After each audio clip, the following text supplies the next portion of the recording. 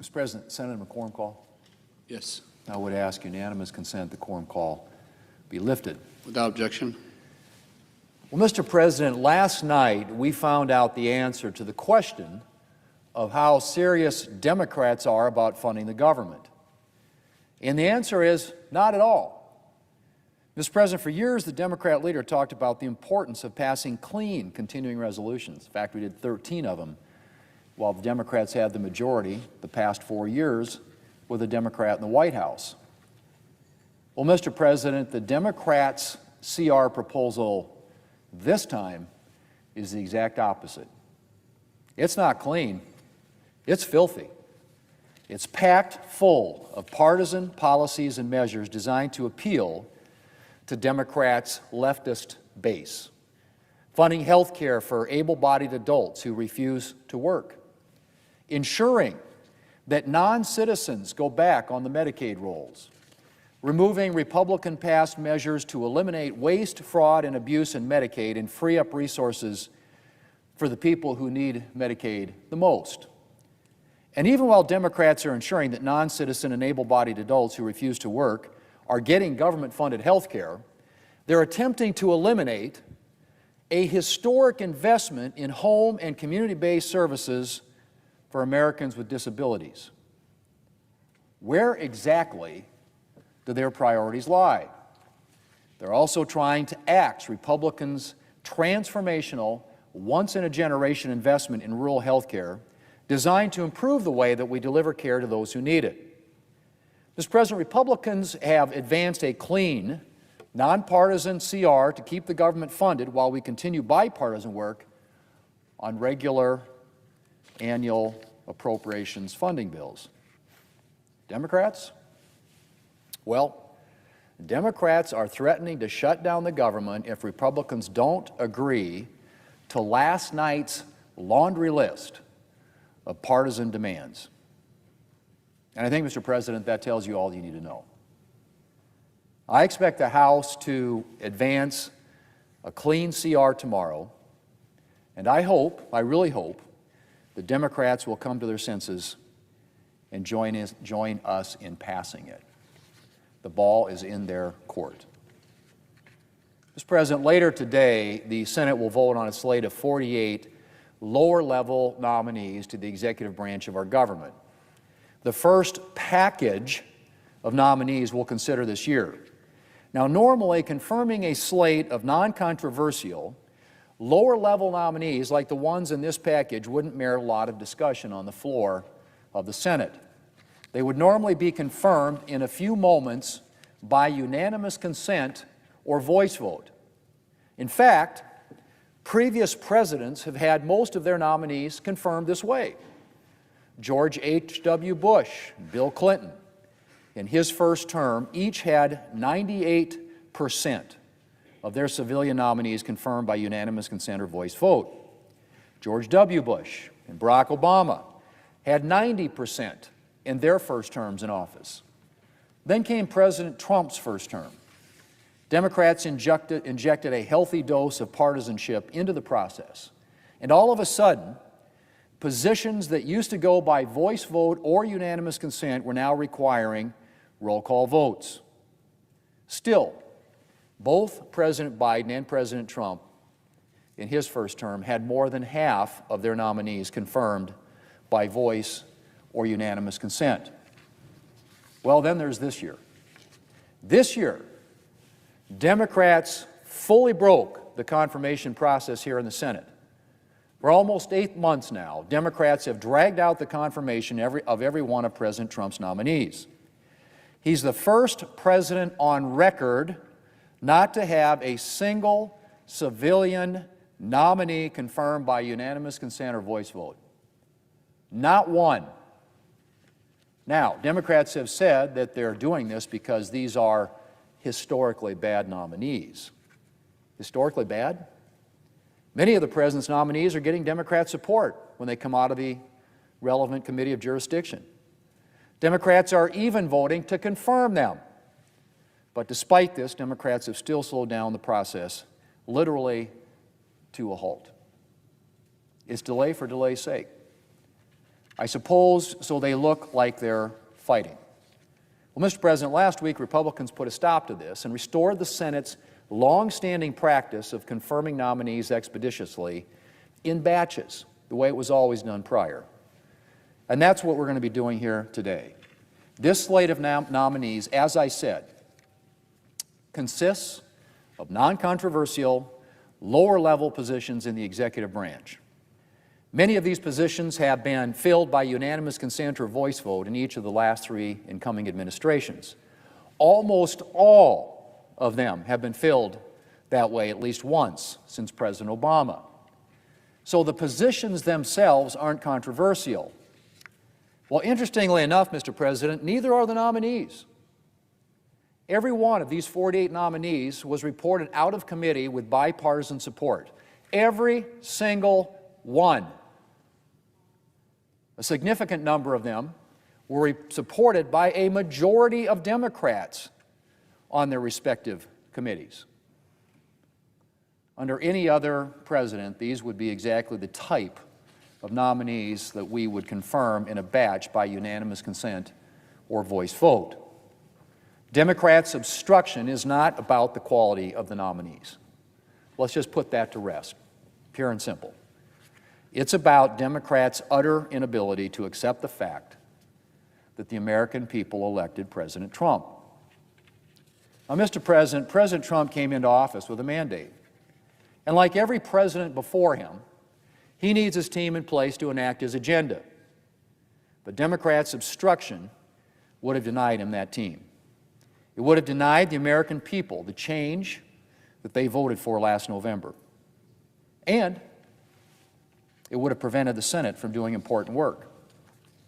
Mr. President, so far this year, we have cast more than 500 votes here in this chamber.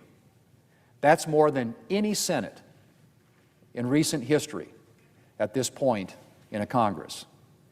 But just to finish the nominees in the pipeline today would require another 600 votes if we consider them all individually, which is what Democrats have been forcing us to do since this president took office.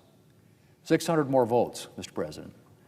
We've cast more than 500 up until now. We would have to cast another 600 in the 3.5 months before the end of the year just to get through the current pipeline. That doesn't even consider the hundreds of additional nominees who will be added to that pipeline in the coming weeks and months. Mr. President, if the Senate had continued at the pace that we'd been proceeding at through the month of July, there would still have been hundreds of empty desks in the executive branch on President Trump's last day in office in 2029. Think about that. Republicans have fixed a broken process and restored the Senate precedent that applied to previous presidents, and that is allowing, and that is, I should say, the precedent is allowing a majority of a president's nominees to be confirmed expeditiously.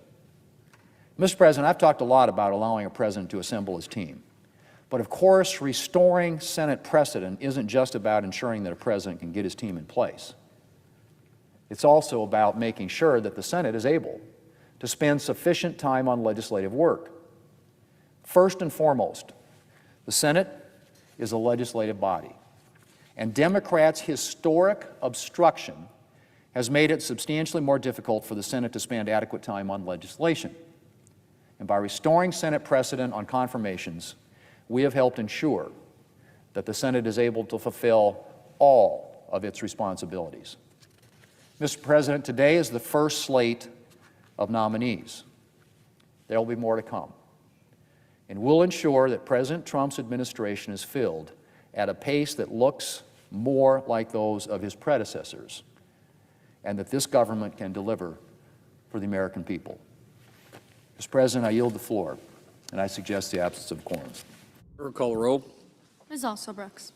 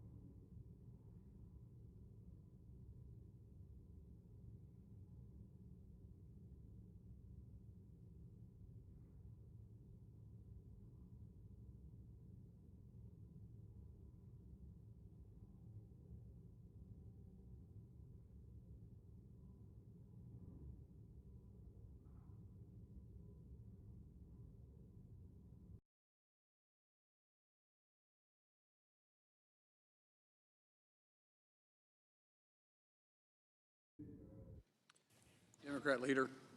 I ask unanimous consent the quorum be dispensed with. Without objection. So, Mr. President, yesterday, Democrats released our bill to extend government funding and meet the needs of the American people. The contrast between the Republican bill and the Democratic bill is glaring. The Republican bill is more of the same failed status quo of Donald Trump's failed policies. More high costs, health care debt cuts, premiums up. Democrats have a different option. We address the crises Americans face in health care, in Medicaid, in inflation, and in higher costs. The House is expected to vote on their partisan, status quo bill either later today or tomorrow. If the bill passes the House, the Senate should take up the issue immediately afterwards. We could do it quickly, so we don't interfere with anyone's travel plans to Arizona. We would ask for limited debate and just 2 votes. The House status quo bill, which delays any sort of health care relief, and the Democratic alternative, which would lower health care costs for millions of Americans. I urge Republican leaders to speed up these votes. Now, one of the oldest sayings in politics is from the great Abraham Lincoln. He said that public sentiment is everything. That is certainly true in this debate. The American people will look at what Republicans are doing, look at what Democrats are doing, and it will be clear that public sentiment is on our side. Public sentiment will be on our side for at least 3 reasons. First, the American people want both sides to work together. We have made it clear we want a bipartisan negotiation, but Republicans don't. The American people detest seeing Republicans being so intransigent. Republicans are governing like their view is the only view. That is, of course, not true. We are a split country, half and half. And to cut one half out entirely, no talk, no negotiation, is unacceptable for the American people. That won't win public sentiment in any way. Second reason public sentiment is on our side. Americans are tired of the failed, chaotic, high-cost status quo, which decimates their health care, which raises their costs, and which Republicans are defending in their bill. Tens of millions of people are going to lose coverage. Starting in October, millions will receive notices that their health care insurance premiums are going to go up $400, $500, $600, not a year, a month. The average working family can't afford that. Premiums are skyrocketing. Now hospitals from Virginia to Nebraska, from Maine to California are shutting down now, not later. People won't be able to see a doctor or access affordable medication. I met a woman whose daughter had cancer. She said to me they depend on Medicaid for her recovery. What is she going to do? Wait? Delay? See what the Republicans want to do, if anything, when they haven't said they do anything at all and they decimated health care themselves? Now nursing homes are going to close down. And many, many American families are not going to know what to do about taking care of their elderly parents. They may not have room at home to have them move in, and even if they did, they can't give them the kind of health care their parents got in nursing homes. But nursing homes, one after the other, are going to close. They depend on Medicaid. This is all chaos. This is suffering. Medical research, which can cure cancer or Alzheimer's, millions are alive because we invested in medical research. Cut it off, stifle it, don't send the money out for it. This is chaos. This is suffering. This is the results of Donald Trump's policies, which the status quo partisan Republican bill maintains. And Americans are tired of this status quo. All the data shows it. Even Leader Thune called the Republican bill status quo, the status quo option on the floor yesterday. America, you want the status quo on health care?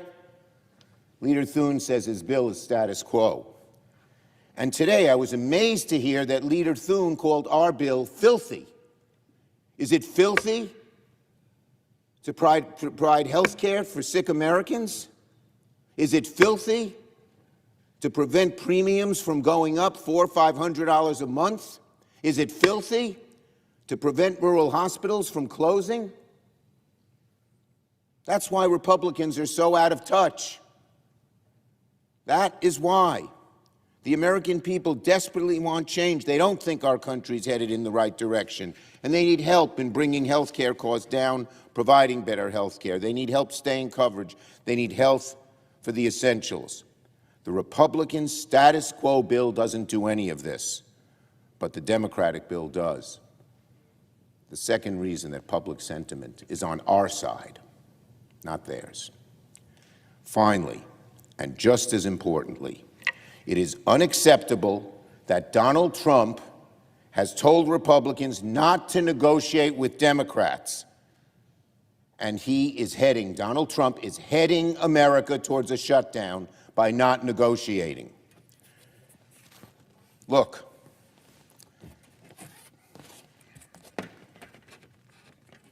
here's what he said.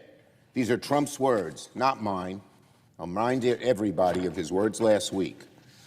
Don't even bother to deal with Democrats. When Donald Trump says don't even bother to deal with Democrats, he says he wants a shutdown. Plain and simple. And again, that's the last thing the American people want. A president who says my way or the highway and shut the government down if I don't get my way. That's what he's saying. The public is on our side. The public is on our side. Public sentiment is everything. The Republicans don't like the partisanship, they don't like the status quo bill, and they certainly don't like Donald Trump refusing to even have Democrats be part of the decision. He says he doesn't need us. Well,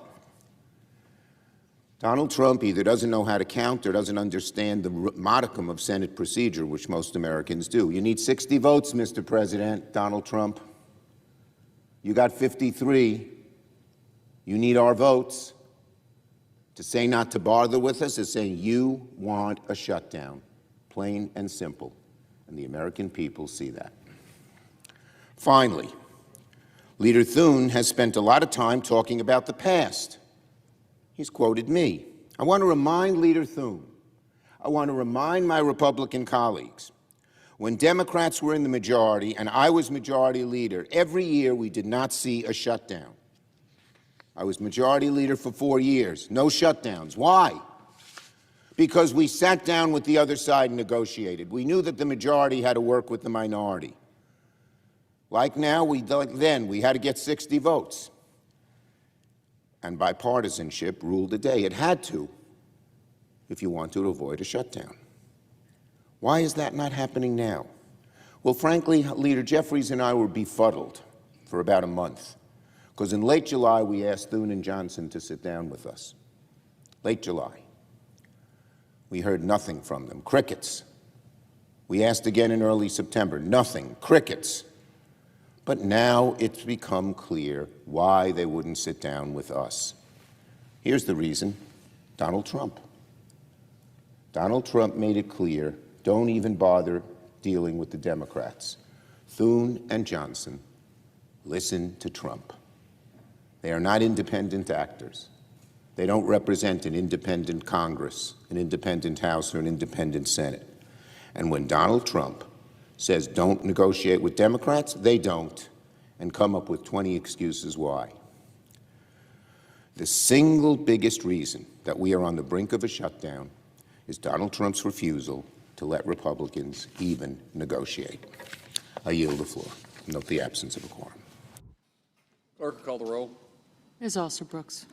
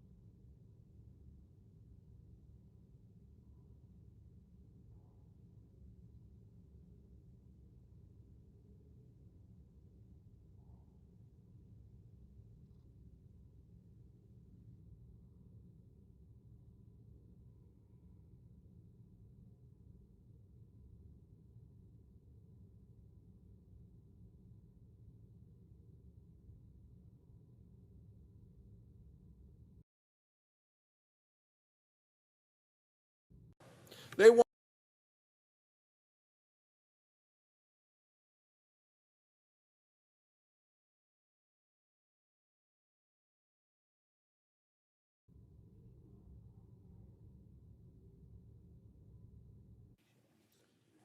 Mr. President, Majority Whip. I ask unanimous consent that the quorum call be vitiated. Without objection. Thank you, Mr. President. Mr. President, keeping the government open is a fundamental responsibility of elected officials. Always needs to be bipartisan, and today that requires cooperation by the Democrats. Right now, the Democrats are threatening once again to shut down the government of the United States. We are trending toward another Schumer government shutdown. Democrats are in the minority in the Senate, they're in the minority in the House, yet they have come up with what to me looks like a half-hearted bait-and-switch plan. It's a plan that's designed to an attempt to deceive the American people. Democrats are trying to avoid being blamed for their reckless obstruction. The American people are not going to be deceived, Mr. President. Let's be clear.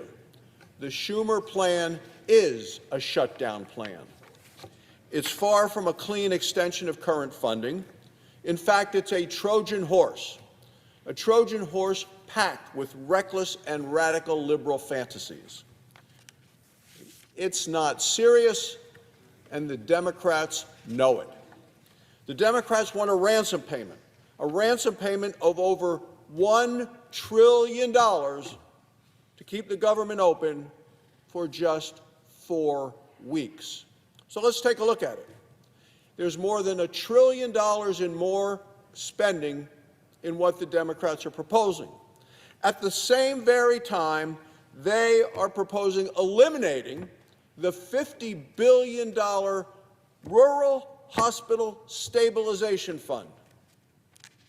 That's a lifeblood for rural hospitals in my communities and in your communities, Mr. President. The Schumer shutdown plan reads like a draft of the future platform for the 2028 Democrat National Convention. Their COVID bonus payments, this is in spite of the fact that COVID crisis ended years ago. Liberal states are being rewarded for giving taxpayer-funded health care to illegal immigrants. They want able-bodied working-age individuals who refuse to work to continue to getting Medicaid. Remember, these work requirements are overwhelmingly supported by hard-working Americans of all political persuasions. They want to send taxpayer dollars overseas to pay for climate projects. This is fantasy land. They want taxpayer dollars to keep going towards $40 million for low-emissions development in West Africa. They want taxpayer dollars to keep going towards $25 million for climate resilience in Honduras. They want the taxpayer dollars to keep going towards $13.4 million for civic engagement in Zimbabwe. Democrats have a long and spirited history of wasting American taxpayer dollars. This plan is no different. The Schumer shutdown plan seems designed to score political points on the far, far left. This is a clarifying moment for the American people. Democrats know they can't have any hope of passing this fantasy plan. They know it, and they know it because they want government to close. Republicans are proposing a clean, short-term extension of funding designed to keep the government open and functioning. A clean, short-term continuing resolution would easily pass the Senate in normal times. A clean CR keeps the government open. A clean CR gives appropriators from both parties the time to complete their work in regular order. Let me point out that the Appropriations Committee is already producing bipartisan bills. Let me also point out that under Joe Biden, Democrats supported 13 short-term continuing resolutions to keep the government open, and 96% of them voted for them. So times really are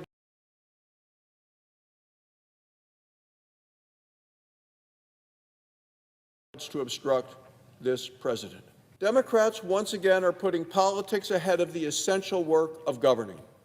Senator Schumer is clearly making unreasonable demands, knowing that his proposal can never pass the Senate. All that Republicans are proposing is to continue to fund the government for the next 7 weeks. This is going to allow us to continue the appropriations process and keep the government open during that time. Senator Schumer himself said last year that passing a clean CR will avert a harmful and unnecessary shutdown.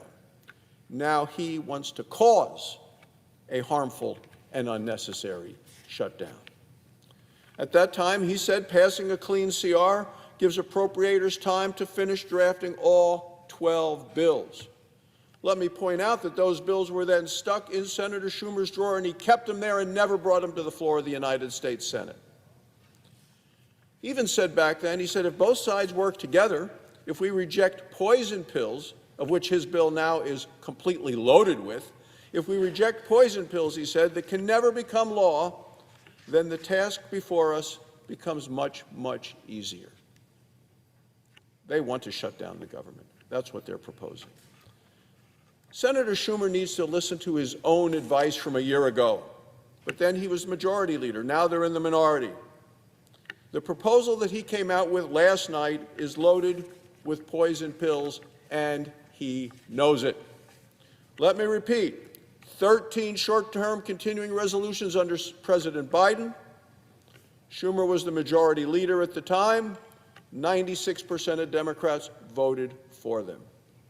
Voting yes for a short-term continuing resolution was not considered controversial for the Democrats a year ago. Now, I recognize that the minority leader today has a political problem. His radical base is demanding a government shutdown. They expect it, they insist on it, they command Senator Schumer to deliver that.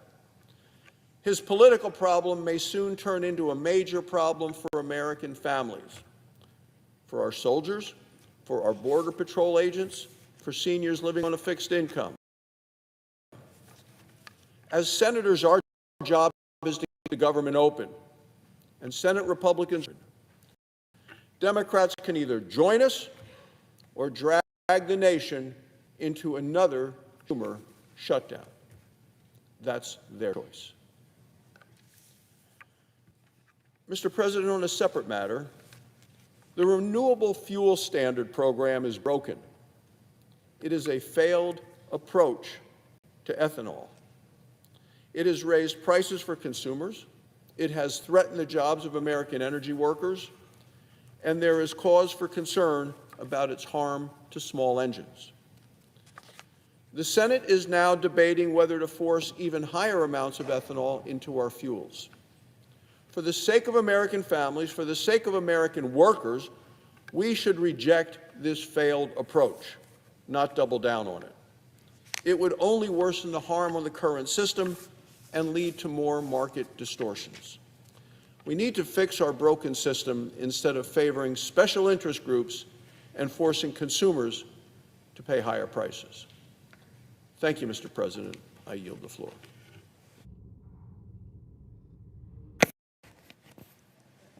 Democratic whip. Mr. President, Paul Harvey was a radio commentator who used to say, and now for the rest of the story. I'd like to respond to my friend from Wyoming and the comments that he just made on the floor of the Senate. One of the proposals the Democrats stand by is to reestablish the tax credit for Americans who are buying their health insurance under the Affordable Care Act. Could be up to 15 million Americans stand to lose their health insurance coverage because of changes in the law on the big, beautiful Trump budget bill. Among those who stand to feel hardship, at least, maybe lose their insurance, are some 60,000 residents of the state of Wyoming.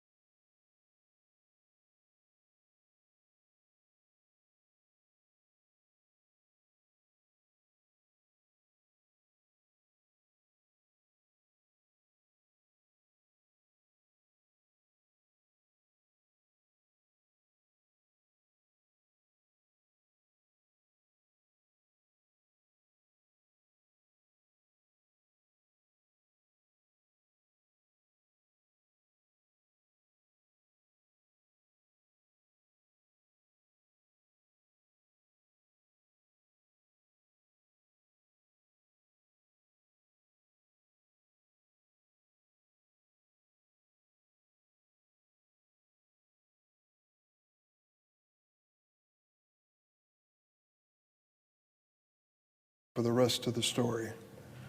I'd like to respond to my friend from Wyoming and the comments that he just made on the floor of the Senate. One of the proposals the Democrats stand by is to reestablish the tax credit for Americans who are buying their health insurance under the Affordable Care Act. Could be up to 15 million Americans stand to lose their health insurance coverage because of changes in the law on the big, beautiful Trump budget bill. Among those who stand to feel hardship, at least, maybe lose their insurance, are some 60,000 residents of the state of Wyoming. Last night, senators came to the floor to discuss this issue of the cost of health insurance, which is going to go up dramatically for many Americans as of the 1st of October. The example was given by Senator Welch of Vermont of an individual making $80,000 a year in the state of Wyoming, which he would see his ACA health insurance premiums go up $3,000 a month. $3,000. I doubt that many of us could put that sum on the table without some sacrifice. Many people would end up giving up their health insurance entirely. This was referred to as a liberal, radical idea to protect that tax credit, which was taken away by the Republicans in their big, beautiful Trump budget bill. I don't think it's radical. If you've ever lived without health insurance and had a sick child in your family, you'll never forget it. I've been through that experience. So this notion that this is a radical idea is wrong. The senator from Wyoming goes on to say that we are cutting out $50 billion in a special program for hospitals across America. What he doesn't tell you is that $50 billion was a small lifesaver put in the bill, the big, beautiful bill, because the Republicans voted to eliminate $1 trillion in Medicaid spending, an essential program for small town and rural hospitals. So we restore, in addition to the ACA tax credit, we restore the $1 trillion, which is in the Medicaid program, which will spare many of these hospitals from closing. So when you look at the specifics on the situation when it comes to health care, this really makes a difference. I also want to tell you that the policy, healthcare policy that we currently see with this administration is frightening. Let me tell you a story. When I was growing up as a little boy in East St. Louis, Illinois, we were afraid of polio. One of our classmates would go to school healthy in the morning and be paralyzed before dinner. When I was in first grade, my friend disappeared for weeks. I asked people where she went, but they just shook their heads and said polio. When she finally returned, she couldn't walk without heavy leg braces. I'll never forget the agony I saw on her face. For decades, polio ravaged America, killing and paralyzing thousands of people every year. And then, a vaccine was discovered. The Salk vaccine was a miracle. By 1979, polio was eradicated in the United States, a disease that struck fear in the heart of everyone, soon became, thank God, a distant memory. We repeated that success earlier this century with diseases like measles and rubella. Unfortunately, those vaccine victories are now under attack by the Health and Human Services Secretary, Robert Kennedy Jr. His actions threaten to reverse 50 years of progress in infectious disease treatment and prevention. Let me tell you about the chaos that has occurred at the Centers for Disease Control and Prevention since Secretary Kennedy was confirmed. In February, Secretary Kennedy moved to dismiss more than 1,000 CDC staff members. That's 10% of the workforce. This included key members of the agency's pandemic prevention and laboratory safety staff. In August, he fired Dr. Susan Menares from her position as director of the CDC, despite the fact that she'd been nominated by President Trump and confirmed by every Senate Republican just weeks before. Yesterday, Dr. Menares testified before the Senate Health Committee about the circumstances surrounding her firing, and the revelations in her testimony were deeply, deeply troubling. Dr. Menares told the committee that Secretary Kennedy plans to upend our nation's vaccine recommendation schedules this month. You see, the CDC's Vaccine Advisory Committee meets regularly to make recommendations based on science on what vaccines Americans should receive at various points of their life. States use these recommendations to develop guidelines for what vaccines our children should receive. Health insurance companies are required to cover the full cost of the recommended vaccines from this panel. Unfortunately, Secretary Kennedy unilaterally fired all the members of the CDC Vaccine Advisory Committee, many of whom were infectious disease and vaccine experts. He fired them all. He replaced them with people who have espoused anti-vaccine views and aligned with extreme health-related conspiracy theories. This new panel is set to meet today, and I fear they're about to upend decades of progress in preventing unnecessary illness by wiping out recommendations and access to childhood vaccines. Dr. Menarez testified yesterday that she was fired for not preemptively agreeing to rubber stamp these new vaccine requirements, absent scientific evidence that changes were warranted. Think about that. Secretary Kennedy fired President Trump's pick to head the CDC because she insisted that the agency's vaccine recommendations be actually backed by science. Many states see this anti-vaccine movement at the highest levels of our government are taking things to an even further extreme. Florida announced it would end most of its vaccine requirements, and other Republican states are likely to follow suit. The rising vaccine skepticism promoted by Secretary Kennedy and the Trump administration will cause a resurgence in preventable disease across America. In Texas, 2 unvaccinated children died from measles earlier this year, the first such deaths in America in 10 years. Louisiana is experiencing its worst whooping cough outbreak in 35 years. More than 30 infants have been hospitalized and many were not vaccinated when the DTaP, Tdap vaccine that could have protected them. Tragically, 2 of these infants have already died. Robert F. Kennedy Jr. will be the first Secretary of HHS with a body count. He is a danger to the children of America. Kennedy's onslaught has targeted more than just vaccines. He and President Trump have spearheaded a historic level of dysfunction at the National Institutes of Health. They have frozen medical research funding and fired scientists and researchers. Think about that. This is going to make America great again, firing medical researchers. I've been a supporter of the NIH in all the time I've served in Congress. The research there gives people hope when they're faced with devastating diagnoses.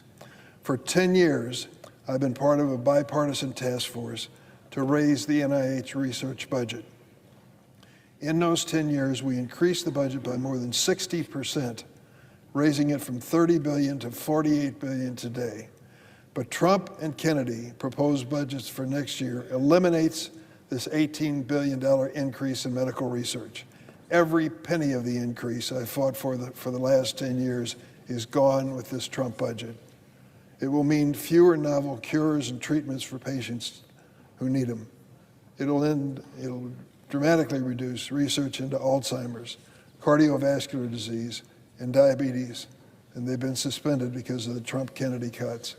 Does anybody believe that America is greater as a nation with less cancer research? I don't.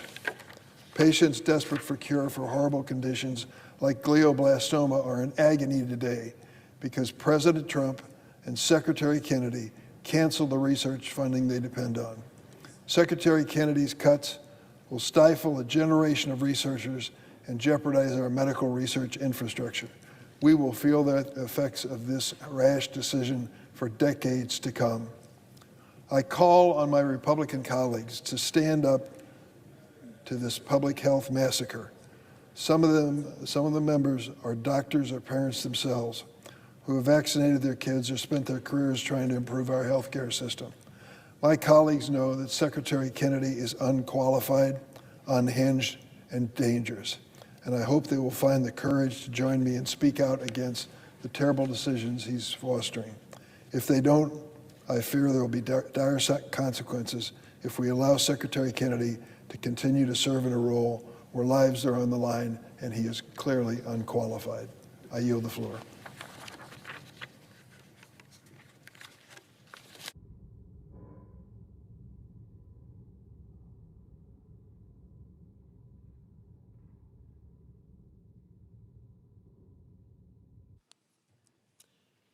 Mr. President. Senator from Nebraska. Thank you, Mr. President. 13 years ago, an inspired and patriotic 18-year-old by the name of Charlie Kirk launched a political organization. He wanted to identify, train, and organize students to engage in American politics. His dynamism, his tenacity, and his convictions helped inspire a generation. Charlie Kirk was participating in the very American act of political dialogue when he was assassinated. He was a husband, a son, a father, had 2 little children. He was murdered in broad daylight.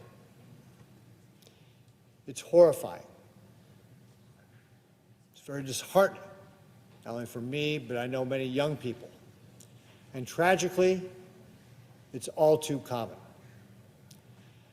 Charlie Kirk isn't the only political figure to be impacted by violence.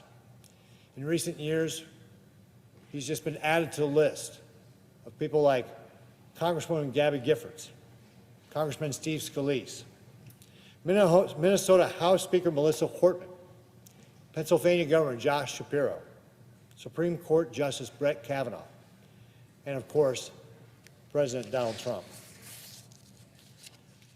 No matter our political beliefs, all of us should be able to affirm a simple truth, that violence against political figures is unacceptable. It's actually anti-American, period. It's an attack upon our very values. It's an attack upon our republic. Our level of sympathy should not depend on the political views of the person who violence has been perpetrated against. Our level of outrage should not depend on the political views of the victim or the perpetrator. In our great country, we settle disagreements with ballots, not bullets. The way to combat speech you don't like is with more speech, not less speech. This makes us better, sharper, and more American. That's what Charlie Kirk was doing when he was assassinated. It might seem unnecessary to say these things in the wake of an assassination. But the tragic reality is not every American believes what I just said. Not everybody believes these statements are true. A recent YouGov poll found that only 72% of Americans said that political violence is always wrong. 10% said that political violence can sometimes be justified. 10% of people think that it's justifiable to commit political violence. That number shocks the conscience. Let that sink in. The people who believe that are siding with the bad guys. We must reverse this trend. We must make sure that political violence isn't normal, that it's not accepted. And each of us has a role to play in that. Each of us can be a part of restoring American civic virtue. We need to focus on what we know to be good and true. Let's spend more time in prayer. Let's spend more time outdoors rather than on our phones or our devices. Let's spend more time getting to know our neighbors and investing in our community. Let's relearn civil discourse. Civil discourse sharpens our arguments. and makes us better, and it's better for our communities. It's what makes us human and what makes us American. The civil discourse, our great republic, is what makes us great. There's no time to waste, and we all have a role. God bless Charlie Kirk, his wife Erica, and their children. May Charlie rest in peace. And now, Mr. President, I'd like to say a prayer not just for Charlie, but for our entire country. The Lord is my shepherd, I shall not want. He maketh me to lie down in green pastures. He leadeth me beside the still waters. He restores my soul. He leads me in the paths of righteousness for his name's sake.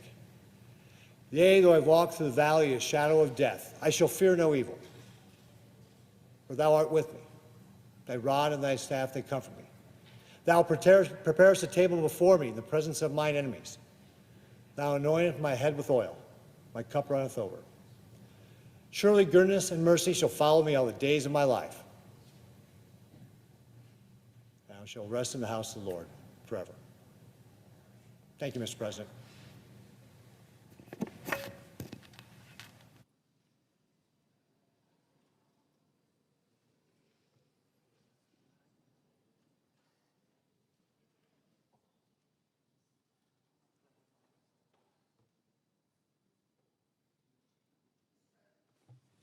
Senator from Nevada. Mr. President, today I want to take some time to recognize a Nevadan and recognize specifically the legacy that Rosemary A. Vasiliadis has contributed to the environment. Now,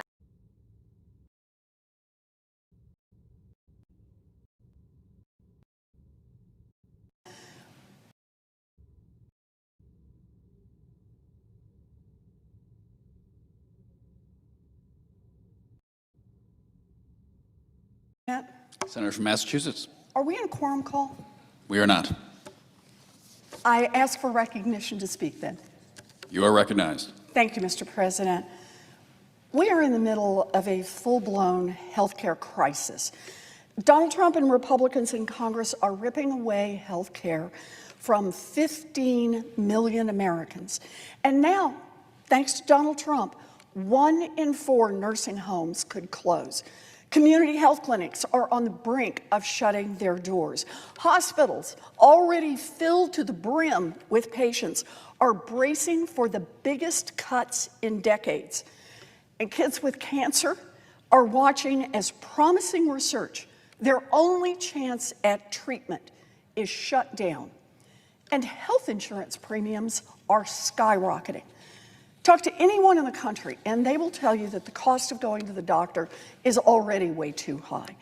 Because the reality is that healthcare in America was already failing families even before Trump and Republicans took a chainsaw to it. Massachusetts lost 2 hospitals last year in the biggest healthcare bankruptcy in decades. Our community health centers were already down to counting their nickels to keep the door open. And now, the Republicans have come in and said they want to take away money that helps cover mamas giving birth and neighbors who need wheelchairs and home health aides so that they can hand that money over to billionaire CEOs. Trump's 1-2 punch of chaotic tariffs and his big, beautiful bill is going to push middle-class families in America over a financial cliff. Before working moms go broke from a cancer diagnosis, Congress must act. Before community hospitals are forced to shut down, Congress must act. Before your neighbor with the home health aide loses his care, Congress must act. That is why Democrats are saying if Republicans want our votes, they need to restore health care for Americans. We've made it about as clear as we humanly can. The American people need affordable health care. No one should go bankrupt because they got sick and needed to see a doctor. And if the Republicans want to shut down government so that they can keep increasing costs and cutting health care, then they need to explain that, and not just to us. They need to explain it to the American people. Every senator here is here to work for the American people, and part of that job is coming to the negotiating table and making a plan to fund government. But Donald Trump flat out said he doesn't want to negotiate with Democrats. He said, and I'm going to quote him here, "Don't even bother dealing with them." Okay, then, Republicans control the House, the Senate, and the White House. You own the health care crisis. Democrats believe that not a single newborn baby in America should lose health care. Not a single senior should be tossed out of their nursing home and onto the curb. And not a single person should have to drive hours and hours to get to the nearest hospital. If we're going to pass a budget for the U.S. government, then we need to save health care for millions of Americans, period. And make no mistake, every penny of funding needs to be protected from a Trump power grab. Since the week he took office, Donald Trump has been trying to illegally rip away money from programs that Congress has already agreed to fund. His latest ploy, an attempt to zero out funding without even asking for Congress's approval. It is a dirty trick and it is illegal. We can't have Democrats and Republicans in Congress agree to a budget that helps people get to the doctor and pay for life-saving cancer research and then turn around and have Donald Trump just halt that money. We need proper safeguards. So, this is our moment. This is our chance to restore health care for millions of people in this country. Right now is our small window of opportunity. The Democrats are ready to go. We want to seize this opportunity. It is only the Republicans who stand in the way. Thank you, Mr. President. I yield the floor.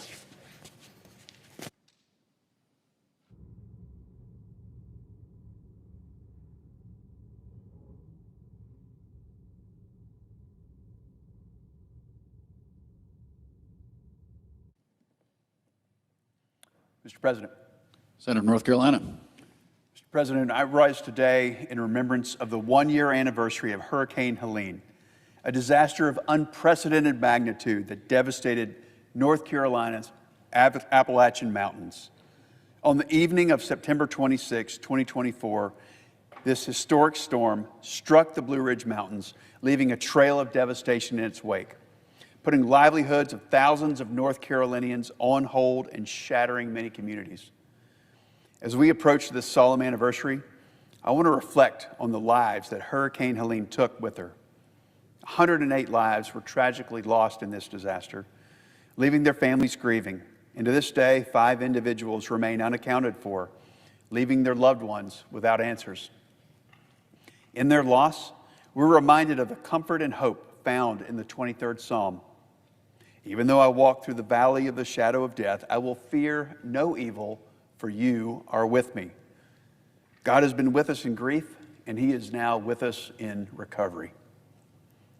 But when I look back on this past year, what's most visible is not destruction, it's resilience. Neighbors helping neighbors, communities coming together, and the people of the Appalachian Mountains leaning on faith and hope and determination to carry us through the aftermath of the storm. A year ago, when Helene first hit, there was no way in or out of the mountains. When I was able to get through, I was in contact with numerous local leaders who tried to describe what was happening on the ground. I saw the impact firsthand, thanks to North Carolina Agricultural Commissioner Steve Troxler, when we surveyed the devastation together in a forestry helicopter. Shortly thereafter, I made the first of many on-the-ground visits to the affected towns. What I quickly saw was the tremendous work being done by Samaritan's Purse and Baptist on Mission, along with many other faith and community-based organizations and nonprofits that stepped up to help.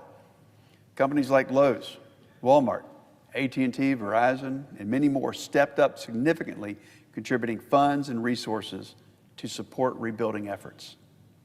I spoke to local heroes, our first responders, some of whom had not been home in days, and they left unsure of the status of their own home and families. In Fairview, 2 landslides claimed the lives of 11 members of the Craig family, and they'd lived on that land for over a century. I embraced residents as they wept, shaken by their unimaginable loss as they were left to navigate the uncertainty of just how to move forward. But what struck me the most was the willingness of ordinary people to step up with extraordinary courage, putting themselves at risk to save a life. In Spruce Pine, Eddie Hunnell jumped into the rushing waters to save a stranger whose home was being washed away. And Junior Singleton, 75 years old, from Avery County, woke up to water in his basement, rising quickly. And as neighbors gathered at his home on high ground, he recognized someone was missing. He waded through the floodwaters to get his neighbors out of their home and safely to higher ground. Medics in Mitchell County, during their shelter-in-place order, responded to a teen boy experiencing a seizure. They had to cut their way through the downed trees to reach the boy's home and deliver life-saving care. In Yancey County, Mountain Heritage High School students are partnering with Rebuilding Hollers to build tiny homes for Hurricane Helene survivors. Their work restores not just shelter, but hope that people can begin to rebuild their lives. In Madison County, the catastrophic flooding in Hot Springs, home to just 520 people, it gave rise to the Rebuild Hot Springs Area Organization. Together, this small town and its neighbors have raised hundreds of thousands of dollars, helping families return home and businesses to reopen. Now, though challenges remain, on May 2nd, the town officially opened its doors, welcoming visitors once again. In Henderson County, Chief Steve Freeman led Bat Cave's volunteer fire department through Helene by urging evacuations, coordinating rescues, and conducting welfare checks for weeks without any power. He expanded his crew, patrolled the rivers daily, and built a spirit of unity, helping neighbors endure and rebuild together. In Chimney Rock, one of the hardest hit towns, Manager Stephen Duncan and Mayor Peter O'Leary are charting a path forward with nonprofits like Spokes of Hope, the Great Needs Trust, and Amish partners from Pennsylvania. The community is rebuilding Main Street with reclaimed wood and donated supplies, restoring not only buildings, but a sense of hope. Large sections of the Blue Ridge Parkway are now back open. The parkway serves as a lifeline to the travel and tourism industry in Western North Carolina, and it's the foundation of a small business economy. Work is ongoing in the most damaged sections of the parkway, and those stretches are slated to reopen next year. Now, while we've seen some successes as folks work to return to normal, there's still a lot of work to do to make sure Western North Carolina is as strong or stronger than it was before those fateful days.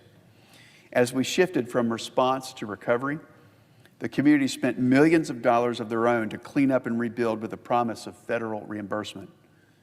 They've been met with unnecessary bureaucratic gridlock as the federal government reviews grant application and slow pays funds.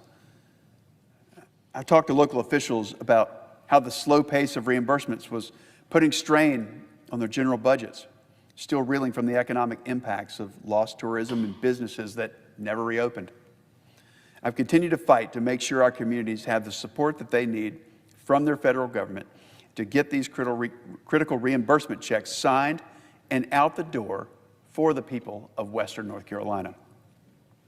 As we approach the one-year anniversary of the most expensive and deadly natural disaster in North Carolina history, we have much work still to do. The backlog is too long. There are still tarps on homes. Roads and bridges remain unbuilt. Needs are great, and help is just too slow. But we're finally starting to reduce the backlog of projects awaiting federal reimbursement. President Trump and I know that needs are still urgent, and we're working together to get Western North Carolinians the help that they need. We couldn't have come this far without local leaders who have shouldered the weight of the crisis, guiding their communities towards recovery. I want to thank all the county commissioners, mayors, county and town managers, and local emergency management directors in all the impacted counties who've stood on the front lines of this disaster, never once faltering in their commitment to serve. To the firefighters, law enforcement officers, emergency medical personnel, churches, and volunteers who answered the call in our darkest hours, thank you. Your courage saved lives, and your sacrifice gave us strength. And to the people of Western North Carolina, those who've borne the brunt of this disaster, it's because of your resilience that homes are being rebuilt for families to continue making memories, that students are returning to classrooms determined to keep learning, and small business owners are reopening their doors against all odds. It's your unyielding spirit that has inspired all of us throughout North Carolina and across the nation. I'll continue to speak up for you in the United States Senate and know that your loss will never be forgotten. I yield back.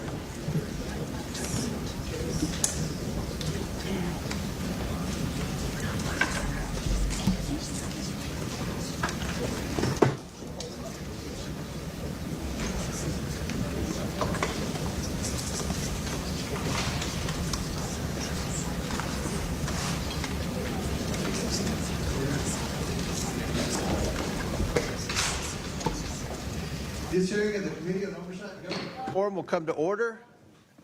I want to welcome everyone here today. Without objection, the chair may declare a recess at any time. The first order of business is to welcome our newest member to the House Oversight Committee, Representative Walkinshaw of Virginia, to the committee. Congressman Walkinshaw has recently joined the House, taking the seat of our dear friend, the former ranking member, Jerry Conley. Congressman Walkinshaw served Mr. Conley as his Chief of Staff for 10 years from 2009 to 2019. He then continued his public service as a member of the Fairfax County Board of Supervisors, which he served on from 2020 to 2025. Jerry Conley will always be remembered fondly by both sides of the aisle for his service, and I welcome Congressman Walkinshaw as he follows those footsteps. Welcome, sir. I now recognize Ranking Member Garcia for brief remarks on Walkinshaw. Thank you, Mr. Chairman. I also, of course, want to welcome our new congressman and, of course, our new representative here on Oversight Democrats, but also just for the people of Virginia. This is someone, of course, that has got great experience in the Congress, so having served as the Chief of Staff, of course, to the late Jerry Connolly, and we welcome him to Oversight and are excited about his work. So thank you, Mr. Chairman. Thank you. Next order of business is ratifying the new subcommittee roster. The clerks have distributed the roster electronically. I ask unanimous consent that the committee approve the appointments and assignments as shown on the roster. Without objection, the subcommittee roster is approved.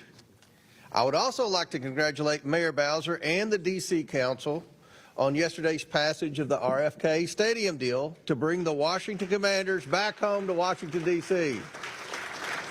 Congratulations. That's a big deal. This historic private investment will bring crucial jobs and opportunities to the district. I look forward to working with the district on other issues moving forward, including the critical crime crisis we are discussing here today. I now recognize myself for the purpose of making an opening statement.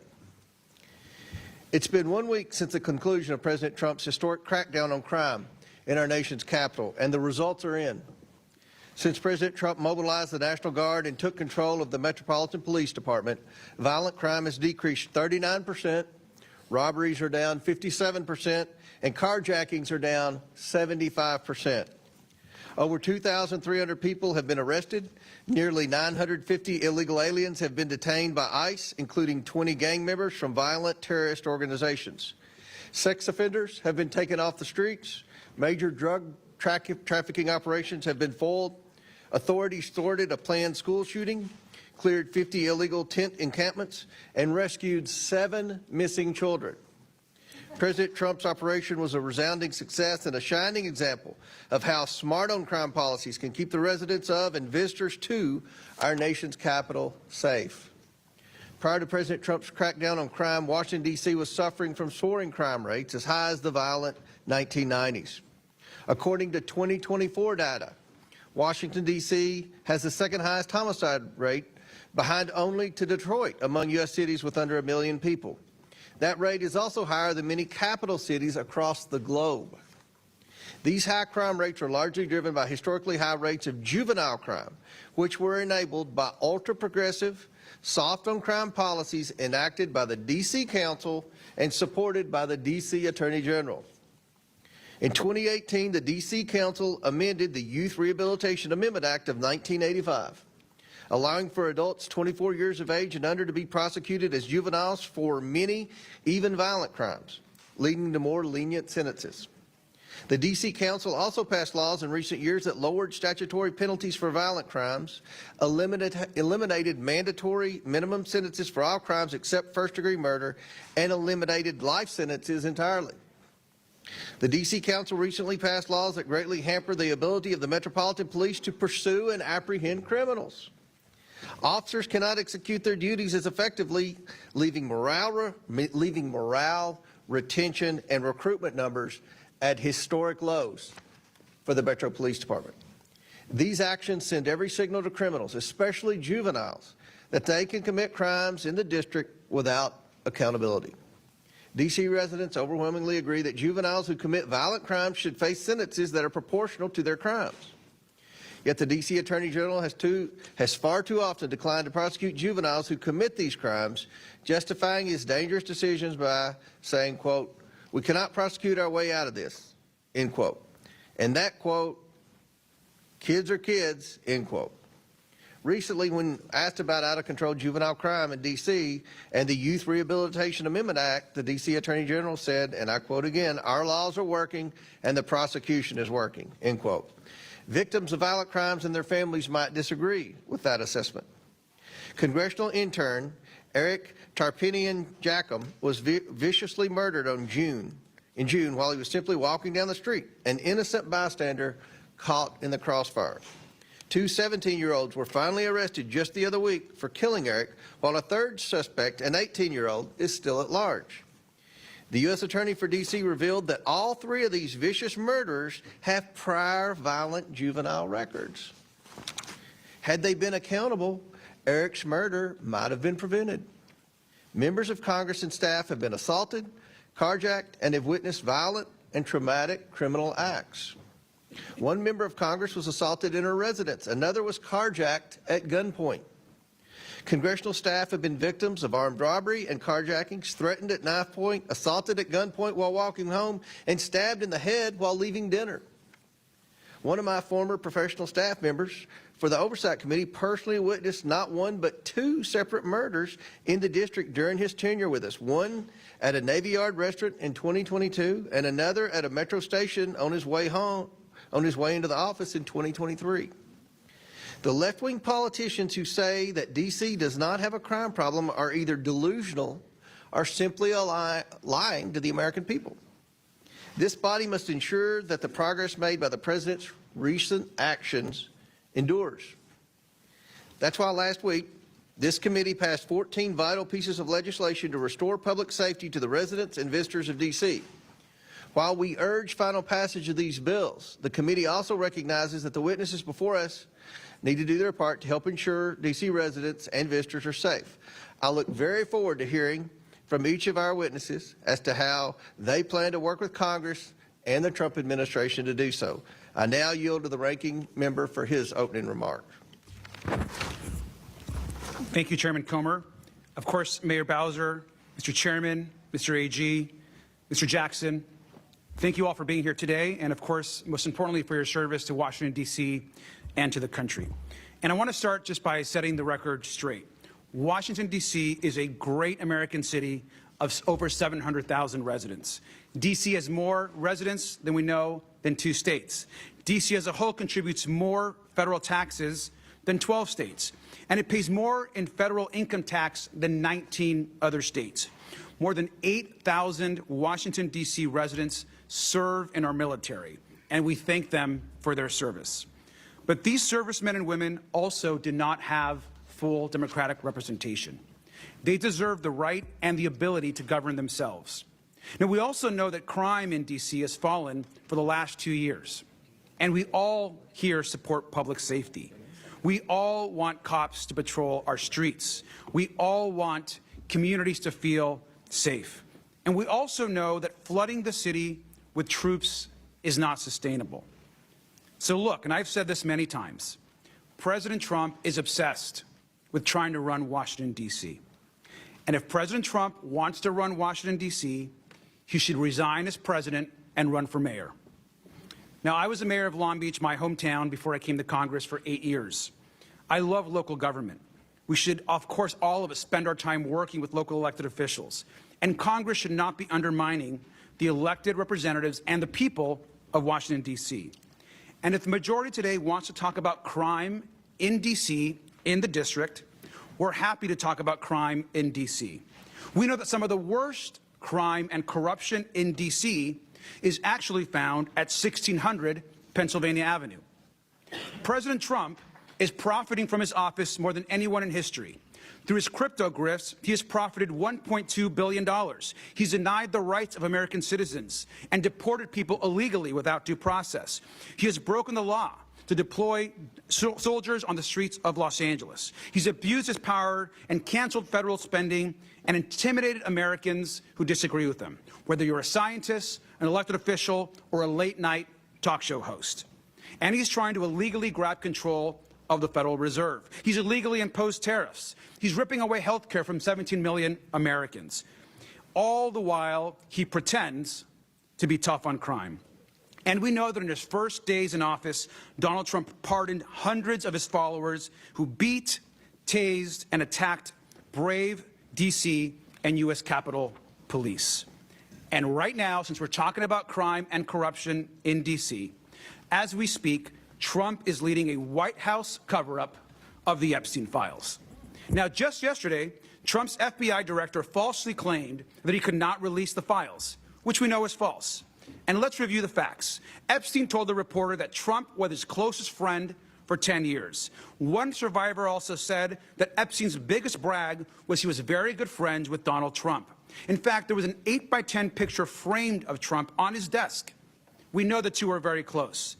Just last week, our committee released the birthday note that Trump personally wrote to Epstein. It's right here. The note said, by the way, and I'll read it, "May every day be another wonderful secret." That's a disgusting message to send to a sex trafficker. Now, the cover-up of this note might be just as bad as the crime, since we're talking about crime in Washington, D.C. today. Trump filed a $10 billion lawsuit to punish the Wall Street Journal for reporting on the birthday book, which he claimed didn't exist. Now, of course, we've verified that to the world. Now, experts have looked at this. Of course, this is Donald Trump's signature.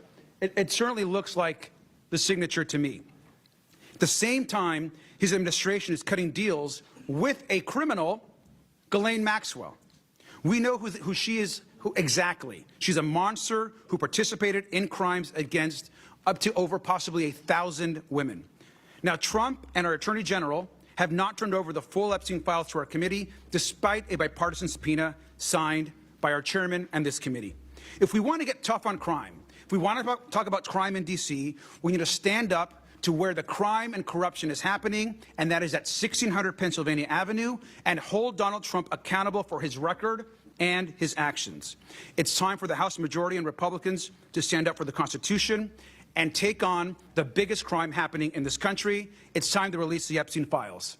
And with that, I yield back. Gentleman yields back. Our witnesses today include 3 current District of Columbia government officials and 1 former official from the Biden administration. First of all, we're very honored to have Washington, D.C. Mayor Muriel Bowser here. Mayor Bowser was sworn into office on January 2nd, 2015, and began her 3rd term on January 2nd, 2023. Welcome, Mayor Bowser. Next, we have Phil Mendelson, Chairman, Council of the District of Columbia. He was sworn into office as chair on June 13th, 2012. His 5th term as chair began on January 2nd, 2023. Mr. Mendelson has been a member of the D.C. Council since 1999. Welcome. Next, we have Brian Schwab, Attorney General of the District of Columbia. He was sworn into office on January 2nd, 2023. Welcome, sir. And finally, we have Gregory Jackson. Mr. Jackson served as the Deputy Director of the White House of Gun Violence and Prevention and Special Assistant to the President during the Biden administration. Again, thank you all for joining us. I look forward to this discussion today.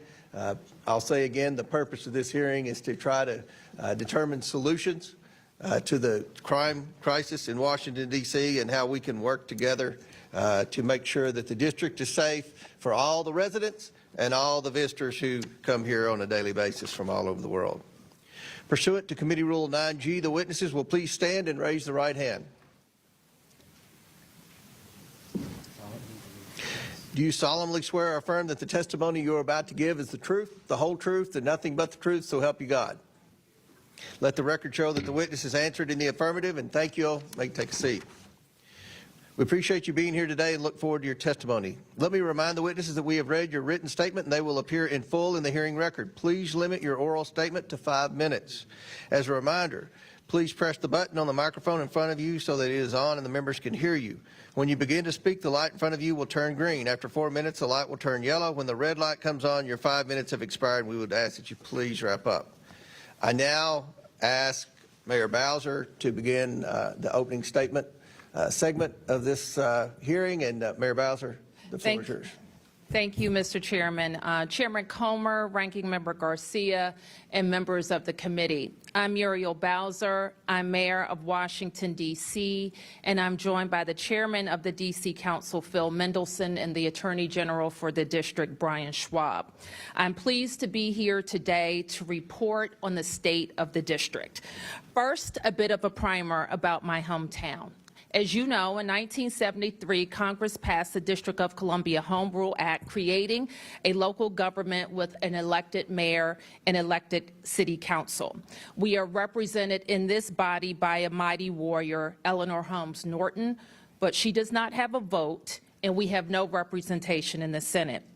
D.C. residents are full-blooded, tax-paying Americans. We are a donor state. We give more to the federal government than we get back. We have all the responsibilities of citizenship, but not the most important benefits: representation and full autonomy.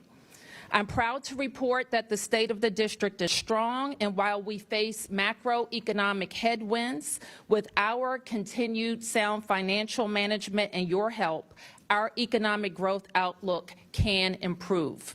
I recently sent to the Council our 30th consecutive balanced budget with no new taxes or fees, a budget that reflects the sober reality of our time: declining revenues due to the unfortunate continuation of remote work, the reduction and relocation of D.C.-based federal workers, and other macroeconomic shifts. In 2024, we had the fastest growing population in the nations. Our schools grew in enrollment and achievement. Our parks system was rated #1. Over 27 million people visited our city, besting our previous record. Our metro system rebounded faster than other transit systems in the nation, and we drove down violent crime by 35%. Let me say something about our public safety ecosystem. It is unique. Like what happened in most jurisdictions across the country post-COVID, we experienced a violent crime spike in 2023. When I was last here, I explained how we would drive down those trends, and it is working. Today, compared to 2023, burglaries are down 34%. Theft, motor vehicle theft, 37%, homicide down 44%, robberies down 60%, and carjackings are down 71%. Overall, violent crime is down 53% compared to 2023. And in the recent federal surge, we accelerated those gains, including a 1-month reduction in carjackings of 75%. In my last visit, I also explained the peculiarities of our system. We are very proud of the men and women of MPD who commit their lives to protecting the nation's capital, and they have my commitment to get back up to 4,000 officers with critical changes to our policy environment, a 13% raise, and enhanced recruitment efforts. MPD makes arrests. Most adult cases, however, are prosecuted by the U.S. Attorney for D.C., who is part of the United States Department of Justice. Our youth offenders are prosecuted locally by our Attorney General, and our Department of Youth and Rehabilitation Services, a local agency, is responsible for their commitment. But our youth and adult offenders are supervised by federal agencies. D.C. Jail is local, but most of our residents who are committed to detention are in federal facilities across the nation. Our judges are appointed by the President and confirmed by the Senate. We currently have 13 vacancies. As I've told you, we're putting every resource necessary towards public safety. I've authorized the chief to use the overtime necessary to make sure we have adequate police on the streets. We spent 1.8 million hours of overtime last year at a cost to us of $75 million. I've also reported to you previously that we engage regularly with regional and federal partnerships, including the United States Attorney, the FBI, and the ATF. And that's why we will continue to use enhanced federal resources as outlined in my mayor's order, creating the D.C. Safe and Beautiful Emergency task force. In 2023 and in the years since, we pushed for legislation to rebalance our public safety ecosystem, including the Secure DC Omnibus. I'm out of time now, Mr. Chairman, but throughout the questions, I hope to also explain to you other ways that the Congress can be helpful, including helping us get back to 4,000 officers, fully funding the President's, when it comes, requests for beautification and safety efforts in D.C. to support America 250, helping with our homeless services, especially bridge housing that is working to get people off the streets. And finally, as we were able to do, Mr. Chairman, with the RFK legislation, their finance and economic resilience opportunities, like creating an opportunity zone, or D.C.'s Act 60, like Puerto Rico's, to ensure the economic resilience of the nation's capital. Thank you. Very good. I now recognize Chairman Middleton for his opening statement. Thank you, Chairman Comer, Ranking Member Garcia, Congresswoman Norton, members of the committee. I'm Chairman of the Council of the District of Columbia. Our form of government is nearly identical to yours. The Council's relationship to the mayor is the same as yours to the President. I'm pleased to testify and to finally present our views on matters that are clearly of concern to the committee. We are a beautiful city. Our public parks are well maintained. Our roads are in good condition. We have a world-class public transit system. Our public education system is a leader in the country in terms of choice and a leader among large city systems in terms of growth and academic achievement. Political rhetoric notwithstanding, criminal activity has been on the decline, with violent crime dipping to But today, we will advance on a bipartisan basis life-saving legislation that we know is working to combat fentanyl. New data from earlier this summer found that drug overdose deaths dropped 27% last year compared to the prior year. Since the advent of the opioid crisis, we now have a much better sense of what works to prevent and treat addiction, the resources we need to do so, and the light that exists on the other end of this terrible tunnel.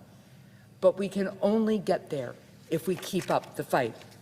The Support Act of 2018, signed into law by President Trump during his first term, established vital addiction treatment infrastructure.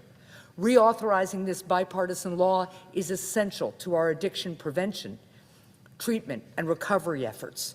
For example, the Act includes funding for addiction treatment for pregnant women and funds for training and equipment to help first responders in this fight. The original Support Act passed the Senate with 98 votes, and this bipartisan reauthorization passed the House with 366 votes. Now the Senate will send it to the President's desk. While we have made progress in this fight, we cannot be complacent. And while there are still too many families and communities ravaged by addiction, we cannot despair. Nothing less than people's lives depend on us acting.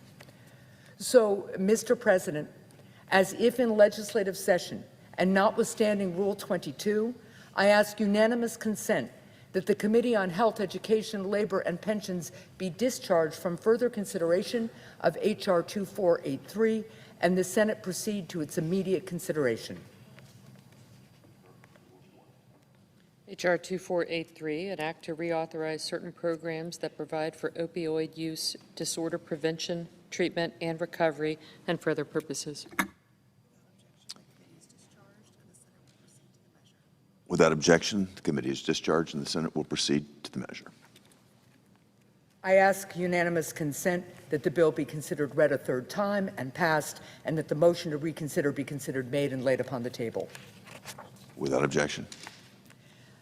Mr. President, the Senate has just passed a major bipartisan package to reauthorize the Support Act, and it is now headed to President Trump's desk.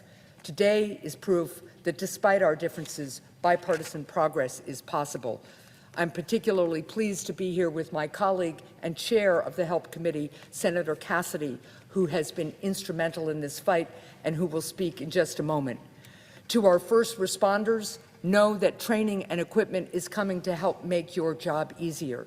To our healthcare providers, know that resources are coming as you help people get and stay in recovery. And to those battling addiction, know that support is on the way. I am deeply grateful to a number of my colleagues on both sides of the aisle, and I'm looking forward to Senator Cassidy's comments just now. I'm also grateful to Senator Sanders for working with me on getting this done, as well as the advocates who knew we could not give up in this fight. This package, Mr. President, will save lives, and I look forward to continuing to make available every tool that we have to stop fentanyl. Thank you, and I yield the floor.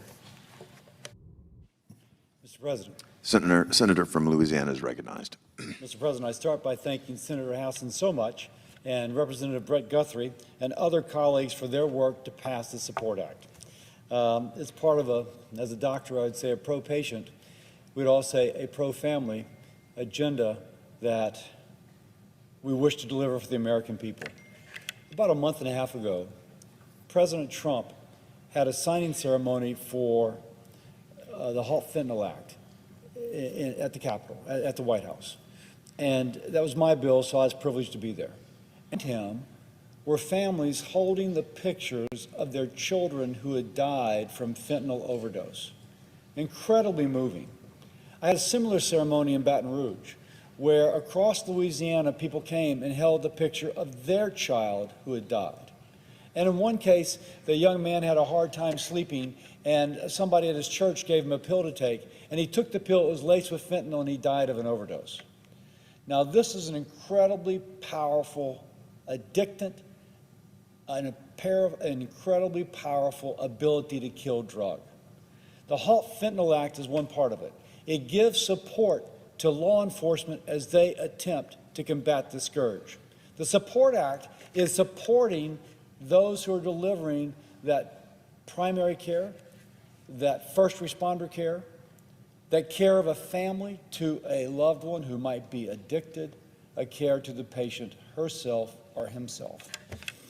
Just this morning, I was on a radio program with Ted Dumas out of Louisiana, and we were talking as we asked about the Halt Fentanyl Act. There is somebody listening to this program who is addicted to fentanyl and is looking for a way out. There's some family member listening who knows they have a family member with a fentanyl addiction or some other addiction who needs a way out. The SUPPORT Act is giving them the tools they need to either come out of addiction or to help someone come out of addiction. And let me just give a shout out to President Trump. Since he's taken office, we have seen a control of the southern border. We have seen the Mexican army going after cartels who have been manufacturing and bringing in the fentanyl. And we've seen the chemical companies in China, which Senator Hassan and I, when we went to China last year, specifically asked the leadership of China to control. President Trump is going after those chemical companies and after the government of China in order to control those chemical companies. This is a full court press our government's making, giving credit to President Trump where credit is due, but also to the Congress for passing both the Halt Fentanyl Act and now the SUPPORT Act. We are working to control this scourge. I look forward to this being signed into law. I look forward to continuing to work with congressional colleagues and the President to enact a pro-family, pro-patient agenda that addresses this. I look forward to people coming out of addiction. One death from overdose is one death too many. With that, I yield.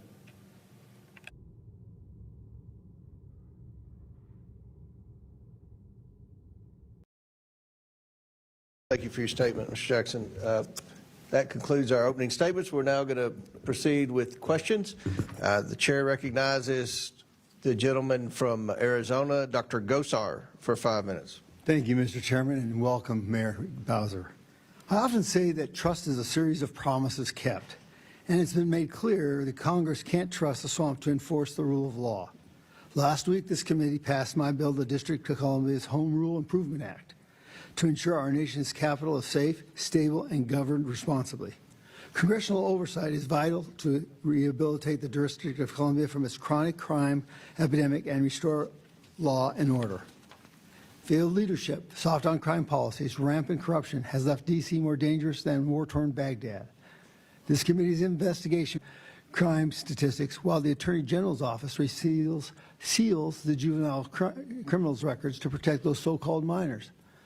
But let's be honest, they aren't kids. These are 24-year-old criminals.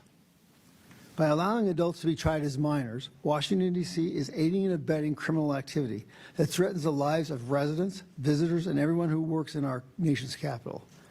Washington, D.C. must earn back the trust of President Trump and Congress, but it does not happen just by blatantly manipulating crime statistics, seeking politically motivated litigation, and spending irresponsibly. Mayor Bowser, I must tell you, I've never felt safer in D.C. There's a record low crime rate, an increase in gang-related arrests, and friendly National Guardsmen patrolling the streets. Why is D.C. safer now than it was 38 days ago? Thank you for the question, Congressman. And as I explained when we were 2 years ago, it is true that we, like many places, a spike in 2023. I can say unequivocally, this is not 2023. In each of the past 2 years, we have driven down crime. In 2023, we finished the year 35% down. Last year, we finished the year, I believe, 24% down. And all throughout this year, we were driving down to more than a 20% decrease in violent crime. I have also testified that during the surge, we experienced many hundreds of federal officers and agencies that we typically work with, and we did experience further decreases in all categories. The most substantial was in carjackings. Gotcha. Now, Chairman Mendelson, you voted in favor of the Youth Rehabilitation Amendment Act of 2013, right? Correct. Okay. Now, if this bill allows adults under 25 years old to be prosecuted as minors, in 2023, you testified before this committee that there was no crime crisis in D.C. Now, if there's no crime crisis, then why did you establish the D.C. Violence Fatality Review Committee back in 2018, right before passing the Youth Rehabilitation Amendment Act? In fact, hold on, I'm not done yet. Sure. In fact, this review committee, according to the D.C. Code, Chapter 14A, is tasked with examining crimes against adults 19 years old and older. This makes no sense. So, Chairman, are 19-year-olds only considered adults when they're victims, not the criminals creating them and creating more and more violent crimes? Your juvenile curfew emergency declaration resolution of 2025 states, since 2023, the district has seen a rise in unruly behavior by juveniles. Which is it? Yes or no? Do you admit that there has been a rise in juvenile crime here in D.C. under President Trump's declared public safety emergency? That there's been a increase in juvenile crime in the last month? I've not seen the data. I don't think so, though. Okay. But let me just say that the Youth Rehabilitation Act doesn't allow adults to be prosecuted as minors. They're still prosecuted as adults. Well, I mean, it's very confusing when you have the definition of a minor is 25 and under. And then your statistics actually, you look at victims at 19 years and younger. So it has to be statistically you can make anything work with statistics. Well, so it's got to be one way or the other. As you know, each law sometimes has its own definition. So for purposes of YRA sentencing, we define younger adults under 24, but that's not the same as they're being prosecuted as juveniles. Our criminal code is quite clear that anyone who's under 18 is prosecuted as a juvenile unless they are, for the most serious crimes, murder and sexual crimes, they are, by the U.S. Attorney, chosen to be prosecuted as adults. Thank you. Thank you, Chair. Mr. Chairman. Thank you. Chair recognizes Mr. Garcia from California. Thank you, Chairman Comer. I want to just also say this clearly, and I know that we all believe this. Violent crime, we know, has no place in our communities. People absolutely have a right to be concerned about crime. As a former mayor, and a lot of us have been in local government, we know that those concerns are real on the ground. Now, Democrats believe in investing in solutions that actually make people safer. Now, Mayor Bowser, Chairman Mendelson, Attorney General Schwab, now can each of you just confirm with a yes or a no that you agree with me that one, we need to make sure that we have local officers on the beat, that two, that we're investing in community partnerships and organizations on the ground, and three, that we're building trust with law enforcement. Are those things important, Mayor Bowser? Yes. Mr. Chairman? Yes. A.G. Schwab? Yes. Thank you. Now, Mr. Jackson, is it also true that President Trump has actually destroyed and eliminated many of the programs which fight gun violence and save lives? Yes, sir. And did President Trump also not eliminate the Office of Gun Violence Prevention, of which, of course, you were very involved in leading? Yes. Thank you. And also, Mr. Jackson, is it not true that the Office of Gun Violence Prevention and the other work in the administration was literally focused on making this country safer? That's correct. Now, Mayor Bowser, as a former mayor, I know how hard, of course, you are working to keep people safe. You have said that mass ICE agents on the streets of D.C. are not helping, which I appreciate, and all of us appreciate. And of course, today we could be talking about more community policing. We could be talking about illegal guns. We could be talking about real partnerships and fully funding Washington, D.C. But we can't do that, of course, because the majority continues to ignore the crimes and corruption at 1600 Pennsylvania and the corruption of this administration. Now, we can't pull out a full map of Washington, D.C., but there are other corruption hotspots across the district. Now, let's look right next door to the White House. Here is the headquarters of the Office of Management and Budget. Just next door, OMB ordered the unlawful freezing of more than $425 billion in congressionally authorized funds. This obviates the law. It's corruption. It's a crime. This has hurt communities in D.C. and across the country. They're blocking funds for energy, education, law enforcement, and much more. Now, let's go down the map a few miles south. Here is the Department of Homeland Security, where Secretary Noam has ordered unlawful deportations and unleashed masked federal agents to harm innocent people across the country. And we have no idea, by the way, of who's following that and who's not. Who's following what rule, who is not. What we do know is that the legal rights of people and due process is being ignored. If we go up the map back to the north on Maryland Avenue, we have the Department of Education, also in D.C., more crimes and corruption. Here, the Trump administration illegally froze billions of dollars of K-12 and adult education funding. They even froze funding for mental health. And they're trying to illegally dissolve the agency in violation of the law. Again, more crimes and corruption in Washington, D.C. This would devastate children across the country, especially those with disabilities. Now, if we go back downtown, here's the Department of Commerce, where Trump and the Secretary are breaking the law by illegally imposing tariffs without congressional approval. And all is being done in violation of the law, according to the U.S. Court of Appeals. And finally, if we go across the river, another part of D.C., to the Pentagon, Secretary Hegseth is politicizing the military. He leaked classified information, putting Americans in uniform at risk, and he's illegally seized control of the National Guard and ordered soldiers to illegally engage in law enforcement activities. And so we can map D.C., we can map where crimes is happening, we can map where corruption is happening. This, of course, is all we know, just the tip of the iceberg. Now, we could list nearly every agency across the government and every federal building on a map at where crimes and corruption are happening in the district.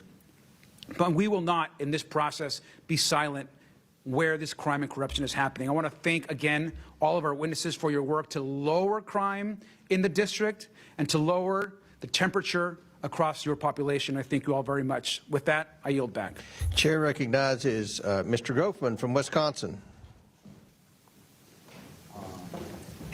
Thank you very much. I'll point out this idea of crime going up or down. Crime, it depends what year you take as your base year. I guess in Washington, D.C., the all-time high was in 1992, where we had 482 murders. That's just almost beyond belief.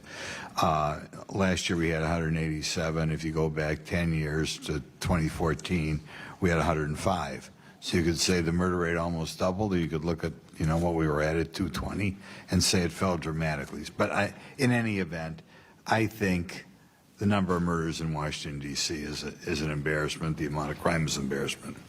Now, I guess the thing is what we're doing to solve it, and we just heard 4 experts apparently on the topic give their opinion. I sometimes, when I'm back in my district, which is not Washington, D.C., do ride-alongs with local police, local sheriffs, local police, what have you.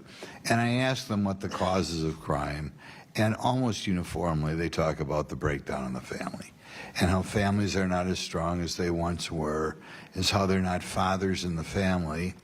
And I think if you look at statistics, which are hard to find on the background of people committing crimes, you frequently look at what I would describe as weak families and fatherless families. Nevertheless, 4 of you in your prepared statements and talked about what we're doing to reduce crime. Not one of you mentioned the decline of the role in the decline of the role of the father in the family over the last, it's been just getting worse over the last 60 years. I'd like to ask you, are any of you doing anything to try to keep more fathers at home and being mentors for these kids? The vast majority of murders are committed by males. Are you doing anything along the line to get the fathers back in the home?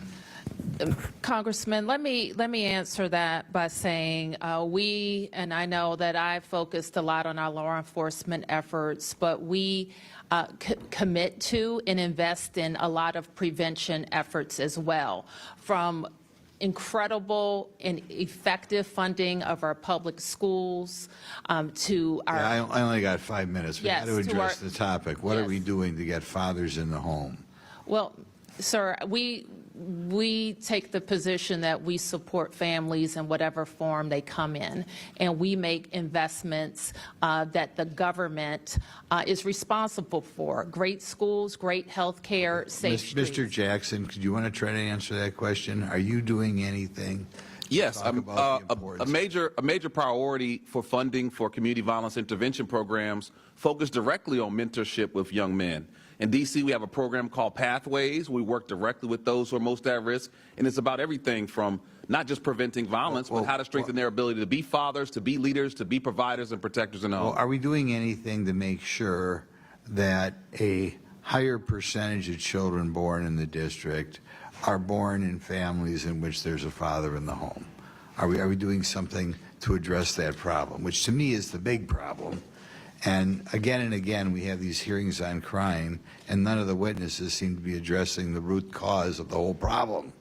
If I can, that $812 million that was terminated by the Trump administration cut community violence intervention programs. Many of them do precisely that. So if that's a priority, we should be funding, doubling down, and scaling out that work. I'm not sure that's true, but any of the other guys, Mr. Schwab, are you aware of anybody doing anything to talk about the importance with Washington's youth of having a dad at home when that child is born? Is anybody addressing that problem in the city? Every day, all day, sir, people are talking about how do we strengthen the family, how do we strengthen communities for young people, how do we make sure that young people have role models, family members, and others. Let me mention one other thing that's important my office does that doesn't make a lot of press. But one of the things we have ability to do is do child support implement. No, that's not the problem. The problem Non-custodial. is we don't need a guy paying child support or having his wages garnished. The problem is we need a guy in the home. So what are we doing about getting the guy in the home? We're trying to make sure in the enforcement of our child support rules that we are lowering the friction between non-custodial parents and custodial parents so that kids raised in the home have So we're both not parents addressing the engaged. problem. Okay, thank you. Well, I don't agree that we're not addressing the problem at all. We are trying to increase family stability. We, government, no government can force a couple to be together but we are, for instance, we have vigorous programs with regard to reducing teenage pregnancy. Judge, we are trying to reduce the Gentleman's cycle time's of expired. poverty. Chair recognizes Ms. Norton from Washington, D.C. Thank you, Mr. Chairman. I ask unanimous consent to enter into the record a letter from 60 groups led by D.C. Vote, a letter from 150 groups led by the Leadership Conference on Civil and Human Rights, and a letter from the National Urban League and the Greater Washington Urban League. Without objection to order. District of Columbia residents have all the obligations of American citizenship, including paying federal taxes, serving on juries, and registering with Selective Service. Yet Congress denies them full self-government and voting representation in Congress. The only solution to this undemocratic treatment is to grant D.C. statehood. I ask unanimous consent to enter into the record a letter from leading constitutional scholars explaining why D.C. statehood bill H.R. 51 is constitutional. Without objection to order. The admissions clause of the Constitution gives Congress authority to admit new states. All 37 new states were admitted by Congress.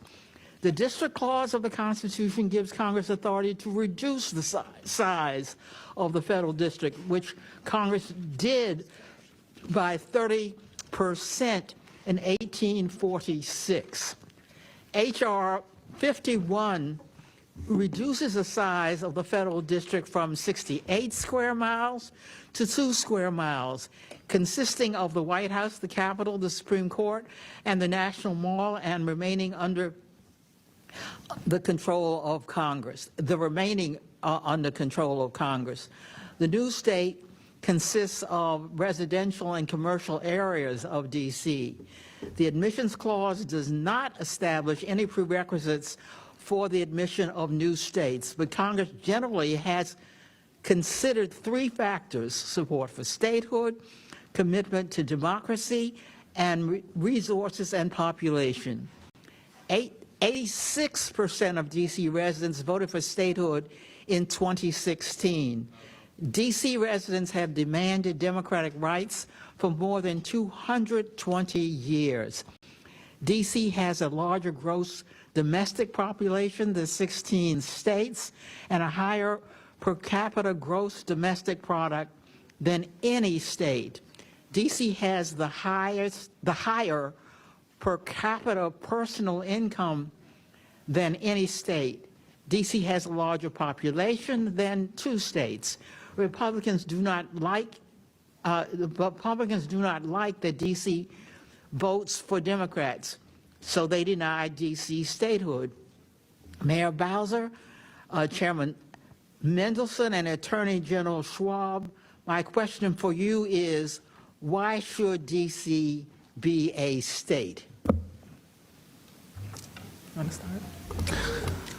Representative Norton, across the globe, Washington, D.C. symbolizes the power and the virtue of a representative democracy, a government that is of the people, by the people, and for the people.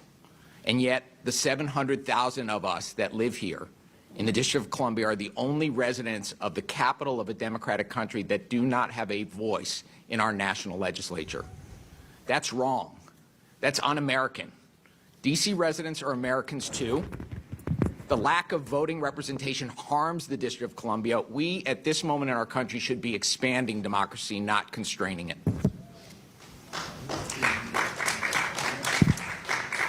And Congresswoman, if I can add to Attorney General Schwab's remark, because frequently people focus on our lack of representation, and that is certainly an affront to us as tax-paying Americans. What gets less focus, but has come into focus over the last several weeks, is that we lack full autonomy. So for all intents and purposes, we function like a state. I function as our jurisdiction's governor and county executive and mayor.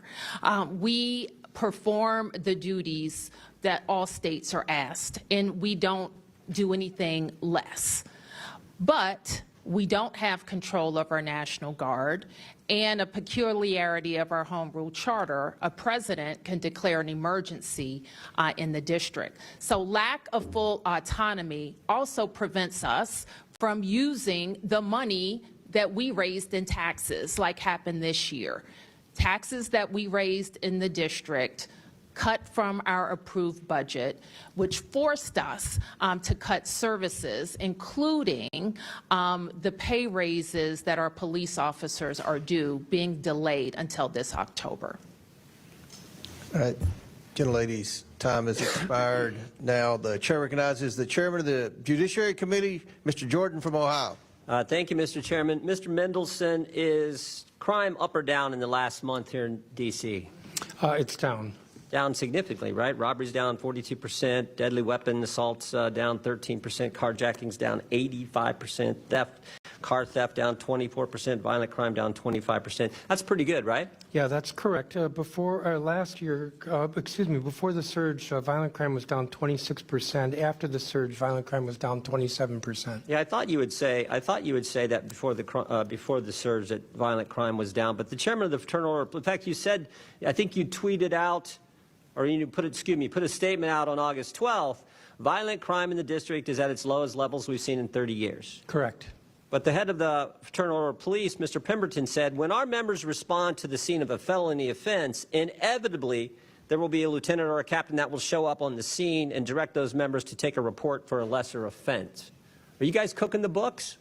I think we're not, but I also know that there are a couple of investigations run by this Well, you settled a case too, didn't you? You just settled a case where someone said you were cooking the books. Is that right? I can't speak to that case. I don't have familiarity. Well, we know it was settled. It's been reported. But I do know there are collateral statistics that affirm the reduction in crime. Is Mr. Pemberton lying? Head of the FOP? Yes. You think he's lying? Wow. Well, let me just read from the court case that was settled. This is the transcript of Mr. Randy Griffin, who's the commander of the Metro Police Department. And he was asked the question in this deposition. He says, Lieutenant Andrew Zabowski came up with the classification of taking property without right. Correct? He responded yes. Question, so he's saying that you told him to come up with a solution for the theft problem, which is driving up crime statistics for the district, correct? He responded, yes. Sounds like you guys are cooking the books there, according to, this is under oath from the deposition from this case that was just settled with the person who brought the action, sergeant in your police department, but you're not cooking the books? Congressman, the question was to Mr. Mendelson. As I said, there are two investigations. I know there's one internal in the Metropolitan Police Department. I know that there's an investigation by this committee. I think that the three of us What's here taking property welcome that without right? investigation. What's taking property without right? Well, that would be theft. Why not call it theft? Why come up with this designation? In fact, that's what he says. He's asked the question. Congressman, I can't the speak to solution, that the particular solution from case. Mr. Zabowski was to come up with this TPWR, taking property without right. What is that? Taking property without right is what again? If you're speaking to the particular charges, I can't speak to that. And as I've said several times here, I can't speak to that particular case. I think the issue is whether there is I'm asking a simple question. You have a classification for crime called taking property without right. What does that mean? What does that mean?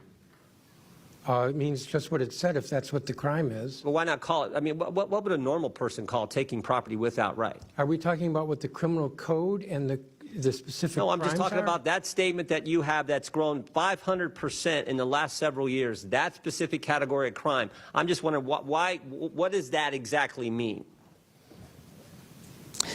So if we look at collateral data such as ShotSpotter, we know that gunshots are down 29% from 23 Taking to property 24. without right was the question. What does that mean? I've already answered you, sir. And what'd you say again? I said that if you're speaking to a particular offense in our criminal code, I cannot speak to that particular offense. Well, why not just call it stealing? That's what we would all. Someone comes and takes something that belongs to me, or someone comes and takes something that belongs to you. We call it stealing. Why create this new category that grows 500% that I think allows you to cook the books as the head of the FOP in your city said so? As you know, as the chair of the Judiciary Committee, there are for many offenses a range of possible charges from misdemeanor to felony and different shades of felony. So I'm not I am not familiar with that particular offense. Is it a good thing that, are you against having the National Guard here, or do you think that's been helpful to the citizens and the families and the people who live in the D.C. area?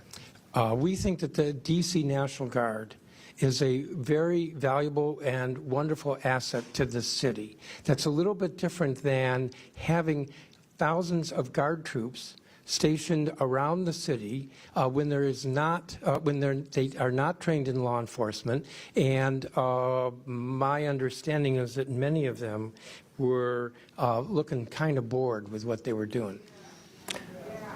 My time has run out. I yield back, Mr. Chairman. Chair recognizes Mr. Lynch from Massachusetts. Thank you. I want to thank the witnesses for your willingness to come before the committee and help us with our work.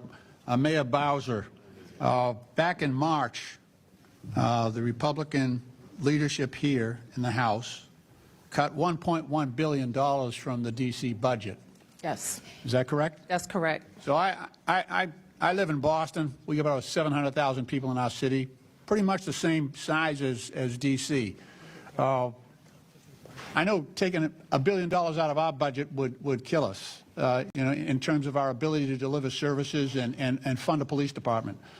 Can you talk about what that meant? It is ironic.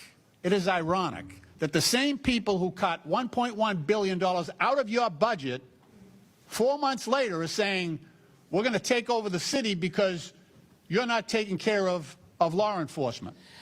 That's correct, Congressman, and it was especially problematic because it came mid-year. To cut $1 billion with 12 months is bad enough, but to cut it with 6 months, it's almost impossible. And Mayor, tell me where that $1.1 billion, where did it come from? It came from every one of our sectors, and when you have to cut that much money, the source was that from D.C. taxpayers? 100% local dollars. Okay, so they cut $1.1 billion of the tax money paid by D.C. residents. That's correct. They cut that from your budget so that you can't provide as much law enforcement and police officers to patrol these streets. Is that right? That's right. And Chairman Mendelson, you mentioned earlier that it had about $83 million underfunding of the police department directly. Is that correct? That is correct. There's an emergency planning and security fund that Congress appropriates every year for. It is supposed to fully reimburse our MPD for its work in connection with the federal presence, whether it's demonstrations or escorts for the. I get it. There's a protest down here every week, every couple of days. So I compliment you on your ability to try to deal with that. And that's not D.C.'s problem. That's the country, because this is the place we come to exercise our First Amendment rights to petition our government. So that's a lot of your problem, is the fact that you are our nation's capital, and this is where we come to complain, right? We complain to our federal government, and you have to deal with that. Attorney General Schwab, are you familiar with the Posse Comitatus Act? I am, sir. Your mic is not on. Yes, the Posse Comitatus Act is a law, long-standing law in our country that makes clear that in our country, military are not engaged in policing American citizens on American soil. Absolutely, but isn't that what President Trump is doing right now, bringing in the military to police the civilian population in this district? That's exactly what he's doing. Is that your view as well? Well, sir, I filed a lawsuit that involves that very issue in terms of the legality. I read that. That's why I asked you the question. And so while a lawsuit is pending, I'm not going to talk about the specifics of the lawsuit or the merits of it, but I am very concerned about the law of our country being followed, especially when it puts the district and district residents in harm's way. Fair enough. Fair enough. Look, so now we have armed military on the streets here in D.C. because they cut your budget so you can't hire more police, and also to recruit more police officers. That's suffering as well. And yet I see that not only is the military being politicized, coming in here and supporting one president's agenda, but they're also suffering the humiliation of having to go pick up trash and do landscaping and spreading mulch, things like that. That is not That is not what we ask of our sons and daughters when they put on that uniform. We should treat them with more respect than this president is treating them right now.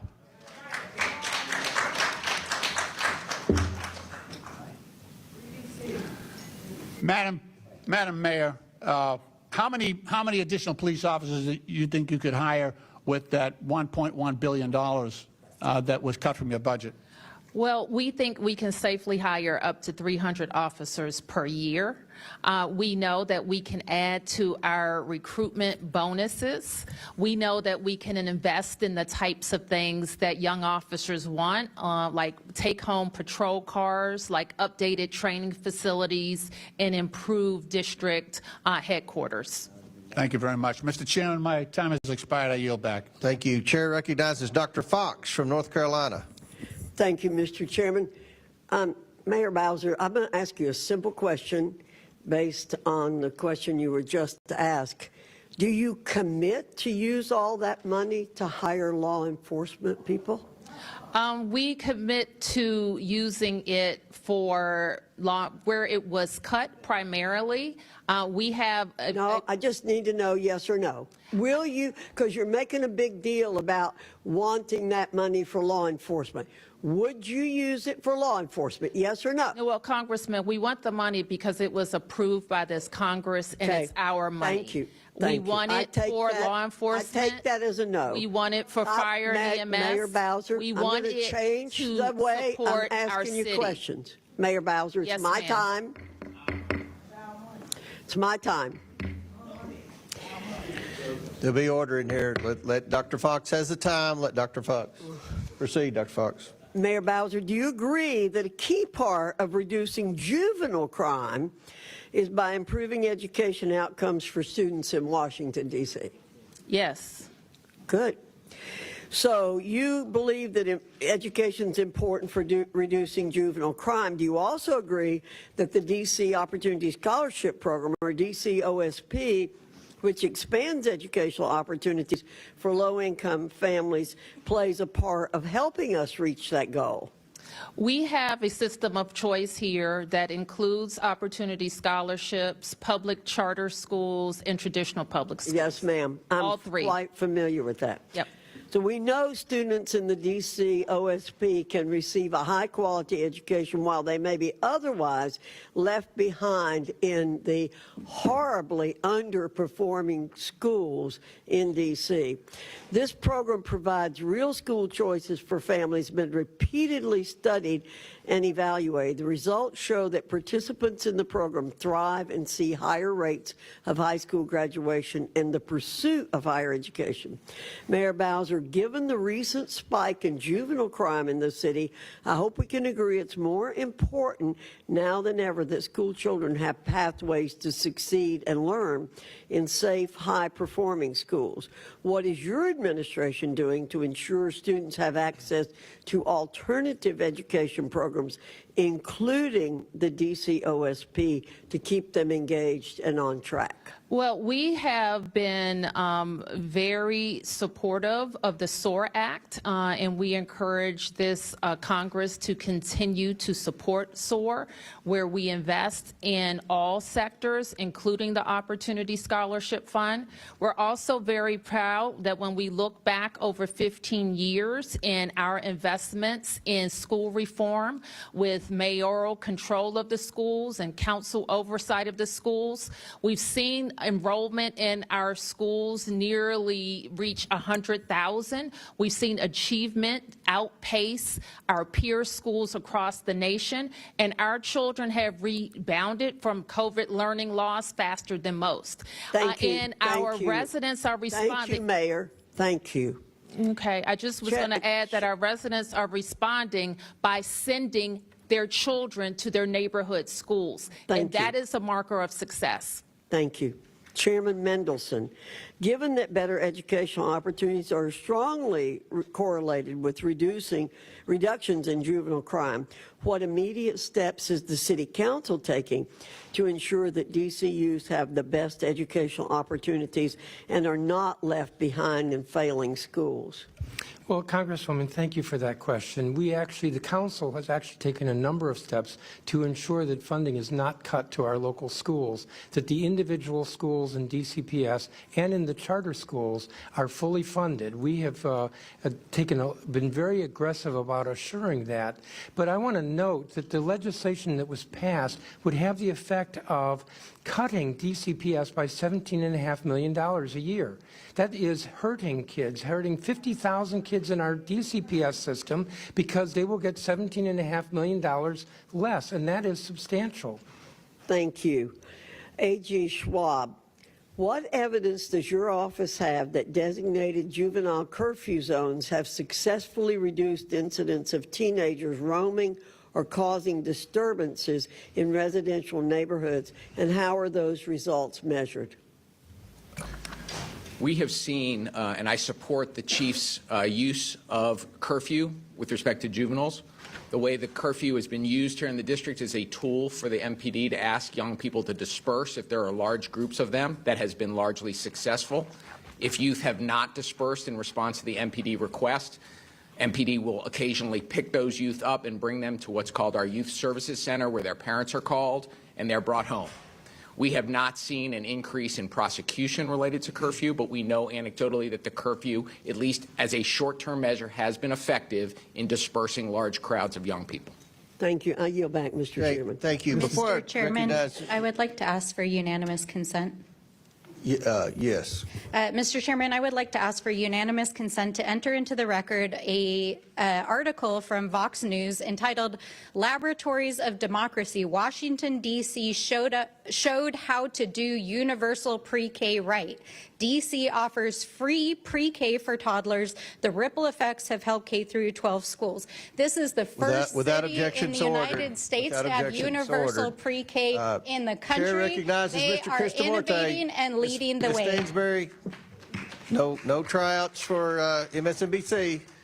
Chair recognizes, and before I recognize Mr. Christomorte, if I may, that $1 billion is restored in the continuing resolution that we're going to vote on tomorrow.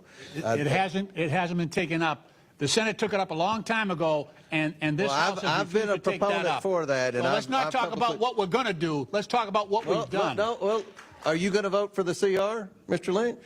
Are the Democrats going to vote for the CR that restores that $1 billion funded one? I haven't read it yet. Okay. You let me know what it says. All right, we'll send you the text. Chair recognizes Mr. Christomorte. Thank you, Mr. Chair. Though we're here today to discuss President Trump's takeover of D.C. law enforcement, Chicago, which I represent, is also on Trump's hit list. President Trump has demonized and called Chicago a, quote, hellhole.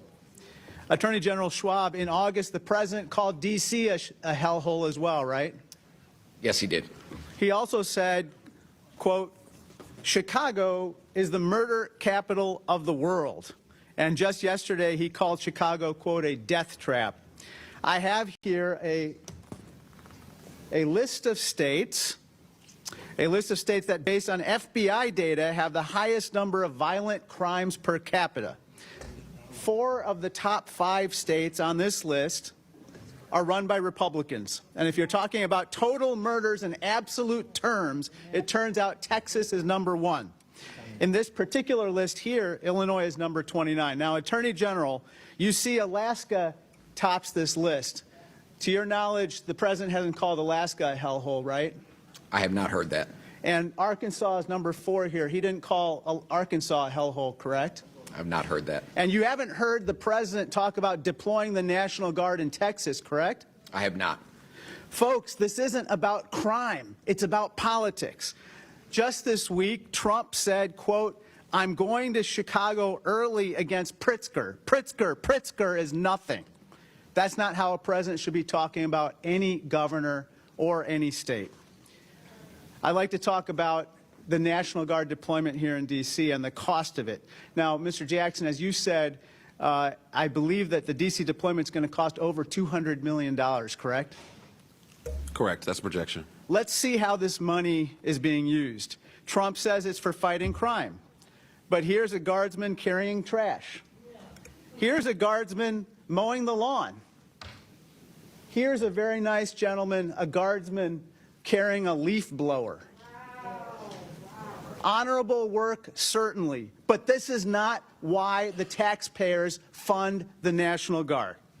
If Trump was serious about crime, he wouldn't cut nearly $4 million in federal funding for local violence prevention groups in Chicago. Attorney General, you'd agree the president should be funding these crime prevention programs, not cutting them, right? As I said in my testimony, sir, prosecution and prevention are both essential to making sure cities are safe, and we have to do both. Crime intervention work, violence intervention work has been successful here in the District of Columbia in terms You shouldn't be cutting that of work, driving right? gun violence down. We need to invest in it. Not cut it, right? Correct. This week, I want to turn to another topic. In Elgin, a Chicago suburb in my district, an American citizen was pulled from his home, cuffed and detained by ICE. And another U.S. citizen in Des Plaines, also in my district, was tased in the face and detained in another ICE operation. This is shameful, and I'm extremely concerned about the safety and well-being of my constituents. I'm also concerned about the devastating impact that out-of-control ICE raids and the deployment of the National Guard will have on the economy and jobs back in the Chicago area. Let's look at a couple stats. Foot traffic for Chicago's second most profitable business corridor on 26th Street is down 60% since ICE raids began. And this is not just a hypothetical concern that the same would happen with the deployment of National Guard. Let's look at what's happened to D.C.'s economy. Mr. Schwab, CNN has reported restaurant reservations decreased by as much as 31%, and foot traffic in retail stores is down 81%. Those reports show that the president's unilateral deployment of the Guard is hurting the local economy, right? That's consistent. Folks, our economy is softening. Unemployment and prices for necessities like vegetables are soaring. Mr. President, let's put aside politics and hostility toward governors and elected officials. Let's not take actions that hurt families and the economy. I'd like to turn to my final topic, and that's domestic violence. Attorney General Schwab, according to The Hill, President Trump suggested that, quote, a little fight with the wife shouldn't count in D.C. crime stats. You don't dispute The Hill reported this, right? I saw that. But there's nothing little about 12,000 victims of domestic violence in D.C. or nothing little about 50,000 Illinoisans experiencing domestic violence, correct? No, it's a very serious crime. There's nothing little about 12,000 children, more than 12,000 children who witnessed domestic violence in Chicago either, right? It's traumatizing. It's abhorrent that the president routinely dismisses violence faced by women. And given his friendship with Jeffrey Epstein, this attitude, unfortunately, comes as no surprise. Let's be clear. There's nothing little about domestic violence, not the scale of the problem or the courage of the survivors. I yield back. Chair recognizes Mr. Higgins from Louisiana. Thank you, Mr. Chairman. I yield 2 minutes to the gentleman from Ohio, Mr. Jordan. I thank the gentleman for yielding. On August 11th, 2025, the day the president took action here in D.C., Councilman Allen said this: the president taking over local control, the MPD, and putting the U.S. military onto the streets of D.C. under the guise of public safety is wrong. It's an extreme, outrageous, and dangerous move for our city and the safety of our residents. Do you agree with that statement by Councilmember Allen, Attorney General Schwab? I do believe that the presence of thousands of armed troops in the district has been a problem and counterproductive for public safety in the district. Counterproductive and dangerous move for our city and the safety of our residents. How is 85% reduction in carjackings dangerous for the city? For the city's I residents? don't believe that Chairman Mendelson, do you believe that do you agree with Mr. Councilman Allen's statement? Well, if the question is about the National Guard reducing carjackings, I don't think the National Guard was involved in reducing carjackings. I'm asking about this statement. Do you agree with Councilman Allen's statement? Could you repeat the statement again? President taking over local control, the MPD, and the U.S. military on the streets of D.C. under the guise of public safety is wrong. It's dangerous, outrageous, and extreme move for our city and the safety of our residents. If you'll recall, at the time that he said that, the order from the the day it happened. Yes, the order from the Attorney General was that all orders within MPD would have to be approved by... How about you, Mayor? Do you agree with the councilman's statement? But would have to be approved by the DEA. I know, but I didn't finish my sentence. Well, I'm has to asking be the mayor approved by the DEA. Mayor That's Bowser, do you complete agree? disorganization. The mayor. Mr. Jordan, I think the statement is not what happened, actually.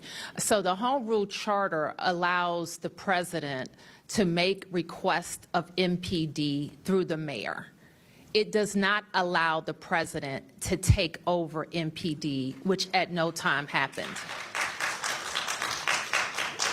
Well, I'll just point out that it seems to me you disagree, because you said just 2 weeks ago, we greatly appreciate the surge of officers that enhance what MPD has been able to do with the city. We know that when carjackings go down, when gun use goes down, when homicide or robbery go down, neighborhoods feel safer. So it's like Councilman Allen doesn't know what he's talking about. Looks like you definitely disagree with him. We, having more officers enhance the effectiveness of MPD, allowed us to accelerate crime reduction. Representative Higgins. Good. Thank you, Mr. Chairman, and I thank the gentleman from Ohio. We are constantly at odds with the leadership of D.C. as a body, Congress, from the Republican side of the aisle, because there's a fundamental difference between the ideological perspective of the elected officials of D.C. and the majority of Americans across the country. And this is their nation's capital. And we can admit that. It's okay to have ideological variances. The city of D.C. plays a special role, and it's our nation's capital. So there needn't be this level of friction when we're discussing variances of political and social opinion that exist within our own family. But this battle about the authority of Congress within our nation's capital and over our nation's capital that doesn't have to be a fight. The Congress shall have the power to exercise exclusive legislation in all cases whatsoever over such district. The indispensable necessity of complete authority at the seat of government carries its own evidence with it. This is baked into the birth of our country. And I have respect for the process that has elected you, good lady, and you, gentlemen. And I very much respect you, Sir Mr. Jackson. Of everybody here, you're plugged into the reality of the street. And I would like to talk to you further about some of the programs that you embrace. That's a different conversation. That's not elected guys with scripted answers scrubbed by attorneys. You're for real, and I'd like to talk to you more. I was happy to yield much of my time to the gentleman from Ohio. And, Mr. Chairman, thank you for convening this hearing, and I yield my time. Thank you, Mr. Higgins. Mr. Chair, I request unanimous consent. Okay. I request unanimous consent to enter into the record this August 22nd, 2025 article from CNN titled "GOP Governors Are Sending Troops to D.C. Their states have 10 cities with higher crime rates," which shows the blatant hypocrisy of the GOP when their states have higher crime rates. Without objection, DC, so ordered. and yet choose to pretend. Chair recognizes.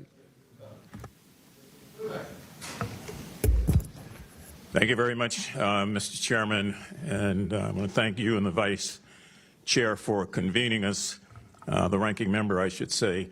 Madam Mayor, good to see you again. Good to see you. And you have a very tough job, and it goes without saying that the 800-pound gorilla in this room is a realization that you're fighting with one hand tied behind your back, and you're strapped in as a result of policies and rulings and law that prevent you in many instances from being the mayor that you want to be every day without being constrained. So I just want to say that on the record. It's easy for a lot of people to point fingers, but until you sat in that seat and had to make those decisions, it's very difficult. And one of your arms have been tied behind your back. Let's make no mistake about that. I want to thank all of you who are here, but one thing that I want to do is to go back and underscore the comments of Delegate Eleanor Holmes Norton. I brought this up at the last meeting that we had here on the District of Columbia, and that is the fact that at the end of the day, so much of this can be traced back to the imposition of policy on a governed people without their participation. Let me repeat that. The imposition of policy without participation by the citizens, the Americans. It's just as it was with the Boston Tea Party, comes down to taxation without representation. When you can't even fight for yourself, stand for yourself, vote for yourself, that's wrong. That's wrong. In 1973, let's get some of this on the record so that we have some perspective. D.C. got the Home Rule Act, and you were able to elect your first mayor and your first city council. And Walter Washington transitioned from his previous position to be that first elected mayor. In 1978, some of you will remember that full congressional representation was in the form of an amendment, and that amendment failed because you couldn't get, not you, the district, but the nation couldn't get the requisite number of states to ratify it. In 1982, voters here in the District of Columbia voted to approve a constitution for a new state. Some of you will recall that was called the New Columbia. And yet it was ignored by this Congress over and over and over again. Marion Barry came up here on this hill so many times to make the argument for the people of Washington that fairness has to be fair. It just can't be proportioned out when we feel like it. In 1990, Congressman Walter Fauntroy, myself, Marion, Jesse Jackson, and so many others put together freedom train rides from D.C. to New England, making a stop in each city along the way, making the case for statehood, and urging Americans up and down the coast to support it. In 1993, I was proud, along with your current delegate, to vote for the first D.C. statehood bill here in the Congress. And let me just point out one thing. Not one Republican voted for that bill. And that bill went down. It went down after a great deal of fight by a vote of 153 to 277. 2016, D.C. voters voted to approve a statehood referendum. The people voted 86% to approve that. This Congress ignored it. In 2020, the 116th Congress, H.R. 51 became the next statehood bill. It was defeated. And the following year, in the 117th Congress, we came back with the same bill. It was defeated again without any votes or representation from the other side. So at some point in time, you have to ask yourself, if this is so partisan, what is the issue? Now, some people argue the issue is racial. I know I shouldn't say that, but I'm going to say it because people feel that way. They think that if this was any other population, majority population, that this would not be taking place. We all know that it's partisan, even though some people will say it's not partisan, because the district tends to vote Democratic. So let's not play games here. Let's be honest and true. And if we are true about making sure that Americans, no matter where they are, but especially here in this district, have rights that others don't have. Stop treating the District of Columbia like a donor state. They donate their taxes, they donate their military officers, they donate their brain trusts, and they give of themselves. And at some point in time, we as a body have to give back. Taxation without representation is as wrong today as it was when the Boston Tea Party exploded over the same issue. Thank you. Gentlemen's time has expired. Thank you, Mr. Mfume. Chair recognizes Mr. Biggs from Arizona. Thank you, Mr. Chairman, and thank you, all of the witnesses, for coming in today. Attorney General Schwab, do you remember the case State of Maryland and District of Columbia versus Engage Armament, LC, et cetera? I do.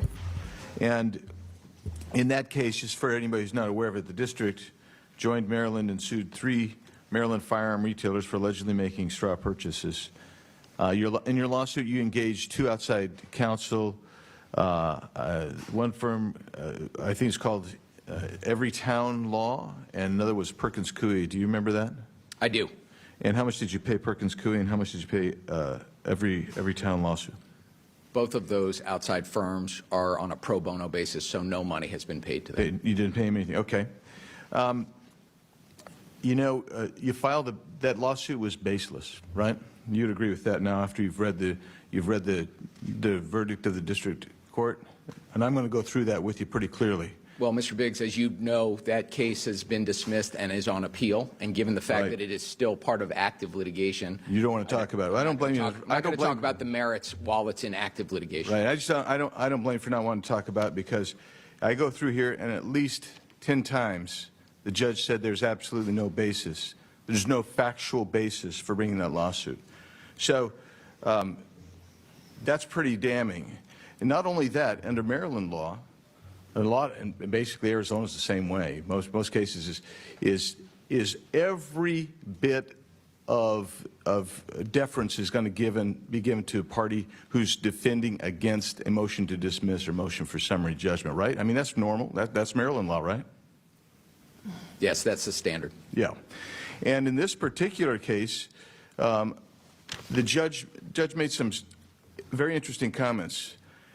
This is what he said. Ordinarily, leave to amend in Maryland is freely granted, particularly when a case is in an early stage, unless leave to amend would be futile or inappropriate for other reasons.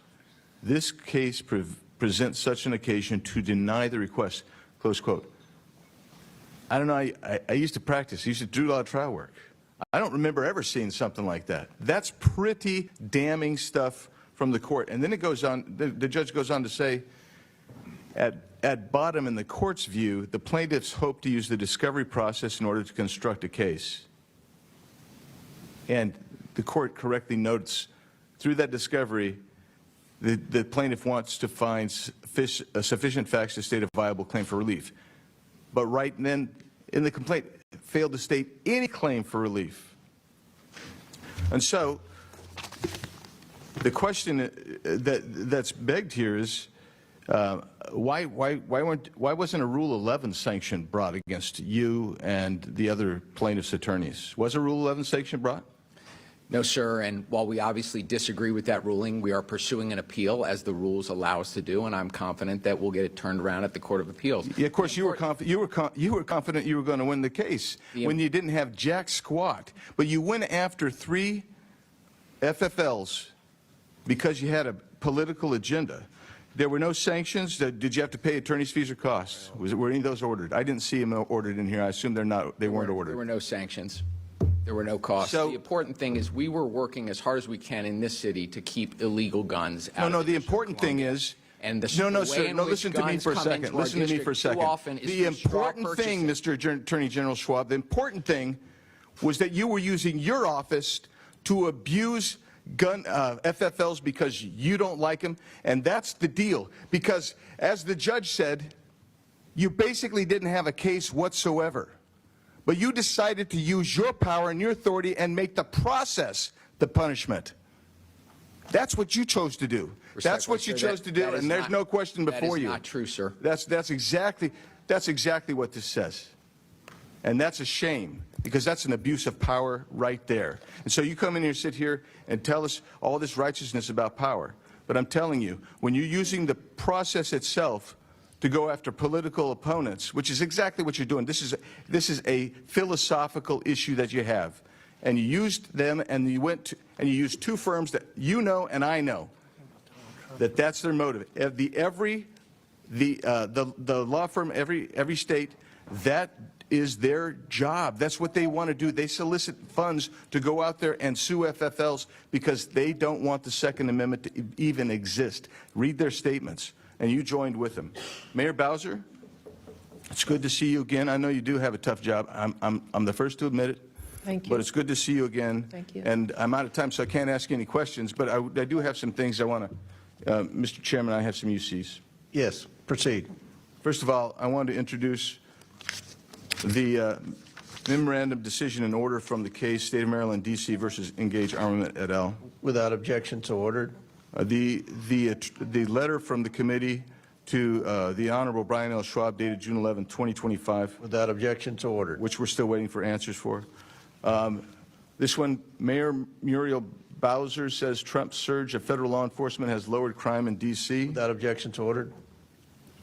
Trump's D.C. crime crackdown busts another alleged Tren de Aragua gang member. Make D.C. safe again. Without objection, so ordered. This one, Trump's executive orders target D.C. crime as the city hits 12 days without a homicide. Without objection, so ordered. This one is radical D.C. officials treated officers like crap, police leader says. Without objection, so ordered. Murdered congressional intern's mom says Trump should take over Washington, D.C. Without objection, so ordered.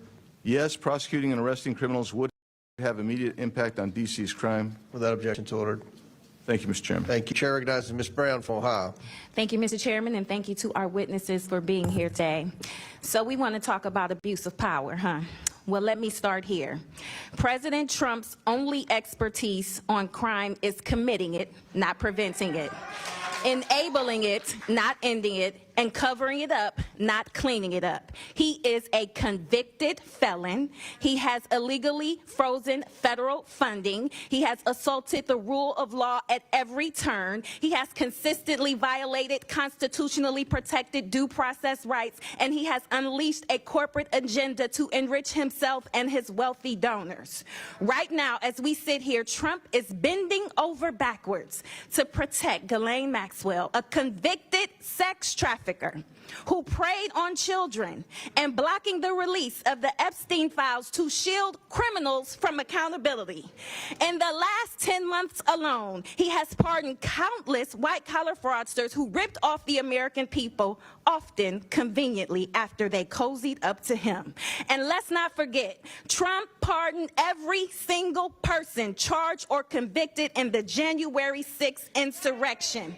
That included 172 people who pleaded guilty to assaulting law enforcement. It included dozens of repeat offenders, people with prior convictions for rape, manslaughter, and sexual abuse of a minor. And it included at least 10 individuals who have already been rearrested for new crimes. So spare us the talk of law and order, because under Trump, that only means lawlessness for his friends and punishment. Now, let me be clear. I care deeply about public safety in my district, in every district across America. Every person deserves to feel safe in their neighborhood, at their job, and their school. And if I may, there is some good news. Violent crime has been consistently decreasing across America. And yes, we have more work to do, but we also know what works to keep it that way. So if you are really serious about public safety, let's increase funding for violence prevention programs. Let's pass common sense gun safety bills. And let's provide additional federal resources to our local partners to recruit and train local law enforcement. But what has this administration done instead? Rolled back gun safety reforms, gutted DOJ programs tasked with addressing violent crime, and blocked funding to local law enforcement and community violence prevention agencies like the one you served, Mr. Jackson. Earlier this year, Cleveland Peacemakers Alliance, a local violence prevention organization, had its community violence prevention grant funding frozen by this administration. Mr. Jackson, I know you cannot speak to this specific grant, but can you talk about the importance of grants funded through the Bipartisan Safer Communities Act and how freezes like this impact public safety? Well, we know from Cleveland Peacemakers to Advance Peace to Safe Streets Baltimore to Life Camp in New York City that these organizations that are doing violence intervention work are saving lives every day. And every study we've seen to focus on how impactful community violence intervention has been has shown promise. But this Trump administration hasn't stopped at terminating violence intervention programs. They also terminated $1 billion in youth mental health resources that we know can help our youth that are in crisis before a school shooting, before a suicide attempt, before any violent harm. They've also made major cuts to the ATF. And we know that the ATF now has lost 2/3 of its inspectors. So they don't even have the capacity to inspect gun stores to decide whether or not they're violating the law. He also reversed their zero tolerance policy for gun dealers, where they violate the law, they lose their license. And even if you go to the Department of Justice website, there's an invite for previous violating law gun stores to come back and get their licenses again. So he's not only defunding programs that we know are preventing violence, that are working with youth, that are working in schools and working with homes, he's also stripped and dismantled and defunded federal law enforcement to keep guns out of our communities. Thank you so much. Instead of funding proven public safety solutions, my Republican colleagues want to pull political stunts like weaponizing the National Guard against the American people. Let's be clear. That only sidelines local law enforcement, sows chaos, and distracts from real emergencies. So yes, it's political theater, but worse, it's dangerous political theater that puts communities more at risk, not less. All right, Chair recognizes Ms. Mace from South Carolina. Thank you, Mr. Chairman, and good morning. The government of the District of Columbia, under the leadership sitting in front of us today, has become a poster child for DEI and gender madness. This has led to government. Mr. Chairman, this is not a concert. This audience can just settle down. Stop I want to reclaim my the time. clock, and the gentlelady's right. Under the rules of the House, the chairman is responsible for maintaining order and preserving decorum in the committee room. I expect audience members to be respectful of the committee, so I'd like to reclaim my time, too, you Mr. reclaim Chairman. it. Absolutely. Ms. This has Mace. led to government-sanctioned racial discrimination and the erasure of women. Article 1, Section 8, Clause 17 provides Congress plenary authority over the District of Columbia. Using this authority today, I'll be introducing the No DEI in D.C. Act. This bill will rip the DEI and gender bender nonsense out of the D.C. government root and branch, and restore common sense and equal treatment under the law.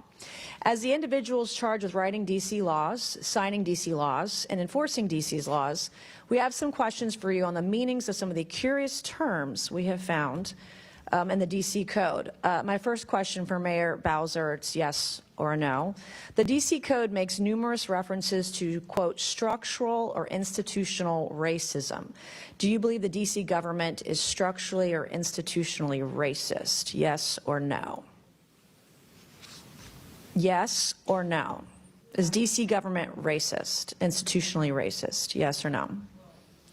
All right, you can't answer the question. So my next question for Mayor Bowser, since you're going to sit there and placate or just be quiet, in Section 7-1234.02 of D.C. Code, you use the phrase child welfare involved birthing people. Child welfare involved birthing people. Can you explain to me what this means? I'm not that familiar with that part of the code. Okay, and so you don't know. In Section 7-1234.02 of D.C. Code, you use the phrase justice involved incarcerated and homeless birthing people and their non-birthing partners. Can you explain to this committee what that means? Again, I would have to see the whole You don't know. section. You're literally the mayor of D.C. and you don't know your own code of laws. Well, I don't know All right, them one thing we verbatim. noticed the D.C. Code struggles to define is the term woman. So Mayor Bowser, what is a woman? I'm a woman. Are you a woman? 100%. Okay. 100%. I'm a woman. You're looking at one. Okay, good. You actually, in Section 3-703 of the D.C. Code, you use the phrase, the intersectionality of gender and race to create unique dynamics and effects. Can you explain what this means to the committee? Where is that, ma'am? Section 3-703 of the D.C. Code. Do you know what that means? No, could you you give don't me know the what that means. title So of the- Chapter 14D of the D.C. Code establishes Mr. the Chairman, commission. I'm happy to answer questions. Mr. Chairman, I'm going to reclaim my time. This is not her time, it's my time. You can be quiet as I ask you questions, and then you can answer them. Ms. And then Mace. you can If answer you them. would give- I'm not, Mr. Chairman, this is my time, not hers. I'd like to reclaim my time. Let's make good use of the time, Ms. Chair Mays. I'm making very good Chair use of my recognizes time. Ms. There Mace. it You're is. Ms. Mace making has my the point. floor. You're the mayor of D.C., and you don't even know your own code of laws. What is a birthing person? I would assume it's someone who gives birth. All right. Why don't you use, are these women? Are these moms? Do you think it's appropriate to call him birthing person? Can a man birth a person? Well, Be a that's birthing what person? I would call it, but I don't write all the laws, and I'm not familiar with every Can section. men get pregnant? No. Can men become women? Can a man become a woman? Yeah. Can a man become a you're- woman? Miss Yes Mace, or no? Can a man become a woman? Yes or no? Miss Mace, I'm not here Okay, to my talk next about question, Chapter 14D of the DC Code establishes the Commission on Reparations and a reparations fund to provide eligible African Americans monetary reparations or other forms of redress. Is it the position of DC government benefits should be provided to individuals on the basis of race? that. I believe that the legislation requires a study. Okay, I'm asking you, is it the position of the DC government that government benefits should be provided on the basis of race? If you're is the referring to question. that legislation, I believe it requires a study. Okay, I'm asking you a question. Do you believe that government benefits should be given out on the basis of race? That is the question. This is the third time I'm asking. We have any number of benefits programs, and eligibility is Okay. established. You're not answering per- any of these per program. questions. I'll give it to you. You're slick. In Section 2-1383 of the DC Code, you use the phrase social value of the LGBTQ community business economy to the district. Can you explain what this means to the committee?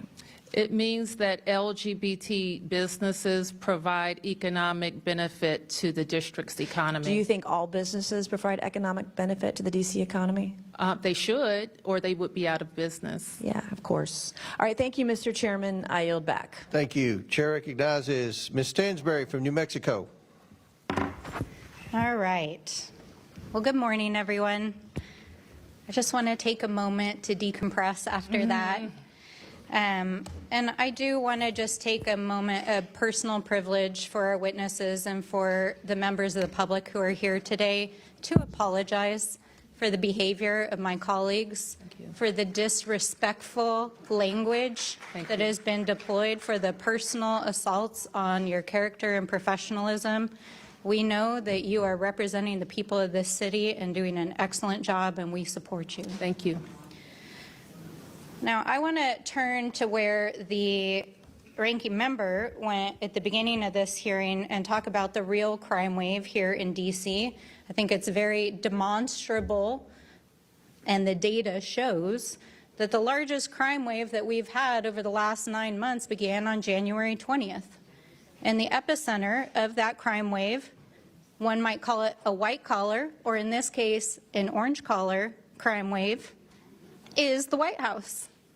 Because we have seen a slew of illegal firings that have resulted in millions of Americans being without vital programs, the withholding of millions of dollars of funds, violations of the Constitution, rule of law, separation of powers, due process rights, illegal arrests, illegal deportations, hundreds of lawsuits, grift that's resulted in billions of dollars in crypto schemes lining the pockets of the president and his family, government contracts to his friends, and an epic cover-up of the largest known sex trafficking scandal in American history, with the director of the FBI lying under oath in this chamber just yesterday.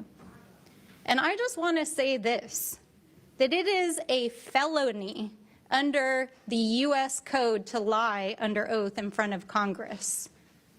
So if you want to talk about crime in D.C., then look no further than your own damn hearings. Let's talk about that. That's the real crime wave. Now, Mr. Jackson, I really appreciate you bringing forward as part of this discussion this morning the impact that it's had on real people in the community. Because I think for people who do not live in Washington, D.C., who have never stepped foot in front of City Hall, gone to a city council meeting, have never met with the mayor in her chambers, have never talked to the people of Washington, D.C., they don't understand how this is impacting the communities who live here, of having this occupation in their midst. And this is not about public safety. You know, last week we heard our colleagues accusing us of not wanting to solve crimes, not wanting to address public safety issues. I mean, I'm trying to swear less, but that's just total bullshit. I mean, that's just a lie. That's just not true. We care a lot about addressing public safety. It's one of our top priorities. But that's not really what this is about, because if this was really about addressing public safety, you wouldn't have had the vice president and Stephen Miller walking into Union Station, making fun of, deriding, and putting down the people of D.C. while they're deploying National Guardsmen from across the South to stand on street corners to talk to their friends and be on their iPhones all day. I mean, I want to be real. Like, this is not law enforcement. I come from a veteran family. I support our law enforcement. I support our military. But this is not about law enforcement. And if you talk to any cop on the D.C. streets right now, you know, thank them for their service. Because in addition to actually dealing with real crime on the streets as trained law enforcement professionals, they had to spend the last month dealing with the bullshit of the Trump administration and a bunch of people who are standing around in the way of them actually doing their jobs.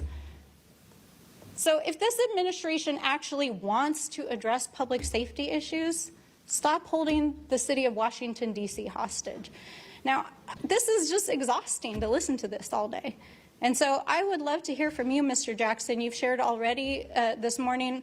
With my remaining time, I would love to hear from you what you think Congress can do to help support the communities that you work with in D.C. Just first of all, it's devastating what's happening in our communities. The first day of the D.C. takeover, we had to go into our communities and teach young people how to navigate law enforcement when their rights might be violated.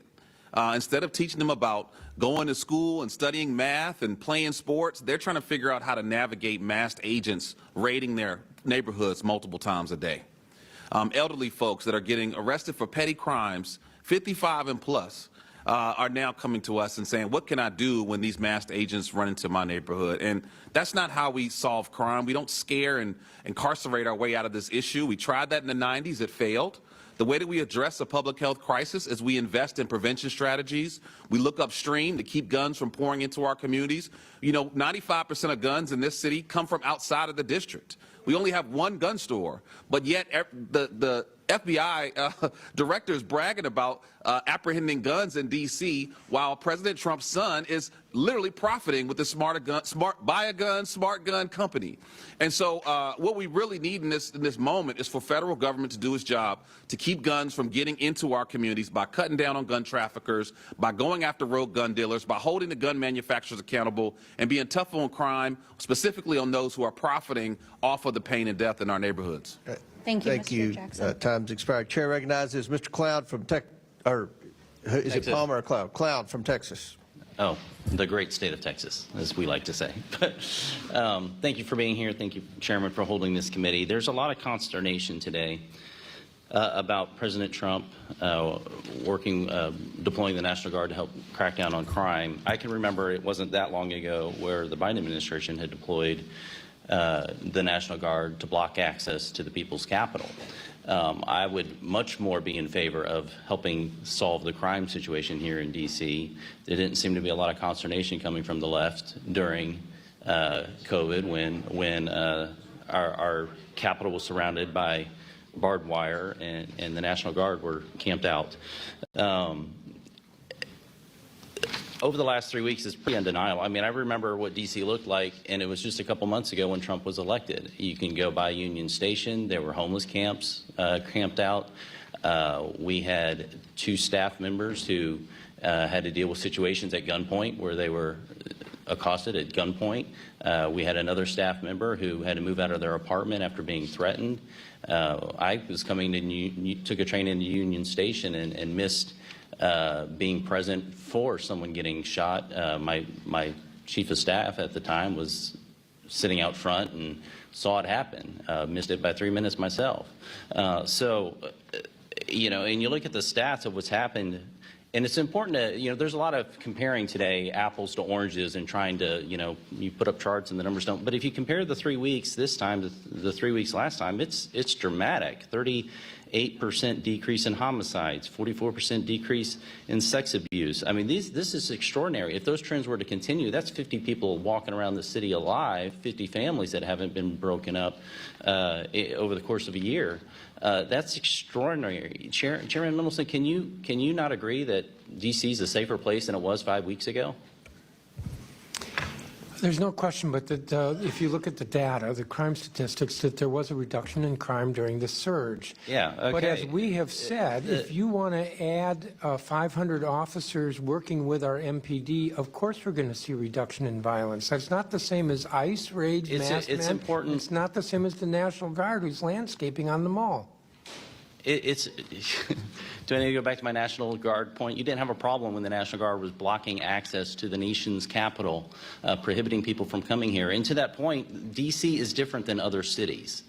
D.C. is unique. Our founders, there was mention of the Boston Tea Party, the ones who were actually there, wrote the Constitution and said that D.C. should not be a state because it houses the federal government. And it would be important for a state not to give undue influence over the federal government. If we saw this during COVID. Excuse me, I'm talking. They say nothing about denying us the franchise. Sir.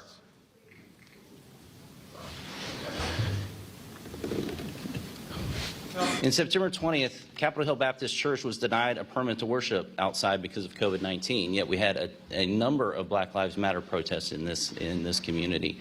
The concern I have is when Washington, D.C., access to the nation's capital is prohibited or curtailed in any way. Could you explain to me, Mayor, why the church was not able to have a worship service outside, but yet the Black Lives protests were unable to go on? You're talking about the public health emergency? I'm talking about during COVID, Black Lives Matter protests continued to happen in Washington, D.C. With no retribution from the city, yet churches were not allowed to worship or worship outside even. Yes, I think that matter was litigated and it's resolved. Well, yes, COVID's over, but the point is that you have a city basically defining who has access to the nation's capital, and there were times where there were going to be a Trump rally and somehow restaurants got closed down that weekend and those sorts of things. Why was this church not allowed to worship outside, yet Black Lives Matter protests were encouraged by the city? My recollection is I mean, you went as far as to paint Black Lives Matters across the street. I want to answer your question. My recollection, and while I don't remember the specifics of that case, is that it fell under our large gathering prohibition in the early stages of COVID. But Black Lives Matters were okay? Were they not large enough? They weren't violent enough? You were probably referring to outdoor First Amendment gatherings that were not. The worship service falls under the First Amendment. And as I mentioned, I only have a couple of minutes left, and so I'll just point out that the $1 billion you're asking for is in the CR that's on the House floor this week. And everyone over there, I would encourage you to encourage the people up here to vote for that, because if you want your dollars, they can help us provide it for you. Congressman, might I just add, and I hope that that is the case, that the FY25 fix is attached to the CR. We work very hard with the administration and with you, Mr. Comer, to make sure that the anomaly was included moving forward in 26. But the House, following Senator Collins' bill in the Senate, can still fix the FY25 CR problem that was $1.1 billion. And it's not too late, and it will help us balance. The CR extends funding that our folks here have already voted for. It also adds security features and then adds that for D.C. So I expect unanimous support over there, right? Okay. Thank you, Mr. Chair. Chair recognizes Mr. Frost from Florida. Mr. Chair. Oh, Mr. Bell. Thank you. I request unanimous consent to enter into the record this August 20th, 2025 article from the AP titled, U.S. Attorney will no longer bring felony charges against people for carrying rifles or shotguns in D.C., which shows that U.S. Attorney Without objections ordered.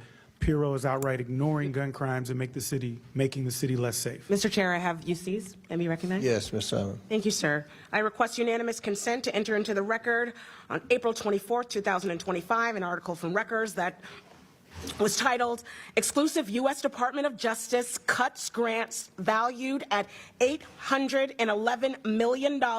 People of record say, which shows how the president's DOJ cuts will affect police and correctional facility funding. Without objections, ordered.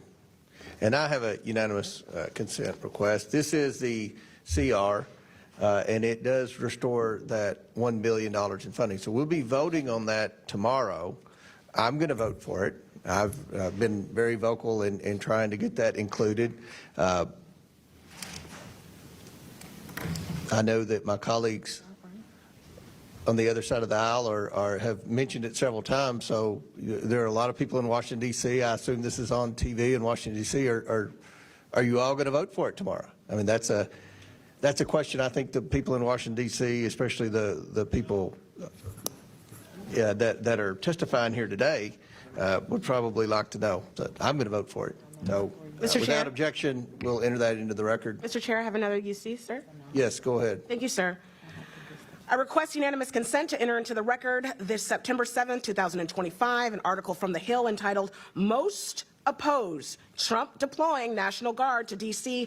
Other cities. Polls say that 57% of respondents said that they are against Donald Trump's decision to deploy the National Guard into the nation's capital. Thank you, sir. I'll get back. Chair recognizes Mr. Frost from Florida. I yield 10 seconds to Mr. Mfume. To Mr. Mfume.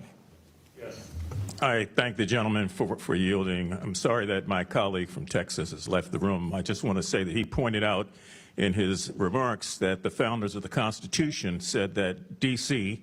should be a federal district and never a state, as if they were right. And I would just simply call to his attention those same persons at that same constitutional convention and for 200 years afterwards said that black people in this country were property, not citizens. And then the Dred Scott decision said that we were 3/5 of an individual. So just because they said it clearly does not make it right, and it doesn't make it right with D.C.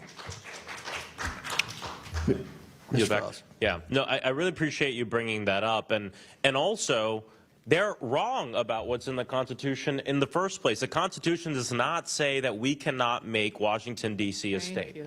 It does not say that. You claim to know the Constitution, and you haven't read it.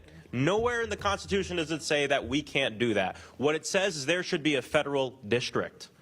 And the legislation put forth by Representative Norton and supported by House Democrats would make the federal district encompass the places that we work, the White House, the United States Congress, the Supreme Court, and not include the 700,000 people who live in D.C. who pay taxes but don't have proper representation. That's right. You know, usually when we're talking about D.C. in this committee, it's, you know, usually we have just folks who can watch in the audience. But I'm happy that today's different because we have representatives from the district's local government and Mr. Greg Jackson Jr. here to give voice to what's going on in Washington, D.C. Greg, you've called the district home for decades. You bring the perspective of the D.C.'s people to this committee. You bring years of expertise and experience in crime reduction to this hearing. And, of course, a survivor of gun violence yourself. Before President Trump started playing dictator with the people of D.C., he started dismantling important community safety and violence crime prevention programs, most notably the White House Office of Gun Violence Prevention. Not a partisan office, an office that worked at reducing crime in all of our districts. As a former deputy director of that office, can you describe some of the important work that has stopped due to this administration? Yeah, one of the most critical things was we were coordinating the response to mass shootings and concentrations of violence. And so without that coordination, cities, states, and local jurisdictions are on their own to navigate these mass tragedies. We implemented 54 executive actions, including adding $2 billion to the Victims of Crime Act fund. And I will note that on August 2025, multiple states, I believe 24 states, sued this administration for withholding $1 billion in resources for victims of violent crime. But we were the ones that were pushing more resources to victims. We also fully implemented the Bipartisan Safer Communities Act that each party came together on and voted for in 2022. And then lastly, we work directly with local leaders to make sure that we're elevating strategies that work across the country. You also prevented serious crimes by ensuring that we prevent access to illegal guns, correct? Correct. We partnered with agencies to do that. You know, between 2017 and 2021, over 11,000 criminal firearms were recovered in D.C. Most of them, as you noted before, come from outside Washington, D.C. And an interesting statistic, too, is a third of those guns traveled over 300 miles. Over 300 miles to come here. You want to know where they came from? South Carolina, North Carolina, Georgia, Mississippi, Louisiana, Tennessee, Ohio. These are the states where these guns are coming from. States that don't have good gun laws. States that aren't keeping their people safe, and as a result and byproduct have wreaked havoc on the people of Washington, D.C. Trump's total disregard for American safety is obvious from his current budget requests.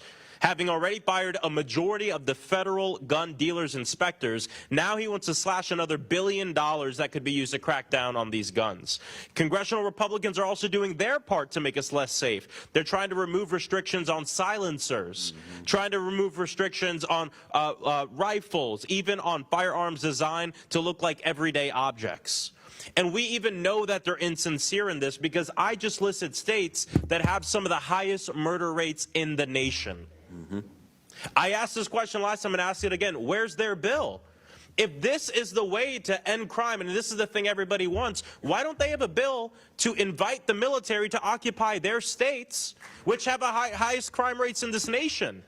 They're not going to do it because they don't want the military to occupy their communities in their states because they know it's a load of crap, and they're insincere about it. I yield back. Chair recognizes Mr. Palmer from Alabama. Mr. Chair, I have a unanimous consent request. Okay, who said that? I'm looking. Oh, Frost. Oh, yeah, Mr. Frost. This is a Washington Post piece by E.J. Dion Jr., The Good News About Murder, Homicides Way Down, What Happened, What We Can Learn, and How Progressives Became Crime Fighters. With that, objection's ordered. Chair recognizes Mr. Palmer from Alabama. Microphone. Attorney General Schwab, are you aware that the FBI requires that all states and local governments, police departments report crime to the National Incident-Based Reporting System? I think that is correct, sir. Okay. Washington, D.C. has not done a good job at that. And as a matter of fact, you've been accused of cooking the books, and it's not just a problem in Washington. Mr. Chairman, when this went into effect, Illinois only reported 30.6% of their police departments reported. New Jersey only 28.7%, New York 13.8%, Maryland 9.5%, California 1.9%. I would argue that when you're presenting crime statistics that these are highly suspect because state and local police departments are not reporting the data. We've known this for a long time, that the homicide rates are underreported. The FBI has made that clear. I want to move to something else. We do have a crime surge, violent crime, property crime, particularly vehicle theft. Washington, D.C. has a truancy problem. Almost 33% of the students are chronically truant, second only to Baltimore. What are you doing to resolve that, Mayor Bowser? And I want to add that 18,000 truancy cases went uninvestigated over the last 3 full school years. Well, first and foremost, I'm just asking, are you doing anything? Yes. What? We have in place a regime where schools report, and we've most recently updated it to focus more on our Human Services Department, a department. Ma'am? Yes. When I'm asking you about investigating truancy cases, that means going out and finding the kid and getting them back in the classroom. Oh, we do that. The police do that every day. 18,000 went uninvestigated. No. Half of your carjackings are by juveniles. So You've got 5 times more middle school students truant than you did a decade ago. That's a crisis. Do you believe that kids that are chronically truant are going to wind up becoming dropouts or undereducated, that it might lead to an increase in crime in that population? we think the best place for kids is in school. No. how does it impact their life going forward? Because I'm a big believer in getting kids out of failing schools. My wife and I support 2 private schools that are targeting inner city kids. These kids don't show up truant. They come to class, they graduate, they get jobs, they go to college. What are you doing to find these kids? And I'm not talking about giving them a free lunch. I'm talking about getting them back in the classroom.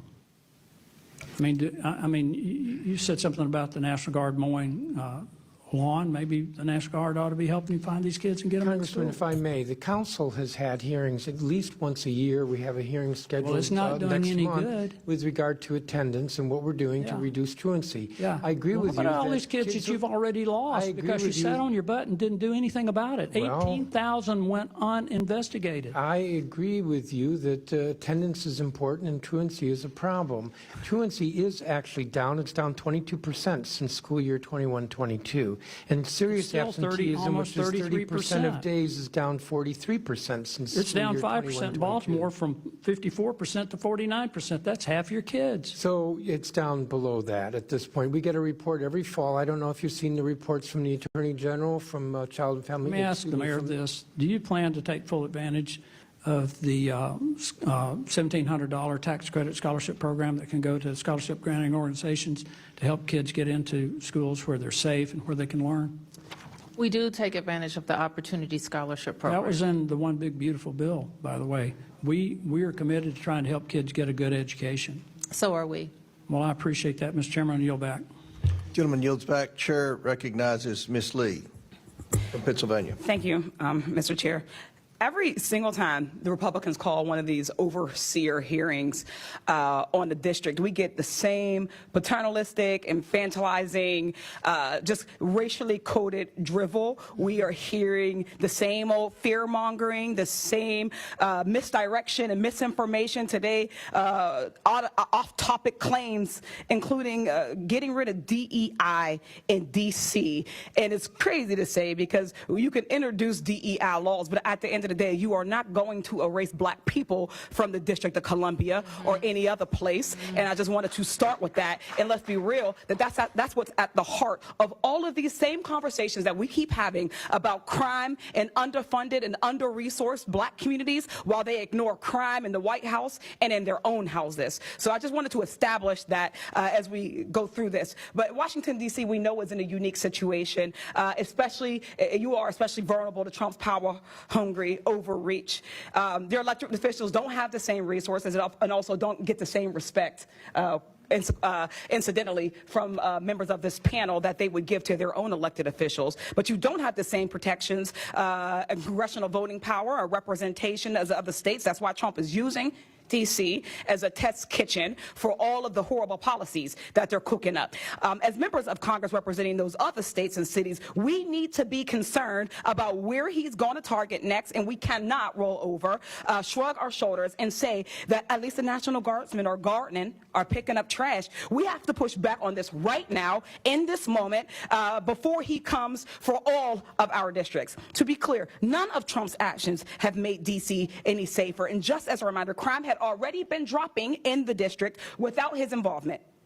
He's been terrorizing D.C. residents with these mass and unaccountable federal agents and armed National Guardsmen. He's completely broken any small amount of trust these communities have with local law enforcement. Many of the National Guard troops are from out of state. They don't know D.C. any more than you all do, and they don't know the communities. D.C. residents deserve to govern themselves and have elected officials that are accountable to them, who uniquely understand D.C.'s needs and their concerns, but instead, Republicans want to micromanage people who didn't vote for them and do not support their policies. Chairman Mendelson, we marked up 14 bills on D.C. last week, 13 of which you opposed. Was the D.C. Council consulted on any of those 13 bills? We were not. Have you taken any of the members on this committee on a full tour of the D.C. neighborhoods? I have tried to meet with different members without success. Yeah, because we all know they talk a lot about DC and they pretend to know DC, but the reality is that very few of them have ever left any of the communities that are in walking distance of the Capitol itself, and I bet they've probably never even been. I remember last term we had a member talk about, well, the unique part of DC is that you all get access to every member of Congress, but I've never seen a member of Congress in any of the carryouts in DC. I ain't seen them at any of the Ethiopian restaurants or at a Caribbean joint, but that's neither here nor there. Do you think it's necessary to work with local officials to improve public safety? Absolutely. Has the Trump administration reached out to the council to ask you all what you need to help keep DC safe? They have not.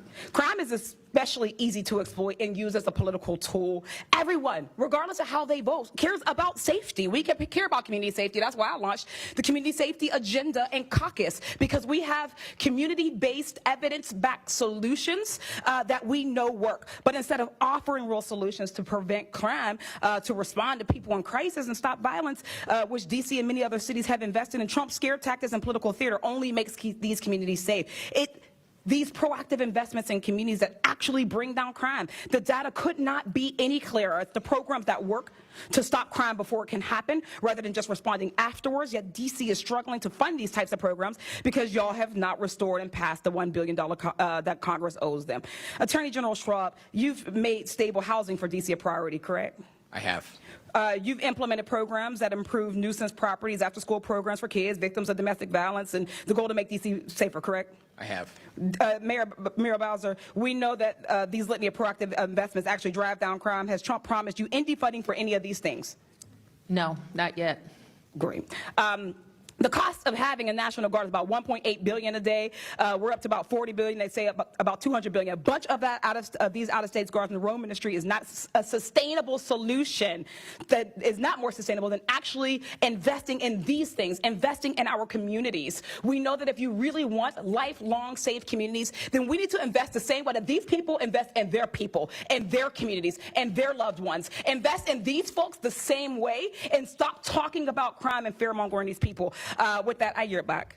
Chair recognizes Mr. Perry from Pennsylvania. Mr. Chairman, I have a unanimous consent request. Okay, yes. I request unanimous consent to enter into the record the January 30th, 2025 article from NPR. It's titled, "Criminal Records of January 6 Rioters Pardoned by Trump Include Rape, Domestic Violence," which highlights how President Trump released January 6 rioters with records of violent crime back onto our streets, including Without objection. sexual assault of a child, production and possession of child pornography, Without objection, so ordered. forcible rape, and conspiracy of murder of federal employees and threatening federal officials. Without objection to order. Chair recognizes Mr. Perry from Pennsylvania. Thanks, Mr. Chairman.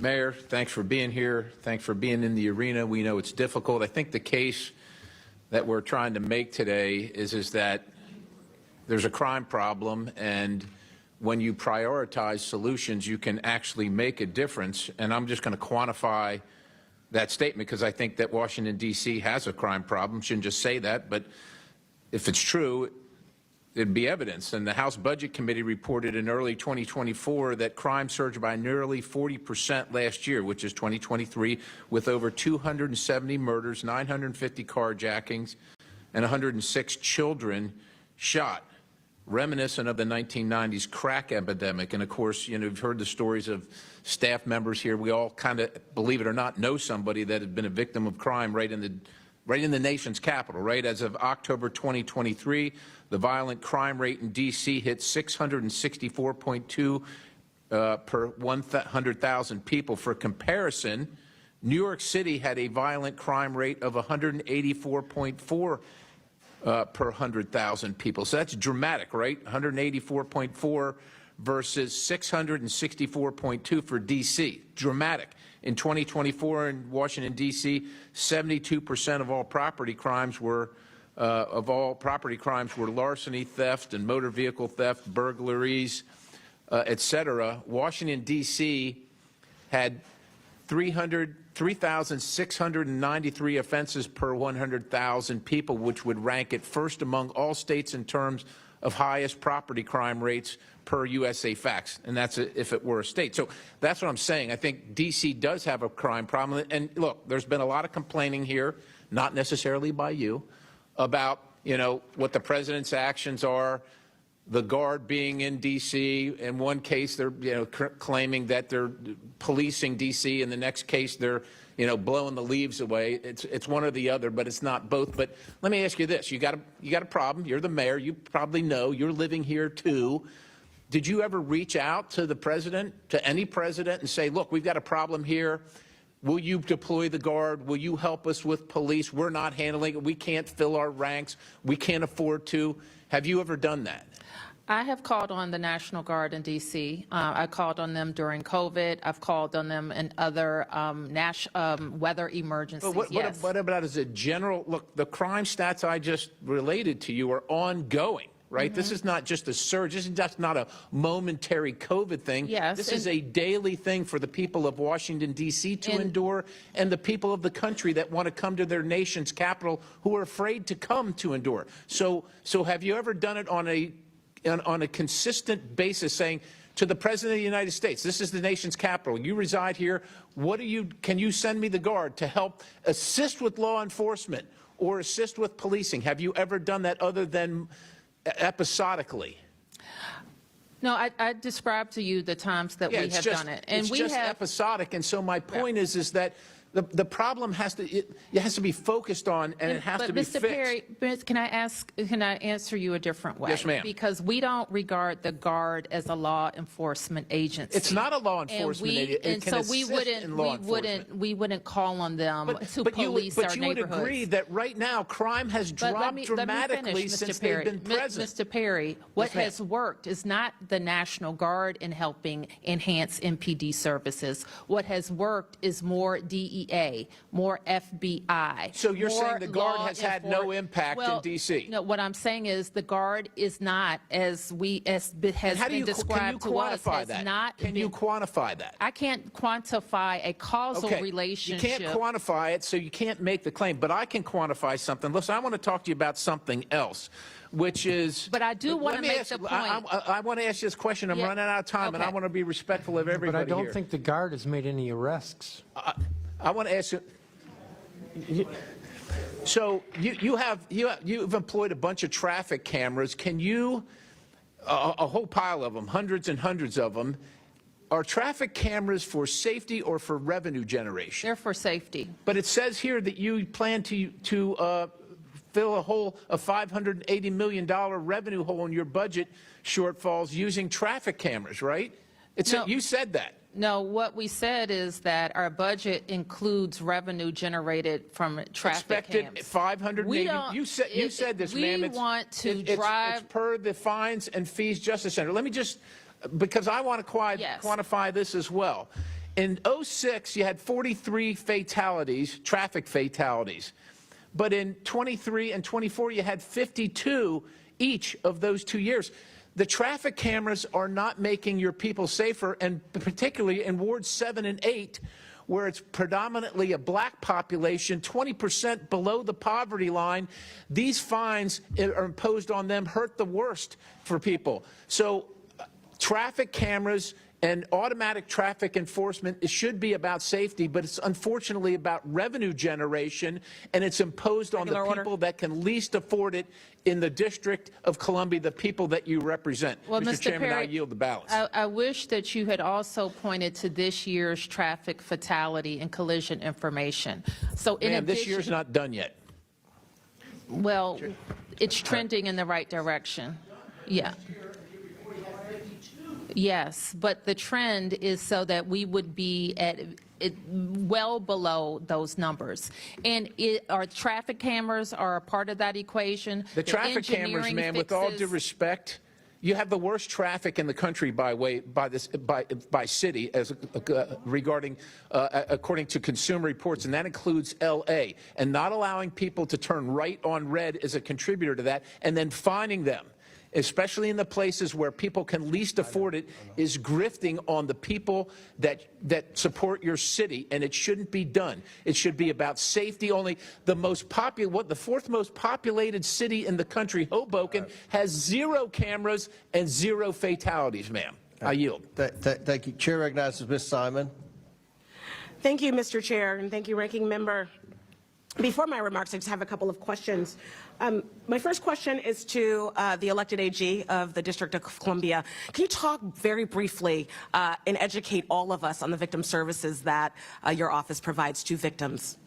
In virtually every case where we have a victim that's been harmed by a violent crime, their specialists in our office are working with them not just to make sure they're available to be witnesses in prosecution, but to make sure they access the services they need, both economic and financial support, as well as emotional and counseling support to make sure they're taken care of. And AG, would you say that your Victim Services Division is equitably funded? We can always use more money to make sure that we're providing that critical service, but the team I have is doing an extraordinary job with what we have. And what you all provide is not only protection for witnesses, is that correct?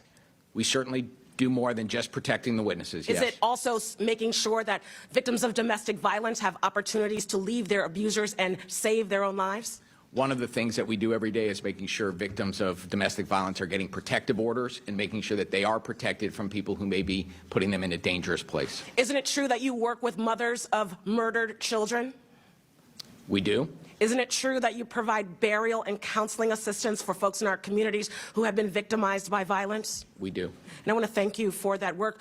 AG, would you also say that in the District of Columbia, the young people that you are prosecuting do not have readable access to mental health supports in the District of Columbia? We know that we have a job to do, which is holding young people accountable when they commit crimes, and we are doing that every day. But too often we see the young people that are coming into the criminal justice system struggling with terrible trauma, mental health, behavioral health challenges, and we can't ignore that need too. We've got to do both. And while we will do the prosecution work, and we will continue to do that, we can't ignore the fact that there are causes that lead to repeat offenders, violent offenders, and sometimes it's the mental health and trauma that young people are carrying around.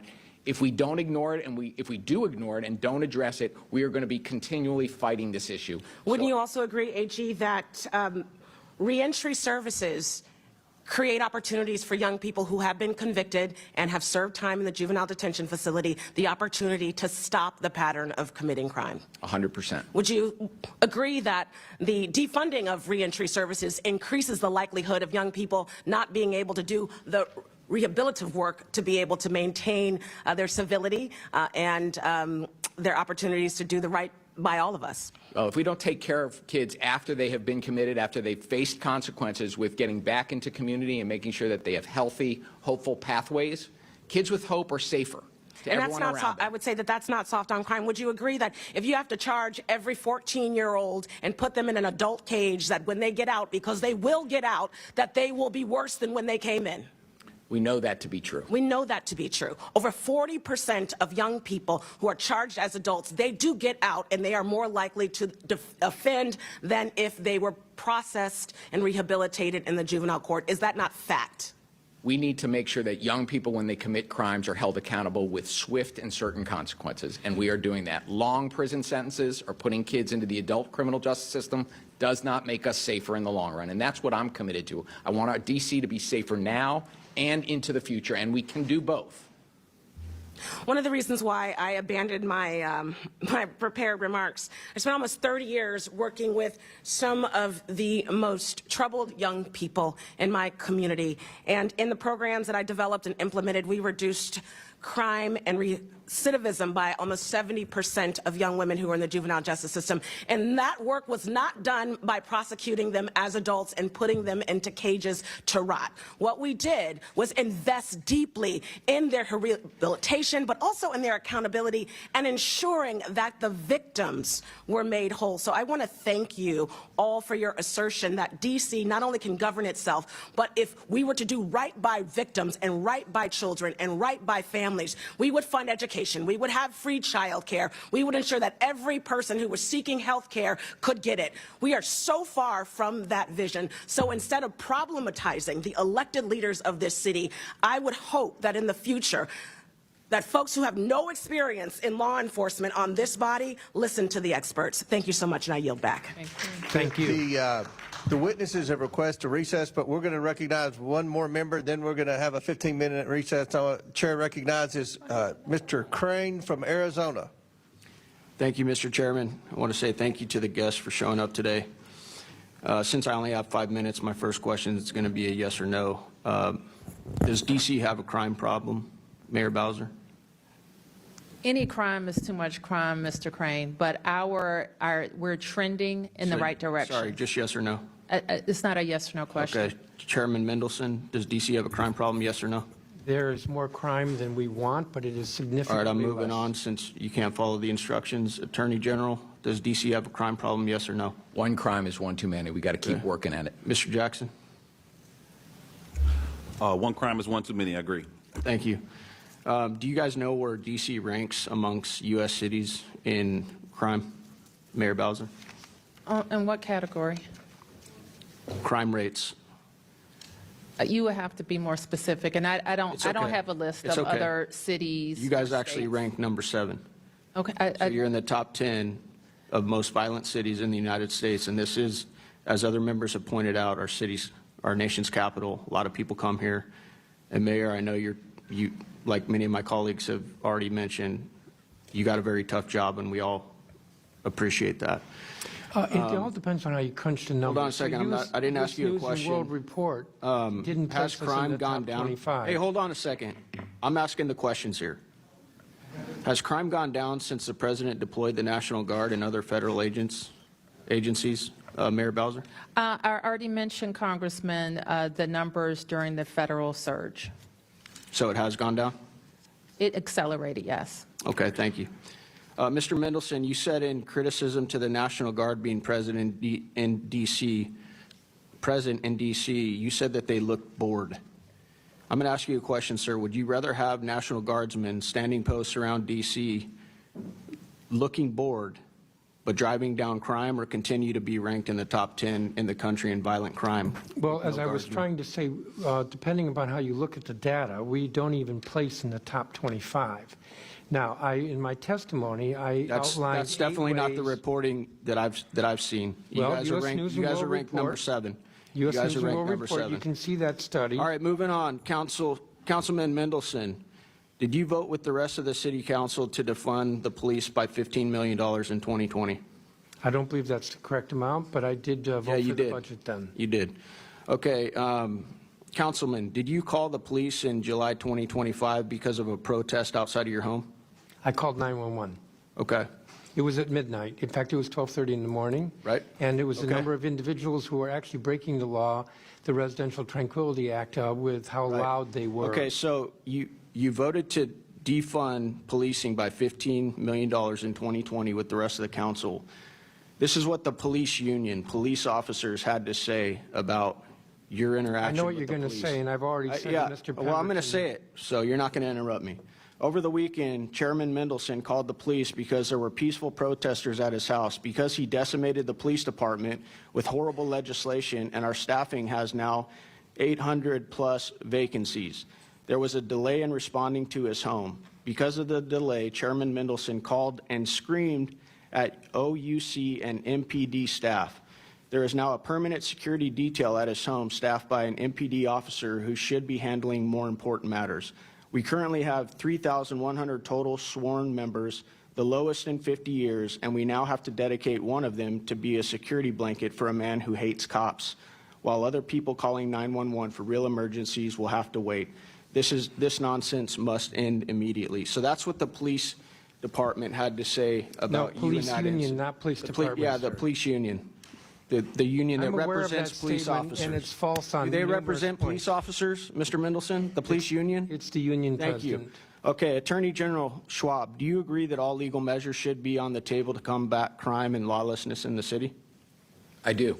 Okay. Then why historically has the D.C. Attorney General declined to prosecute crimes? According to media reports, D.C. declined to prosecute crimes in 67% of arrests in 2023 under A.G. Graves. The D.C. quarterly clearance reports from your office show a similar trend in 2025 through Q1 and 2. You are only prosecuting 53% of gun-related homicides, 50% of sex abuse cases involving a knife, and 37% of non-fatal shootings.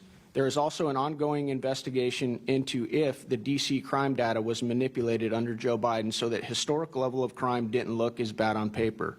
And I look forward to the outcome of this investigation. Now, Mr. Crane, if I can going back to your initial question? answer, is that doing everything you can to protect this city? The statistics that you just read are the statistics not from my office, but from the federal U.S. Attorney's Office. The prosecution rates from the Office of Attorney General have been in excess of 84% for violent crime over the last 2 years. So the statistics you rely on to malign my office don't come from my office. They come from the federal U.S. Attorney's Office. So you're prosecuting all of these crimes is what you're saying? The jurisdiction of the Office of Attorney General in the District of Columbia is to prosecute juvenile delinquency crimes, and last year we prosecuted more than 84% of the violent juvenile crimes that MPD brought to us. We prosecute every violent crime where we have sufficient evidence to meet our burden of proof. Kids need to face consequences and be held accountable, and we are doing that. The rates speak for themselves. Are you in support of moving the age of minors here in D.C.? That's one of the bills that we have this week. The residents of the District of Columbia, the 700,000 of us who live here, know more and care more about how we're going to make our city safe than anybody else. You didn't answer my question. The residents of the District of Columbia and their elected officials do not believe we're going to make ourselves safer. Why do you think the rest of the country? Why do you think the rest of the country considers somebody at 18 years old no longer a minor? Yeah, what is it here in D.C.? The age of anyone younger than 18 is a juvenile in the District of Columbia, just like the rest of the country.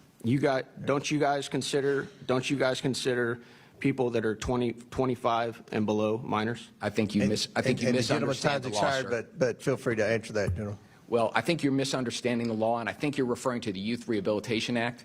But in our city, youth younger than 18 are treated as juveniles. The Youth Rehabilitation Act involves a totally different set of adult defendants in criminal cases and involves a different issue that the city has confronted. And I think that issue has been conflated in some of the laws that this body has put forth. And I really wish we could have had a conversation beforehand so we could have explained better what the YRA does relative to all of the other laws that we have in our city that we're working every day to help drive juvenile crime and violent crime down. Thank you. So you support the Youth Rehabilitation Act? I think that was the question, one of the questions he was asking. You support that? The question was whether or not do you support the Youth Rehabilitation Act? That's part of what we're repealing. 2.5 minutes over. Okay. All right. Time's expired. We pursuant to the previous order, the chair declares the committee in recess. Subject to the call of the chair, we plan to reconvene in 15 minutes at the request of the witnesses. Committee stands in recess. Did you request? I didn't request.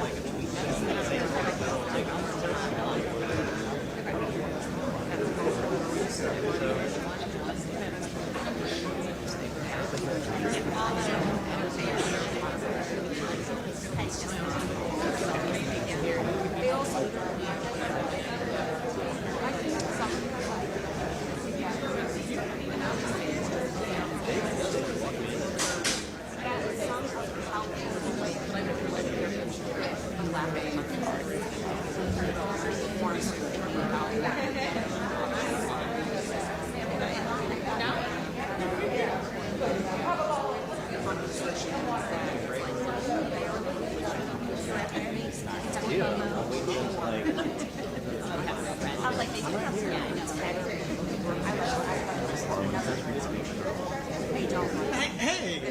Good to see you. Can I turn it down? Okay.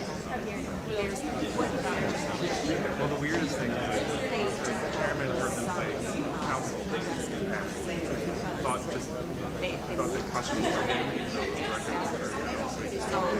I'll come back. Yep.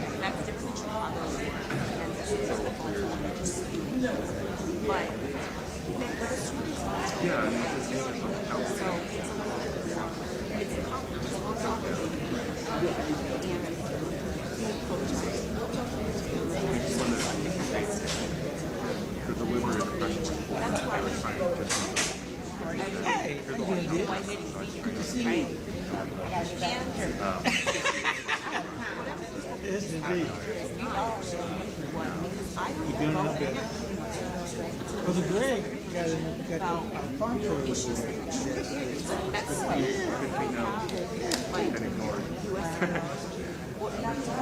They probably spell Brian's name wrong every time. I've been in flipping the vowels around.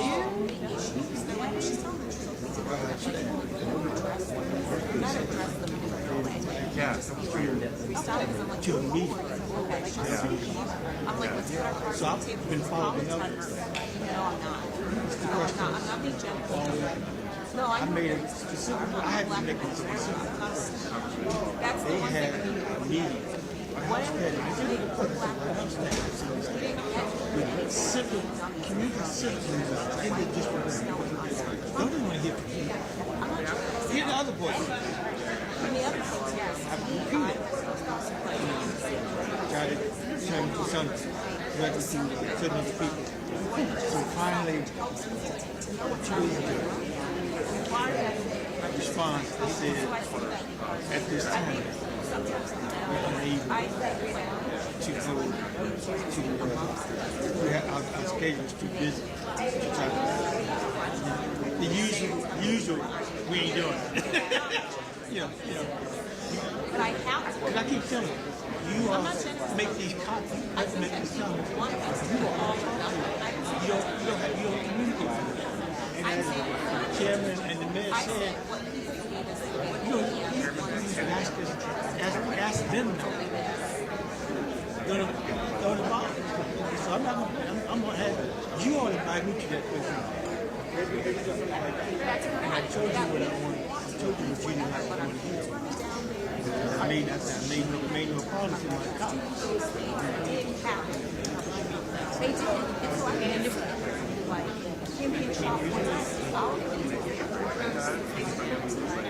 They didn't get me but they've been.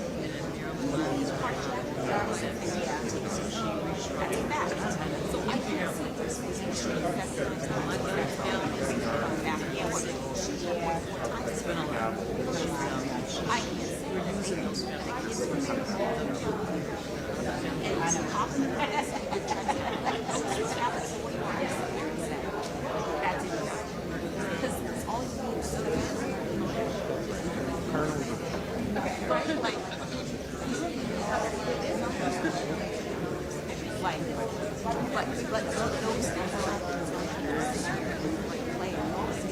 Oh, is that who that was?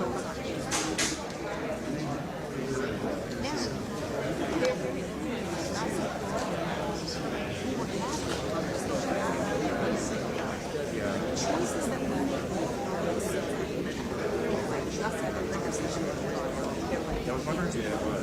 She didn't put you.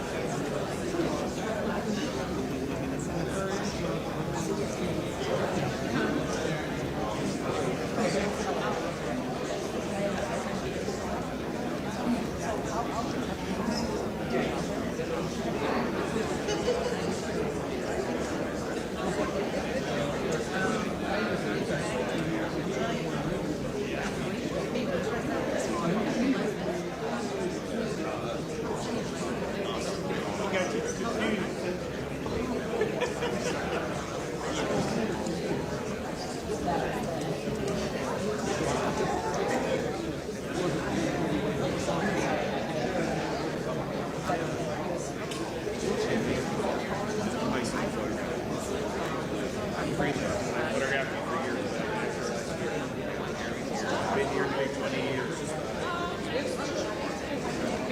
so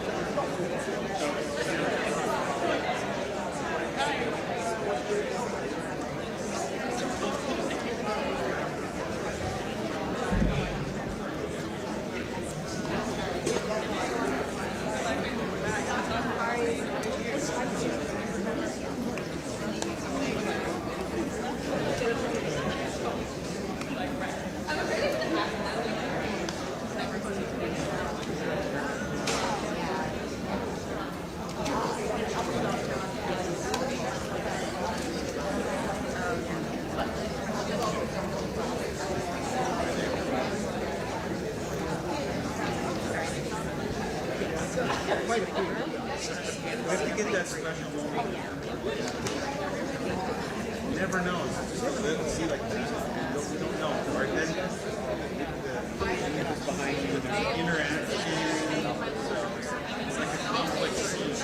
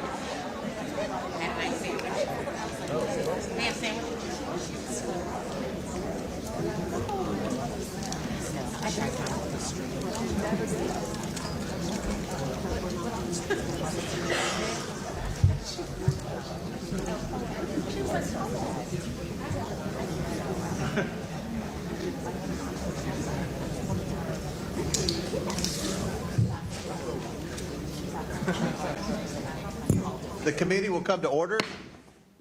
Before we resume the questioning part of the hearing, I want to recognize Ms. Norton from Washington, D.C. for some unanimous consent requests. Ms. Norton. Thank you, Mr. Chairman. I have a unanimous consent request to enter into the record a statement from Donald Sherman from Crew regarding the D.C.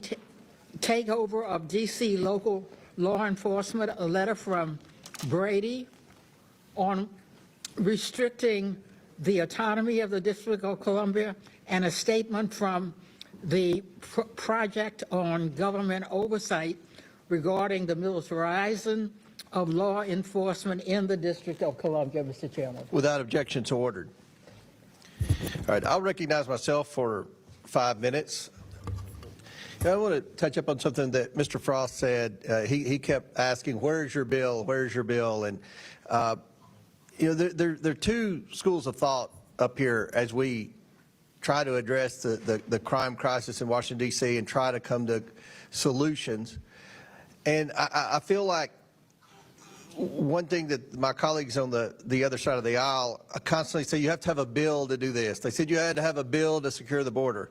Well, President Trump secured the border within days of assuming the presidency. It wasn't the lack of a bill, and their bill, by the way, had a lot of amnesty in there, which made it a toxic bill, and that was a poison pill, as we say often about bills. So there's also a school of thought that to alleviate poverty or to control poverty, you have to have a bill, you have to have government programs, you have to hire a bunch of government bureaucrats, you have to have government funding, and it has to increase by 10% every year, for every year, year after year, year after year, year after year. Many of us, myself included, believe that the best way to end poverty is to try to help grant access to a good paying job, And we don't think you get good paying jobs through government bureaucracies, through government agencies, through never-ending creation of new government programs. Now, with respect to alleviating crime in Washington, D.C., we had, as we all know, an aggressive markup last week. And, you know, the bills addressed, many of them, juvenile crime. So, General Schwab, do you agree or disagree that there's a juvenile crime problem in Washington, D.C.? I think we need to make sure that when kids commit crimes, particularly violent crimes. But is there, I mean, it seems like looking out the window at night from Barry, there were a lot of kids running around. A lot of the carjackings were committed by juveniles, an excessively high juvenile crime rate, if you define juvenile as, you know, the way your definition under 24 is? Well, here in the district, Mr. Chairman, juveniles defined as younger than 18. My office is addressing every violent juvenile crime that we have. So there's no crime. There's no juvenile crime crisis in Washington. Is that what you want to say? One crime from a young person Okay, is you one said too many. Chairman Mendelson, is there a juvenile crime problem in Washington, D.C.? Well, the challenge, Mr. Chairman, is that what does problem mean? So if I were to say yes, that's good. no, there's too much. No, if you can't say there's a juvenile crime problem in Washington, D.C., that's why we have to come in well, I'm trying and to give help you an out honest, a little bit. I'm trying to give you. And many of us believe that the juvenile crime problems were created by excessive criminal justice reform. Now, I supported criminal justice reform back when it first became a thing in Kentucky. So did another Republican, Rand Paul. At that time, it dealt with incarcerating young people because of possession of marijuana. And I believed then, and I still believe that that was an excessive penalty to pay for what is now legal in most states, marijuana, and it did appear to me by the numbers to have a trace of racism in it. That it seemed like many times white kids that got possession of marijuana somehow got out of it over black kids. I believe that. I said that publicly in Kentucky, but over time, the activists continued to expand that to no bail, cashless bail, to raise the age of what is a juvenile, and treat juveniles to where they got a slap on the wrist even if they committed a serious crime. And that's why we stepped in. So you all have said, and I'm talking about Chairman Mendelson and General Schwab, that you oppose every bill that we passed out of this committee. I believe Ms. Norton read letters of opposition from you all on the bills. What is the answer to juvenile crime? And I mean, do you think it's working? If we do nothing, which is what the Democrats in here want to do, and which is what I think you all want to do, is it going to get better on its own? Mr. Chairman, if you want a conversation, yes or no is difficult for a conversation. What do I think we can do to reduce juvenile crime? Because I do think there's more of it than there should be by far. I think for one thing we have to address public education and attendance. We have to look at kids who are missing school and see that as an opportunity to identify why they're missing school. There may be something dysfunctional in the home or with that juvenile that needs to be addressed. And I'll let you answer a lot of questions, Mr. Mendelson, but we believe that the message has been sent that if you're a juvenile and you commit a crime in Washington, D.C., you won't be held accountable. And that is a mistake if that's the message, because that's not the message that any of the three of us Well, think. we're not saying that's the unintended consequence of the laws that the council passed. And to the mayor's credit, she vetoed several of those laws. And I don't think, another thing they always say, and I think Mr. Jackson said, a takeover, from the National Guard. In Kentucky, when we had the Breonna Taylor riots and stuff in Louisville, Louisville's Democrat mayor, and we have a Democrat governor in Kentucky. Without hesitation, the Democrat governor, along with the support of the mayor, allowed the National Guard to come in and restore order. No one in Kentucky complained about the National Guard coming in. No one said it was a takeover and they were going to have to train and educate the youth on how to respond to the National Guard. That was just what was done to restore order. So we support what the president's doing. We want to work with the council and the mayor's office and the AG to try to come up with solutions to the problem. But doing nothing isn't working. And that's kind of what my colleagues over here want to do, creating more government programs, hiring more government bureaucrats. That's not work. That's been the business model in the past, and it's not worked. It's not worked in Washington, D.C., and it's not working in a lot of other cities. So hopefully we can continue to have dialogue and come up with solutions to solve the crime crisis, especially the juvenile crime crisis in Washington. Now, the chair recognizes Mr. Khanna from California. Thank you, Mr. Chair. Mr. Chairman, this administration has initiated the largest assault on the First Amendment and free speech in modern history. They're making comedy illegal. Brendan Carr pressured ABC to cancel Jimmy Kimmel and Disney cancels Jimmy Kimmel. This canceling from an administration that lectured us about cancel culture. That's why today I'm introducing a motion to subpoena Brendan Carr, to bring him in front of this committee, to stop the intimidation of private businesses and to stand up for the First Amendment. Now, it's not just Brendan Carr. Attorney General Pram Bondi is prosecuting hate speech, even though hate speech is constitutionally protected. And even though we've had so many lectures from my friends on the other side of the aisle not to prosecute hate speech. And then what about our vice president, the champion of free speech, as he told us during the campaign? The vice president is telling Americans to snitch on fellow Americans who have offensive posts and to call their employers so they can be fired. And the vice president is threatening to prosecute political organizations that he disagrees with. Look, we are Article 1 of the Constitution, not footlackeys for Donald Trump and J.D. Vance. It is time that we stand up for our constitutional role to defend the freedoms of Americans. People are tired of us just giving our power to Donald Trump and J.D. Vance. We have an obligation to our Constitution, not to Donald Trump and J.D. Vance as they ride roughshod over the First Amendment.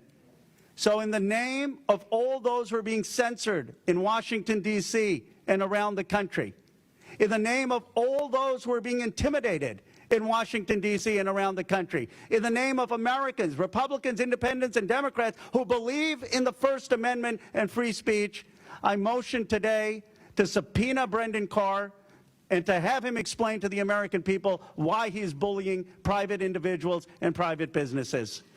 Thank you, Mr. Chair. Pursuant to this rule, and I'll get the exact language so we make it official. House Rule 11, Clause 2, Case 6. Pursuant to House Rule 11, Clause 2.6, I motion to subpoena Brendan Carr to come before this committee and testify in front of the full Oversight Committee, and I hope that my motion to subpoena him will be voted on as soon as possible. A motion is made. The committee will hold this motion in abeyance until 1:45. Give everybody time to get back in here. Thank you. And if I might say, Yes, sir. I know Brendan Carr well, and Mr. Chair, I hope you'll have him come in. I think we could do that. I think I we could, appreciate that, sir. We could. I don't think the motion's necessary, but I think he would. I'm pretty confident he would be willing to come in to testify. So Well, thank I'll just you. say that. I don't think the motion's necessary. You want to withdraw the motion?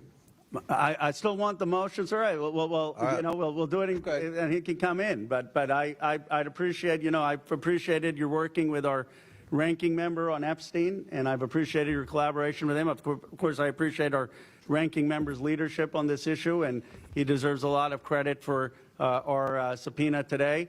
But, you know, if you want to work with our ranking member on a collaborative process on that, like you have been on Epstein, I'd appreciate it. Yeah, I'd also like to second the motion. Thank you, Congresswoman. And first of all, thank you, Representative Khanna. And you know, Mr. Chairman, I think that's a great offer. I think we're very interested in what's happening, and if we could come to an agreement, I know we have another 30 minutes or so before we actually take this vote, but if we can come to an agreement prior to that, I'd like to talk to Mr. Khanna and to you, because I think our goal, and clearly yours, is to get him in front of this committee. I think it would be very productive. And I think he would want to come.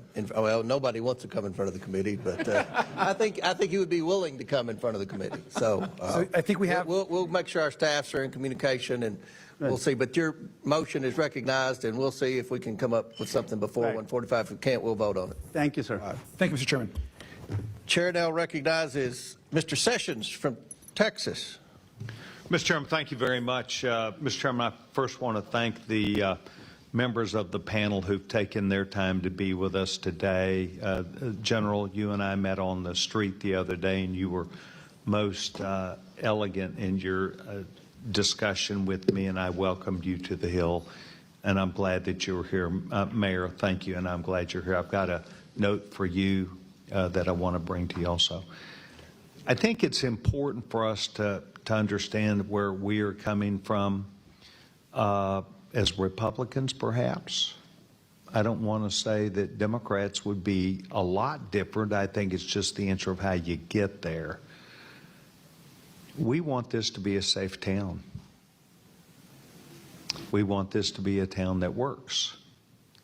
We want this to be a town where people can come and visit this town and feel like they can come to our nation's capital and see things in a way where they're safe, their children are safe, they aren't worried about a drive-by shooting, they aren't worried about a lot of things that are very present in this town.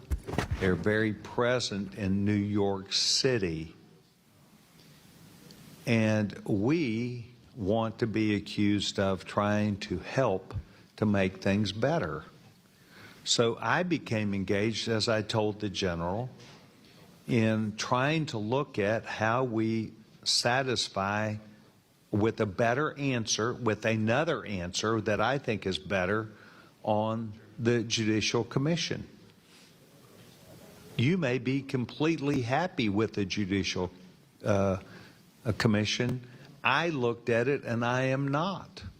There are a huge number of vacancies where people have been nominated for years.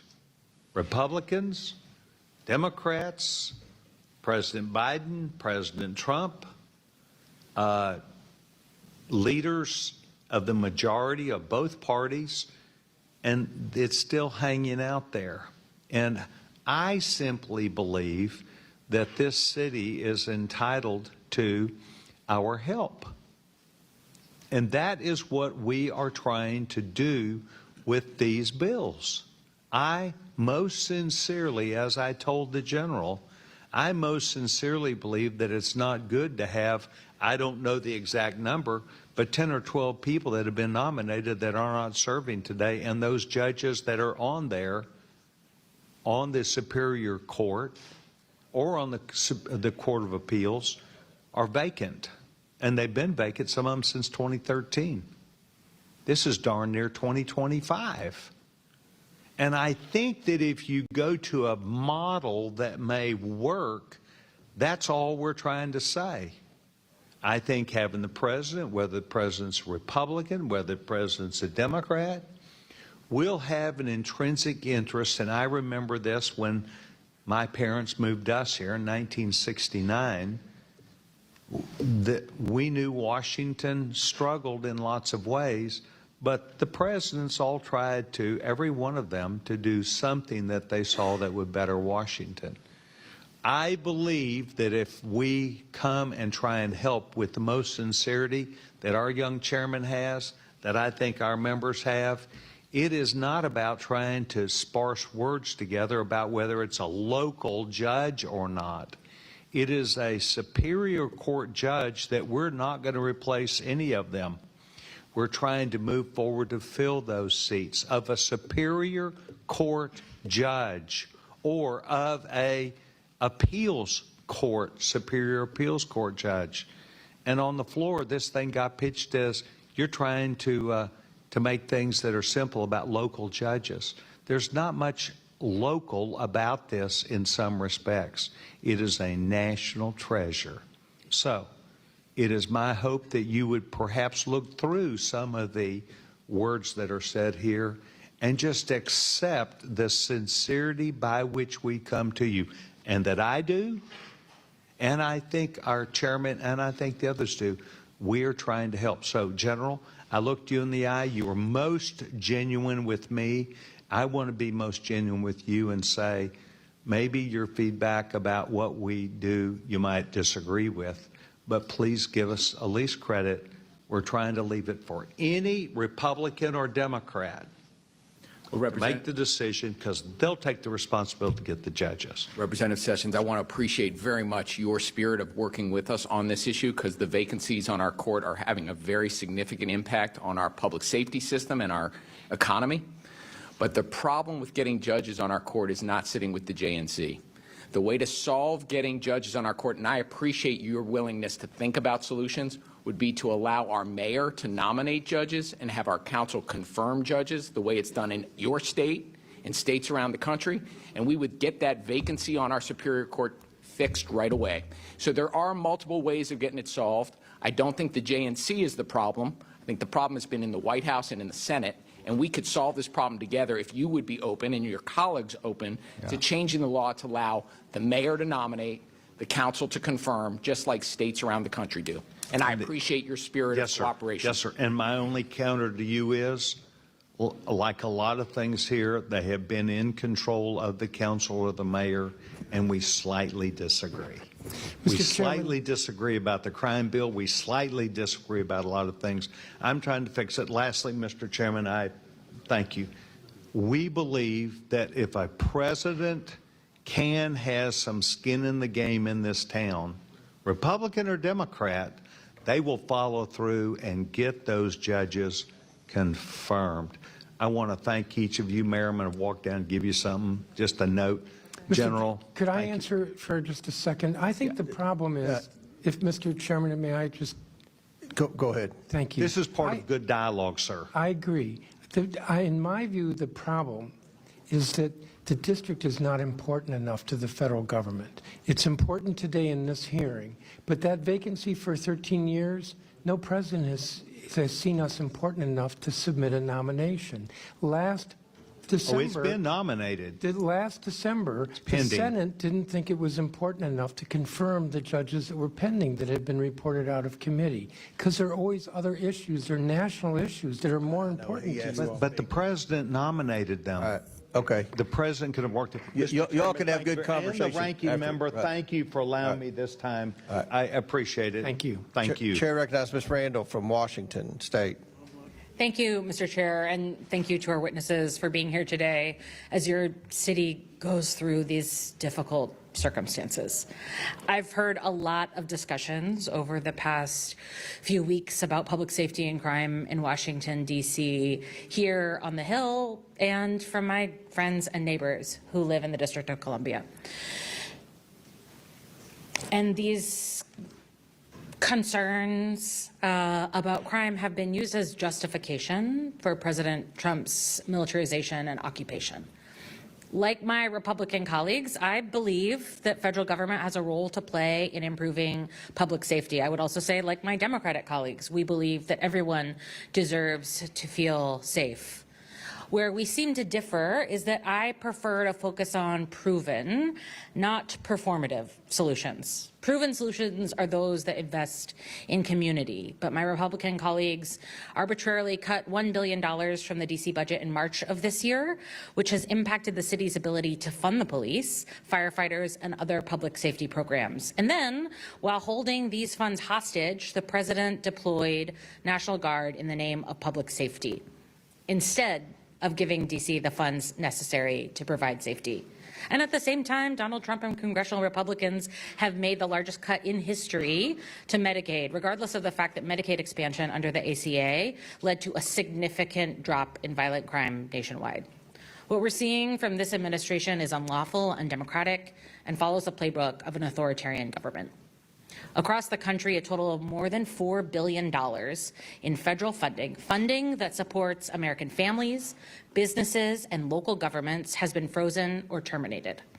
Withholding these federal government funds that have been constitutionally appropriated by Congress can and will be used to coerce other American states and cities into cooperating with this rogue administration in fear of having their cities occupied too. In Pierce County, in my district, they have nearly $200 billion of federal funds that could be at risk, which includes $706,000 grant from the Department of Homeland Security's Targeted Violence and Terrorism Prevention Program that was abruptly terminated. These funds were dedicated to implementing, like the name says, targeted violence threat assessments in our schools to mitigate youth violence and radicalization. The Department of Homeland Security's letter stated that the grant was being terminated in part because The department, consistent with President Trump's direction, is focused on advancing the essential mission of enforcing immigration laws, securing the border, and combating anti-Semitism. Consequently, grant projects that support or have the potential to support activities not aligned with DHS's current focus do not effectuate the agency's current priorities. What is so explicitly clear to me is that this administration's excuses of sending the National Guard to local cities in defiance of the local governments in order to address crime and improve public safety are an absolute sham, when they are canceling funding left and right that would actually help our local governments address these very issues. Mr. Jackson,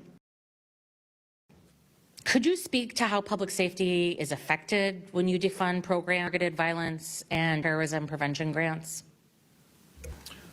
Yeah, I mean, a critical resource of our federal government has been helping states prepare to identify and intercept targeted violence across the country. In fact, the Department of Homeland Security was required to work with state government on that. But those resources through CISA and other preparatory agencies or departments are under siege.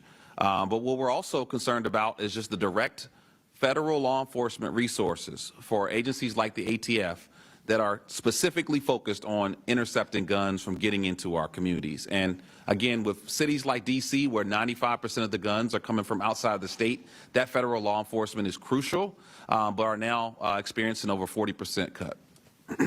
Would you say, in your experience, that local investments, like funding for local law enforcement, funding for targeted violence and terrorism prevention, funding for ATF programs, would have a greater effect on public safety than the militarization of our cities?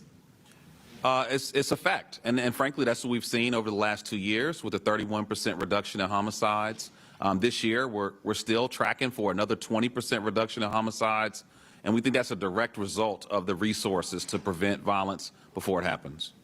Thank you for your answer, for your work, and Mr. Chairman, I yield back. Chair recognizes Mr. McGuire from Virginia in the corner. Thank you, Mr. Chairman, and thank you to our witnesses for coming here today. You know, as a Navy veteran, as a freshman member of Congress, I love our country. And I love Washington, D.C., the history, the people, the culture. This is America's city. And I represent Virginia's 5th Congressional District. People from the 5th Congressional District come here for vacation or for work every day, and people from around the country. I think we should all agree, though, that whether you live here or visit here, you should be able to walk down any street in America and Washington, D.C. with your little girl or your little boy and be safe. And I think we'd be less than honest if we said that has not been a problem. And I want to say that the actions of this administration with President Trump have lowered crime and lowered murder rates to record lows. And so I want to start by saying thank God President Trump put your security above other divisive ideas. We would not have a country without our men and women in law enforcement, and I see a lot of them around here right now. I just want to thank you. Each of you in your written testimony emphasized the importance of the work of the Metropolitan Police Department is doing to keep the residents of D.C. safe, and the need to increase funding for the department. And I have a very simple yes or no question. Do you disagree with defund the police movement? And I'll start with Mayor Bowser. Yes or no? Do you disagree with defund the police? Yes. Mr. Middleton? Yes. And Mr. Schwab? Yes. And Mr. Jackson? Frankly, I think you should ask the president that. That's a yes or no, sir. All right, Mr. Middleton, in your written testimony, you stated the following. Since 2020, police departments across the region and the country have faced challenges in recent years to hiring and have failed to hit their hiring targets. Can you tell me what major event happened in 2020? The murder of George Floyd. Well, Mr. Middleton, in 2020, the D.C. Council voted in favor of a budget that defunded the MPD by more than $15 million. In the years that have followed, crime has skyrocketed in D.C. Do you still stand by this decision? I will remind you that this is a simple yes or no. Well, as I said to I just said a yes or no. I've got a very limited time with all due respect. I realize that, but All right, Mr. Middleton, these hundreds questions of are more MPD law complicated enforcement than a yes officers or no. have left the department since 2020 because they don't feel they have support from D.C. Council. In fact, the council not only voted to defund the department in 2020, you also went so far as to put a target on your officers and their families by releasing body camera footage with the officer's name attached. For all witnesses, let's talk about D.C.'s fiscal policy. Do you believe D.C. does a good job at managing their budget? This is just, I don't have much time with all due respect. Yes or no? So Mayor Bowser, yes or no? Yes. Mr. Middleton? We do an excellent job. Mr. Schwab? Yes. Mr. Jackson? Yes. I find that interesting. I'm going to list a few of the programs funded by the city's approved fiscal year 2025 budget. $5 million to support D.C.'s hosting of the World Pride 2025. Regardless of party, race, religion, or creed, I love you, but your #1 goal should be to keep the citizens safe. Not that. $1 million to support the construction of an LGBTQ+ community center in Shaw. $250,000 to support Black LGBTQ+ history program.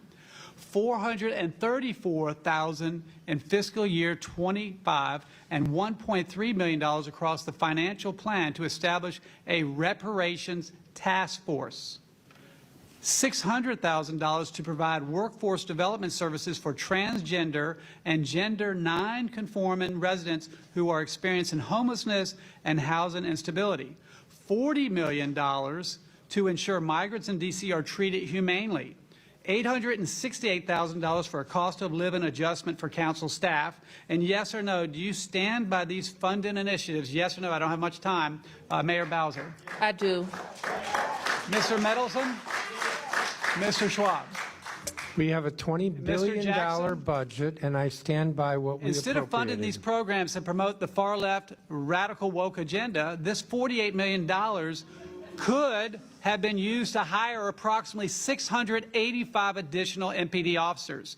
If you had put this money towards supporting policies instead of woke agendas, we would have had less murders and safer streets. So I'll go back to what I said. By the grace of God, President Trump loves the American people regardless of party, race, religion, or creed, and you are safer today. Thank you. Congressman, we have fully funded the MPD budget request.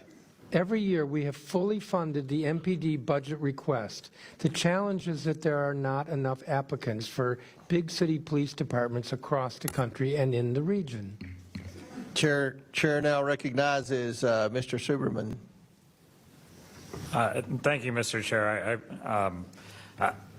I'd appreciate the conversation today. I mean, Mr. Jackson, you just mentioned you should ask the president the question. I want to tackle that a little bit because the question was, about defunding the police. Yet this Congress and this president has not fully funded the police and fully funded D.C. with its own taxpayer money, correct? And what we are seeing is that we're hundreds of police officers and law enforcement officials short in D.C. So could you explain that a little bit more? I was referencing a little bit broader than D.C., but this Congress has made the largest defunding of law enforcement, I believe, in American history. Under Republican leadership and under Trump's advisement to cut ATF, to cut DEA, to cut FBI, and then the remaining officers that are left, as opposed to putting them to their jobs to intercept guns that are being trafficked into our communities, they are now patrolling impoverished communities like Ward 8. And so when we talk about defunding the police, we should look right into the eyes of President Trump and ask him, why are you defunding the federal law enforcement that is supposed to protect our communities from the flow of illegal guns? Mayor Bowser, would you agree with that? With defunding the federal law enforcement Let me apparatus? just say that this administration and this Congress has not fully funded law enforcement. I would agree with that.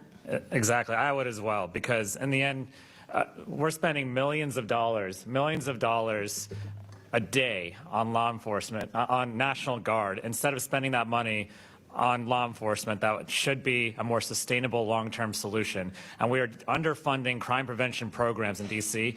And what the National Guard is doing here is they're getting bored, actually. They're at street corners just hanging out, and they're not trained to be in law enforcement, and we're spending millions of dollars a day instead while they pick up trash.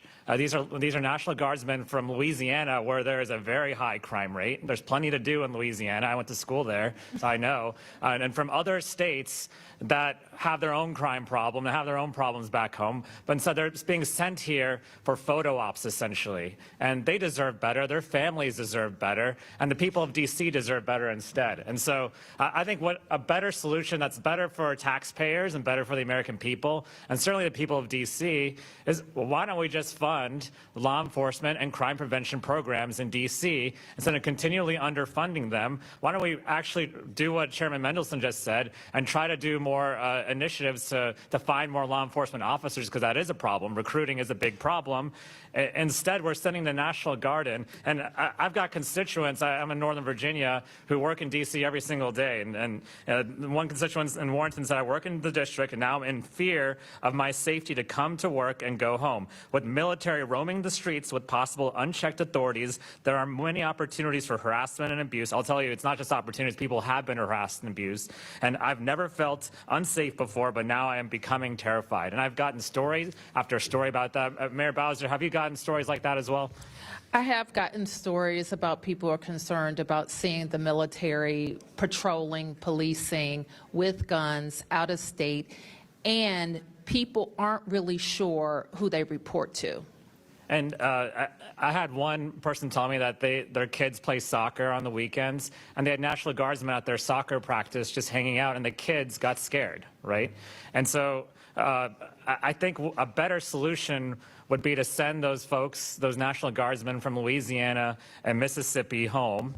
And instead, why don't we fully fund D.C.'s crime prevention programs and its budget instead, and actually move forward with these programs that have been working because crime was going down. And then my constituents can come and work in D.C., make that long commute that I make every morning, and we can actually get to work and not be fearing that at every street corner we might get harassed. One more constituent said that they worked in D.C. for over 30 years and still go frequently. He never felt unsafe until now. And it is a dangerous power play this administration is doing. And these federal forces are not concentrating on federal issues of protecting our security. And what I think we should be doing is finding people in our communities who can, or people who want to join the police, who can actually stay in our communities long-term and actually fix the problem long-term instead of this short-term photo op that this administration is putting forward. I yield back, Mr. Chairman. Mr. Chair, I have a UC. Mr. Bell. Thank you. Yes, I do. No, I do, but if you, it's still your time. Well, it was like 10 seconds, but I'll recognize you, Mr. Bell, for unanimous consent or whatever.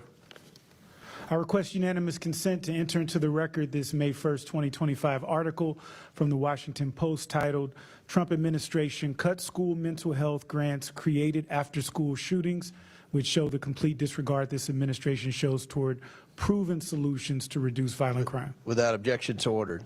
And Mr. Silberman, I'd like to remind you that the CR we're going to all have an opportunity to vote on tomorrow restores that $1 billion in funding. So you'll have an opportunity to vote to give the money to the D.C. Council that you just Mr. Chair, though, how did it get out in the first place? Was that? I don't know, but I've been a very vocal advocate to get the money restored. So it's I don't know. No one has ever explained that to me. That does not include funding. You'll have an opportunity to. You all will all have an opportunity to vote to restore that funding tomorrow. So, Chair recognizes Ms. Green from Georgia. Thank you, Mr. Chairman. I would like to move to table the motion to subpoena. Jimmy Kimmel was fired because he lied on ABC about the identity of the man that Tyler Robinson that murdered, assassinated, martyred Charlie Kirk. He lied and said he was MAGA. Tyler Robinson was not MAGA, not one bit. He was part of Antifa. He was in a relationship. He was in a relationship with someone who identified as furry and trans, and this is an absurd lie, and so I move to table the motion to subpoena. So, Mr. Chair, since typically this is non-debatable, I do have a point of inquiry, because it seems like what we just heard from the gentlelady out of Georgia was her debating why we should table it. So I feel like we should engage, we should all be given an opportunity to engage in debate about whether or not it's... You know parliamentary procedure. It's not debatable. But the issue was that the gentlelady from Georgia decided to go on a tirade. Well, so at a very minimum... let Mr. Bell, he did more than announce the title of the UC and the Well, my publisher. question is about this motion to table, the motion that was on the table. So I would, at a very minimum, ask that the minority be given equal time We'll to just try. How about we just hold off on the motion to table and let's get back to asking questions. Everybody good with that? Can we or what? Was there no motion submitted then?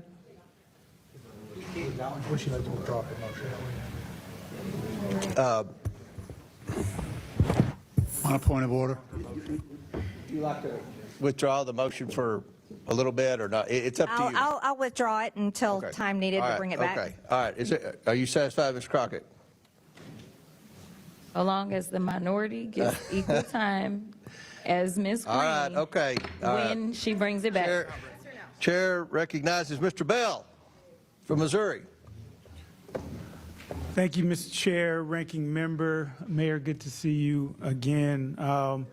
Attorney General Schwab, I want to extend my gratitude to your office. When I was prosecutor, we had a very tough case that actually involved a police officer defendant, and you all helped us work with the victim in that case to a resolution that both parties were happy with, particularly our victims, and I appreciate that.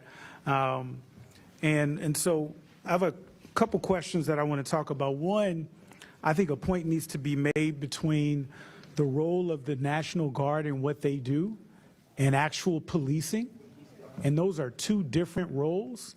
And I think a lot of folks don't understand that difference. A 20-year-old with a gun in the military is taught how to kill. Police officers have to do a whole skew of things, including de-escalation. And so I think that it's important that we talk about that. And so my first question, and I'm short on time, Mayor, you were asked a question about the resources and what you would do with those resources, and you were cut off. Could you quickly finish that answer? That was earlier.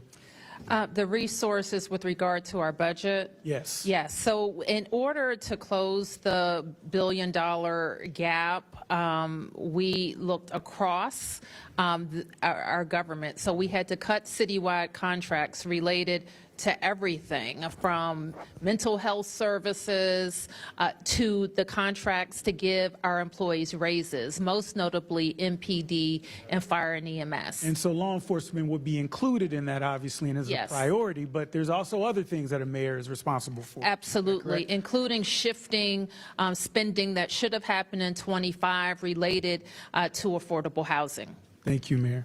And Attorney General, can you speak to how over-policing and temporary enforcement tactics have addressed or failed to address the root causes of crime in D.C.?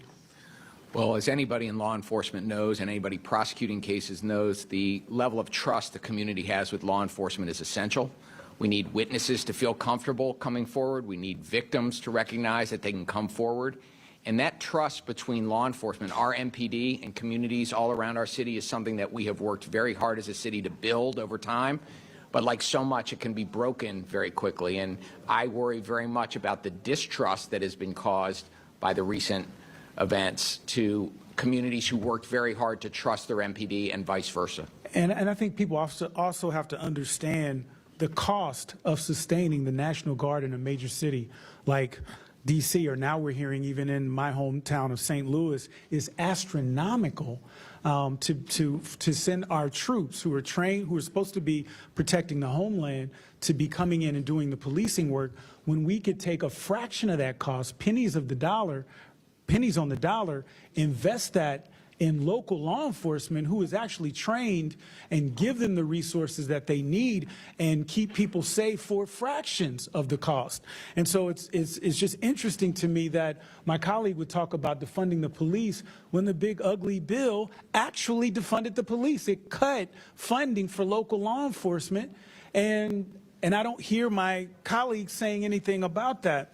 And so also there were some, with respect to serious crimes, carjacking, I know that was an issue. What has DC been doing to address those issues? Well, my office is prosecuting every case, every carjacking case, every armed carjacking case where we have sufficient evidence to meet our burden of proof. They are difficult cases to make from an evidentiary standpoint, from a witness perspective, and yet more than 84% of the cases that MPD brought to us of carjacking last year we prosecuted. So we need to hold young people accountable and make sure they face consequences when they're engaged in carjacking. And Mr. Jackson, with the remainder of my time, thank you for the work that you do. Can you speak to strategies you have found to be the most effective in actually curbing recidivism rates in our juveniles? Well, we know that one of the most important things you can do is invest in victim services for those who have been traumatized by violence. As I said before, there are 24 states suing the Trump administration for withholding $1 billion for victim service funds through the VOCA Act. But we know that the best way we can reduce violence and recidivism is by investing in those who are most at risk and those who are most vulnerable, whether that's community violence intervention, victim services, mentorship programs, employment-based programs, all of which are under siege or have been cut by this administration. Thank you. And with respect to victim services, I could not agree with you more. It's so important. Sometimes what gets lost in the argument is we do focus on arresting serious and violent offenders, which is so important, and also alternatives to incarceration for low-level offenders struggling with addiction and mental health.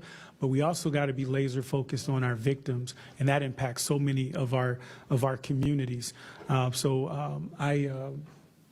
thank you, and I yield back.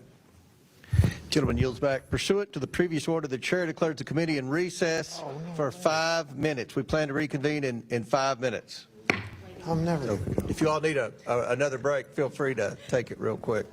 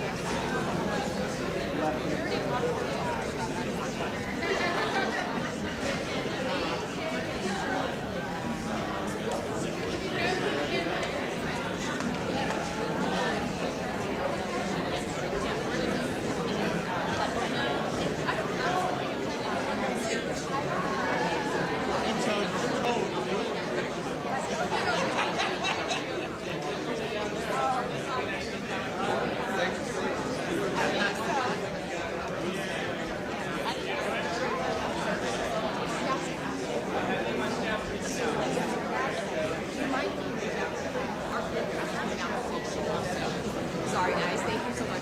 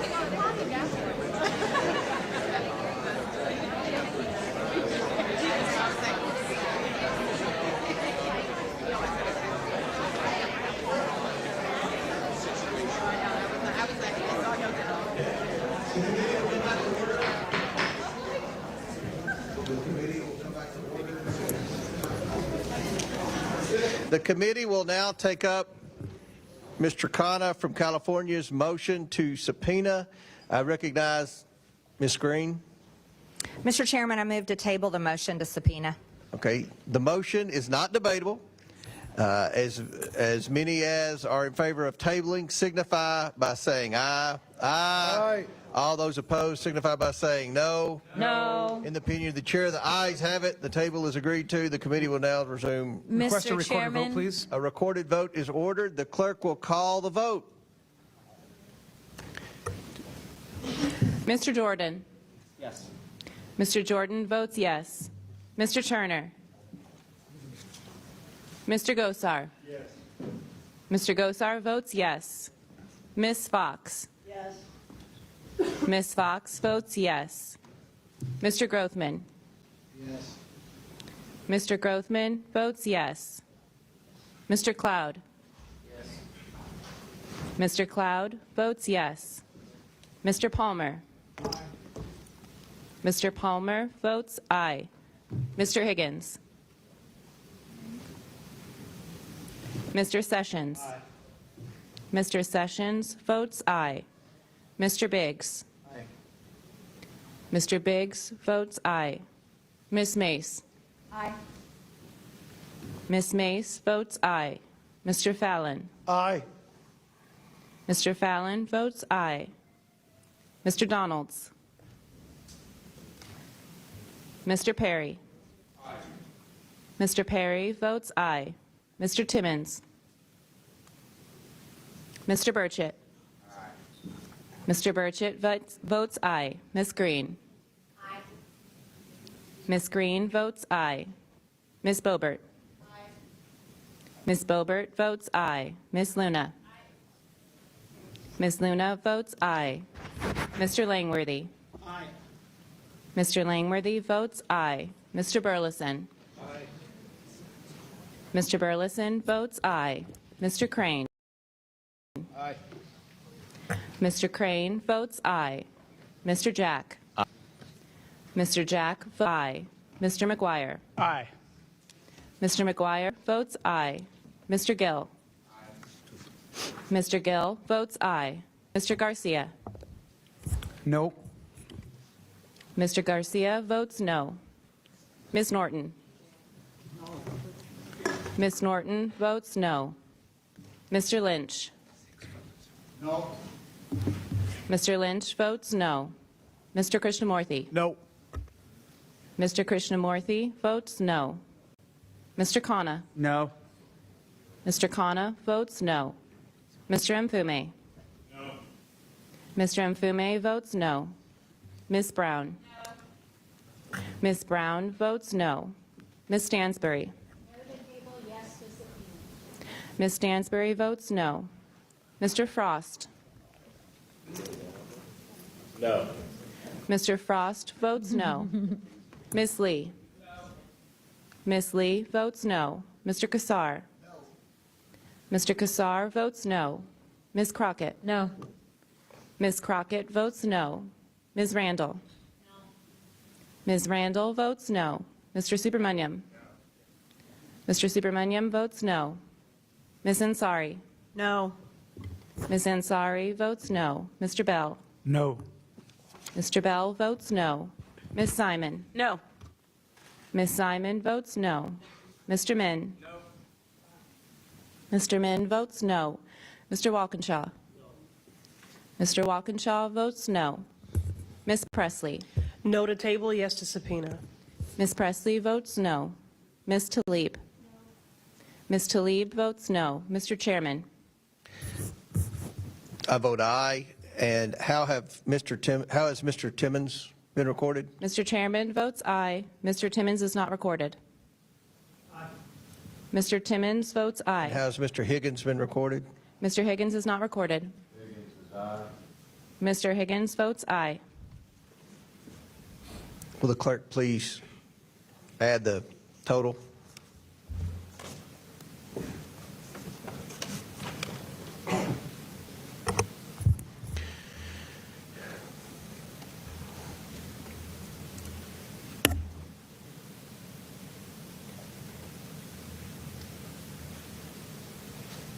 Mr. Chairman, on this vote, the ayes are 24, the nays are 21. The motion is tabled. Before I recognize Ms. Green, I'm going to recognize the ranking member. Thank you, Mr. Chairman. Obviously, I want to thank Representative Khanna for the motion, but I also just want to just say that the chairman and I have been talking throughout the last 30 minutes or so, and we're both going to try to work together on an effort to bring in Mr. Carr in front of the Oversight Committee. And it's of interest to both the majority and the minority. And so we're going to try to move forward in a bipartisan way to get in front of the committee. So I thank you, Mr. Chairman. Yep. Chair, have a UC. I do too. I'm going to recognize Ms. Norton for unanimous consent. Mr. Chairman, I have a unanimous consent request. I ask unanimous consent to enter into the record an article on the cut to D.C.'s local budget, Mr. Chairman. Without objections ordered. Mr. Chairman, while I know you oppose the cut, Republicans keep saying today that their fiscal year 2026 continuing resolution fixes the $1.1 billion cut they made to D.C.'s local budget, which consists entirely of local funds in the March CR. They are misleading the public. The Senate passed Senator Collins' bill to restore that funding in March. It has been sitting on the Speaker's desk since then. Republicans can never undo the last several months. We'll enter into the record that statement.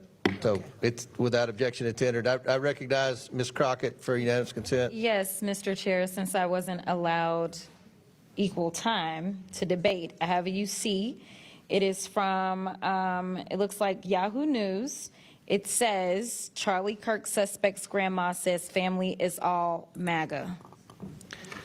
Without objection, so ordered. Chair recognizes Ms. Green from Georgia. Mr. Chair, remember I have a UC as well.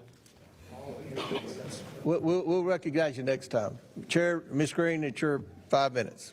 Thank you, Mr. Chairman. I can assure you that the 22-year-old man, Tyler Robinson, that murdered Charlie Kirk is not MAGA. His family may be Republican, but all of the evidence that is being presented proves that he is a far leftist, very much integrated in online groups that are linked to Antifa. He was in a relationship with a biological male, so-called furry, whatever that is transitioning to be a fake woman. He was not MAGA, not one bit. That is a complete lie, and it's an insult to every single Republican and person that identifies with those type of politics. We will not tolerate it, and that is the exact type of language that is getting many of us death threats day after day, and led to shootings on the baseball field where Steve Scalise was shot. This is what led to President Trump nearly being assassinated this past summer. This is what has led to Charlie Kirk being assassinated. And so I just want to give a warning there. We're not going to tolerate that anymore. You know, something else we're not going to tolerate is crime. On August 11th, President Trump announced major steps to address the out-of-control crime in the district. Thank God, because this is my 5th year in Congress, and living in D.C. and working here has been a nightmare. It is. The crime is ridiculous, absolutely ridiculous. And let's talk about some of that. Since President Trump thankfully brought in the National Guard, carjackings have decreased by 87%. Nearly 1,200 people have been arrested, including known members of MS-13 and Tren de Aragua. Those are both foreign terrorist organizations. By the way, many of them came across the border while Democrats controlled this country in the past 4 years. Federal law enforcement seized nearly 120 firearms and busted a drug trafficking ring attempting to smuggle fentanyl, PCP, and cocaine into D.C. A joint effort by ICE and MPD arrested an illegal alien previously charged with sex crimes against a child. D.C. went 12 days without a single homicide. Can you imagine that that's something that the National Guard had to be here to do? It's unbelievable to anybody that is right-minded. U.S. Attorney Pirro reported that 88% of arrests made between the start of the federal deployment on August 11th and August 25th resulted in charges being filed. This is substantially higher than in 2024, where the Biden-appointed U.S. Attorney Matthew Graves charged suspects only 57% of the time. That's because he was busy chasing down MAGA grandmas that went into the Capitol. So I've got a simple question for you.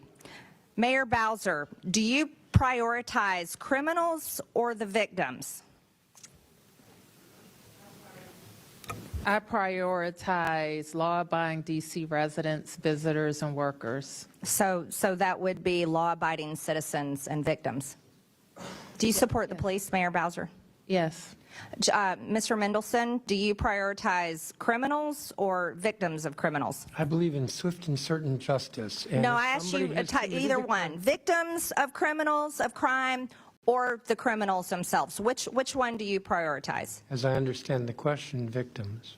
Victims. Do you support the police, Mr. Mendelson? Absolutely. Okay, Mr. Schwab, I'll ask you the same questions.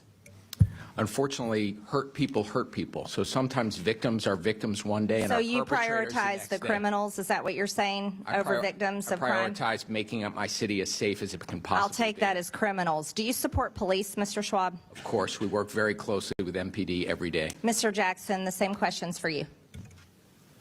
Definitely prioritize victims, and I stand with the 24 states that are suing the Trump administration for withholding $1 billion in victim service funds. Okay, so you're against cleaning up crime in D.C. Thank you for that. I've got an article here. The D.C. Police Union head is the biggest cheerleader of Trump's D.C. police takeover. So the police here in the district support the efforts and the help from the president. However, I've got a quote here from Mr. Mendelson. You call the union celebrating Trump's takeover just despicable. You literally attack the police in your statements. You're calling that's not correct. The union supporting the president and the National Guard here, helping them every day on the streets. You're quoted as saying that's just despicable. You're taking that out of context. I criticized the president of the FOP because he is a liar. Oh, so you are against the police. Thank you for clearing that up. No. Also, I have one last thing, Mr. Chairman. Of the FOP, not the police. I reclaim my time. Lastly here, Mr. Mendelson. Lady's time's expired. The lady's time's expired. Chair recognizes Mr.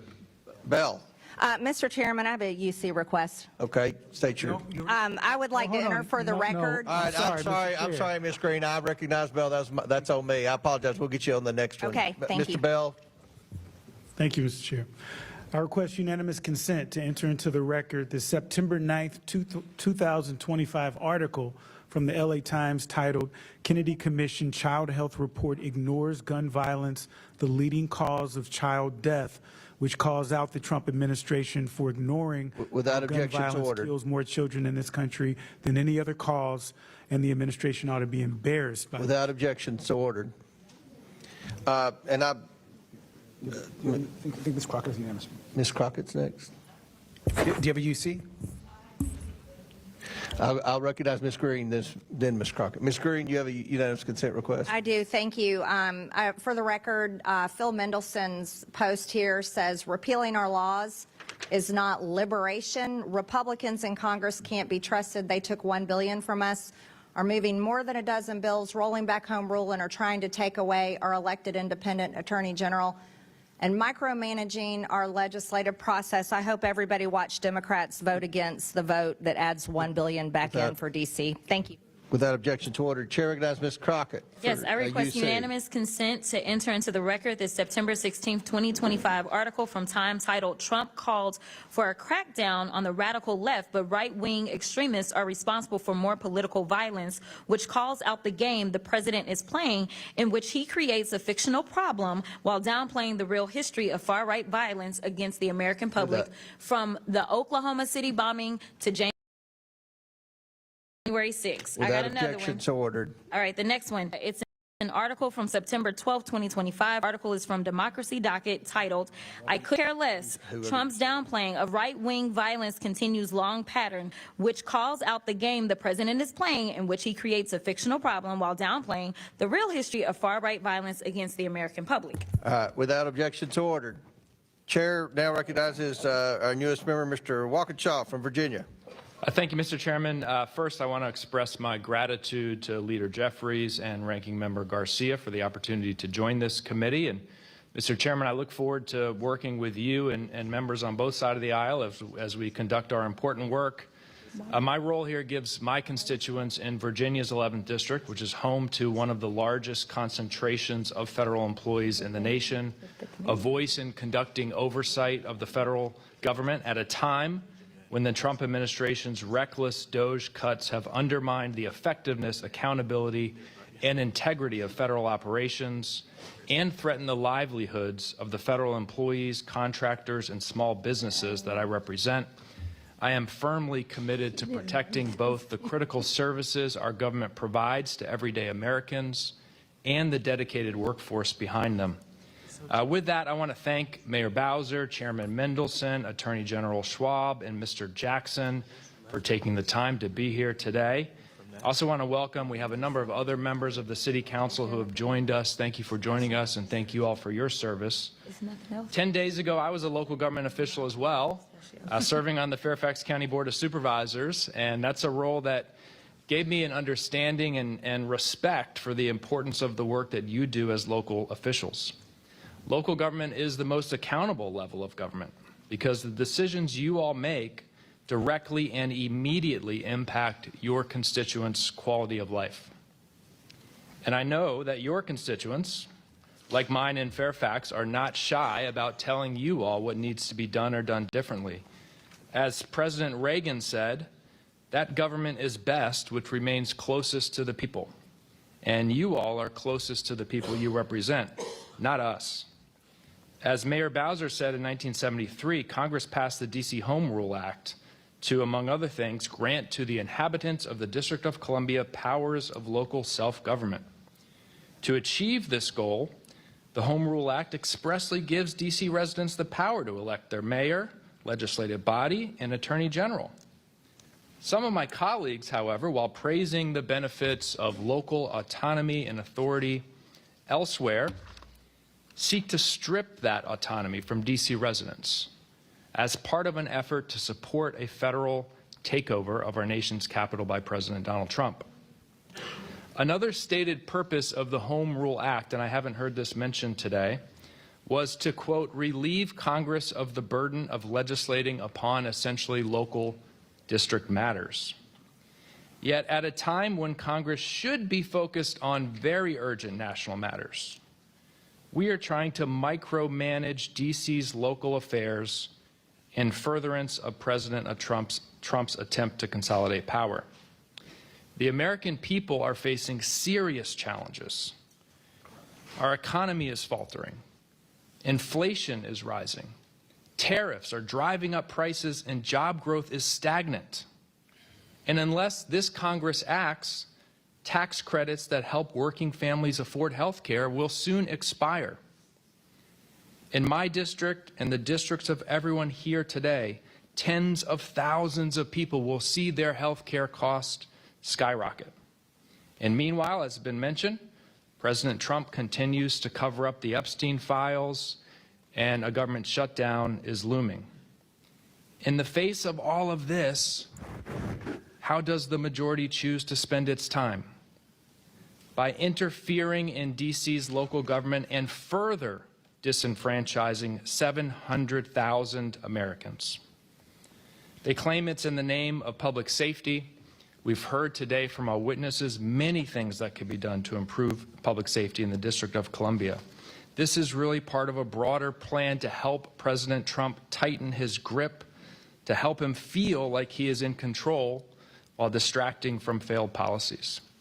Our constituents, Mr. Chairman, with the exception of Delegate Norton, are out there across the country, and they are wondering why this Congress and this committee seemingly has no time to solve the real problems they face in their communities, but seemingly all the time in the world to cosplay as mayors and council members for the District of Columbia. I yield back.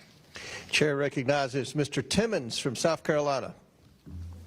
I appreciate our new colleagues' prepared remarks. I've lived in Washington on and off over the last 15, 18 years for about 10 years.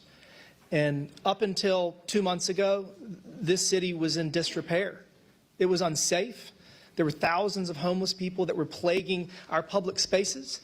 There were rampant mental health issues with these people that were living in squalor. There was incredible drug use. There were muggings. There were carjackings. There were just immense unnecessary violence because our city council here in Washington, D.C. refused to do their job. They refused to keep us safe. They refused to enforce the rule of law. They have a law that says you can't sleep in federal property, that you can't sleep in the streets. You know what? Zero enforcement. Zero. So, yes, President Trump took extraordinary measures which were necessary to keep this city safe because this is our nation's capital. And yes, we will delegate responsibility to local government, but when they violate the very premise that we delegate their authority for, which is keeping us safe and running the city in a safe and efficient manner, they have violated their obligation to us. And I have been working on this for the last 6 years. I've worked with the mayor. I've worked with many members of city council to try to solve this problem because a lot of it is complicated. But you know what's not? What's not complicated is enforcing the rule of law. And I hate to pick on the Attorney General, but we're going to have a little conversation. You remember criminal law. Back in the day, you went to law school, I went to law school. The two principles of justice are deterrence, which is you have a criminal justice system that says if you do this, this is the consequence. Hopefully that will deter you from doing it. Whether that's carjacking, whether it's going into CVS and stealing something, whether it's killing somebody. Deterrence is one of the principles of justice. The second principle of justice is retribution. Meaning if a loved one of mine is hurt, killed, I do not take matters into my own hands because I know that the government, that those that we have elected in positions of authority will hold them accountable to whatever degree that our society deems appropriate. I was a prosecutor for 5 years. You're the chief prosecutor now in D.C. Do you believe that the D.C. criminal justice system meets the two principles of justice that we learned week one in law school, deterrence and retribution? Well, thank you for the question. Apparently, I also learned incapacitation and rehabilitation are other things that we think about our criminal justice system delivering. When you talk about homelessness, which we all need to continue to work as hard as we can to drive down, we have to separate out conduct from status. And I know this is something you also learned in law school. All right, we're going to do specific examples. So in 2021, 2 teenage girls brutally murdered their Uber driver. They literally called the Uber, they lured him in, they ran over him with his own car, and when they turned 21, they will be let out. So they're going to get 3, 4, 5 years for murdering someone intentionally. Do you believe that 3, 4, 5 years for murdering someone intentionally, and by the way, I think they won't have a criminal record when they age out. Do you think that that is justice, and do you think that the victim and his family have gotten retribution? Our system has to hold young people accountable when they commit crimes and hurt people. And when they are held accountable, they should face swift and certain consequences. Do you think 4 years is enough for murder? Because that's what we do to try to make our city safe. Do you think 4 years is enough for murder? Under our system, long punishments are not what has been proven to deter crime. All right, that is why you are going to lose a lot of power. So again, that is why you're going to lose authority. You're going to lose power. Instead of doing that, what you should be doing, you should be negotiating with the U.S. Attorney for D.C. and say, all right, we're going to create systems through which we're going to have deterrence. We're going to say you don't get to commit a crime and come out of jail hours later. You don't get to kill someone and have no criminal record in 3 or 4 years. That is not justice. And if you think that that is appropriate, you will have zero authority. And I'm telling you right now, you got to change your ways. I mean, the intern that was shot and killed in the midst of, I guess, gang violence, you think that when they age out, I mean, because they're being federally prosecuted, they're going to get tried as an adult. Had that not been occurred, what would happen? They would get what, 3, 4 years for killing a random 21-year-old? Mr. Timmons, nobody cares more about public safety in our city than the 700,000 of us who live here. Yeah, and you know what? For the last 45 days, for the first time, they have been 700,000 safe people who for have the last elected 45 local days. officials and an attorney general who reflect For the their first views time? on how to Oh, keep no. our city safe. Again, you're going to lose power, you're going to lose authority because the views that you have are wrong. They're wrong, and we free D.C. Yeah, D.C.'s been free for 45 days. I yield back. Mr. Chairman, I'd like to ask for unanimous consent. Go ahead. I'd like to ask for unanimous consent to enter into the record an article from ABC News that said, prosecutors already have dropped nearly a dozen cases from Trump's D.C. crime surge.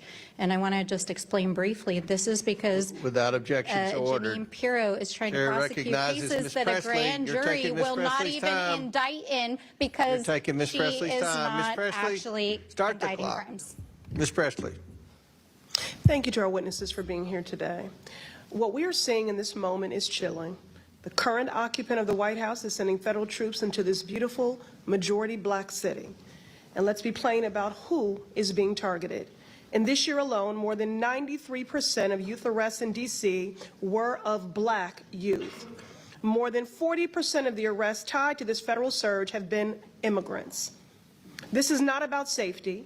This is about suppressing black leadership, stopping black progress, and criminalizing black and brown youth.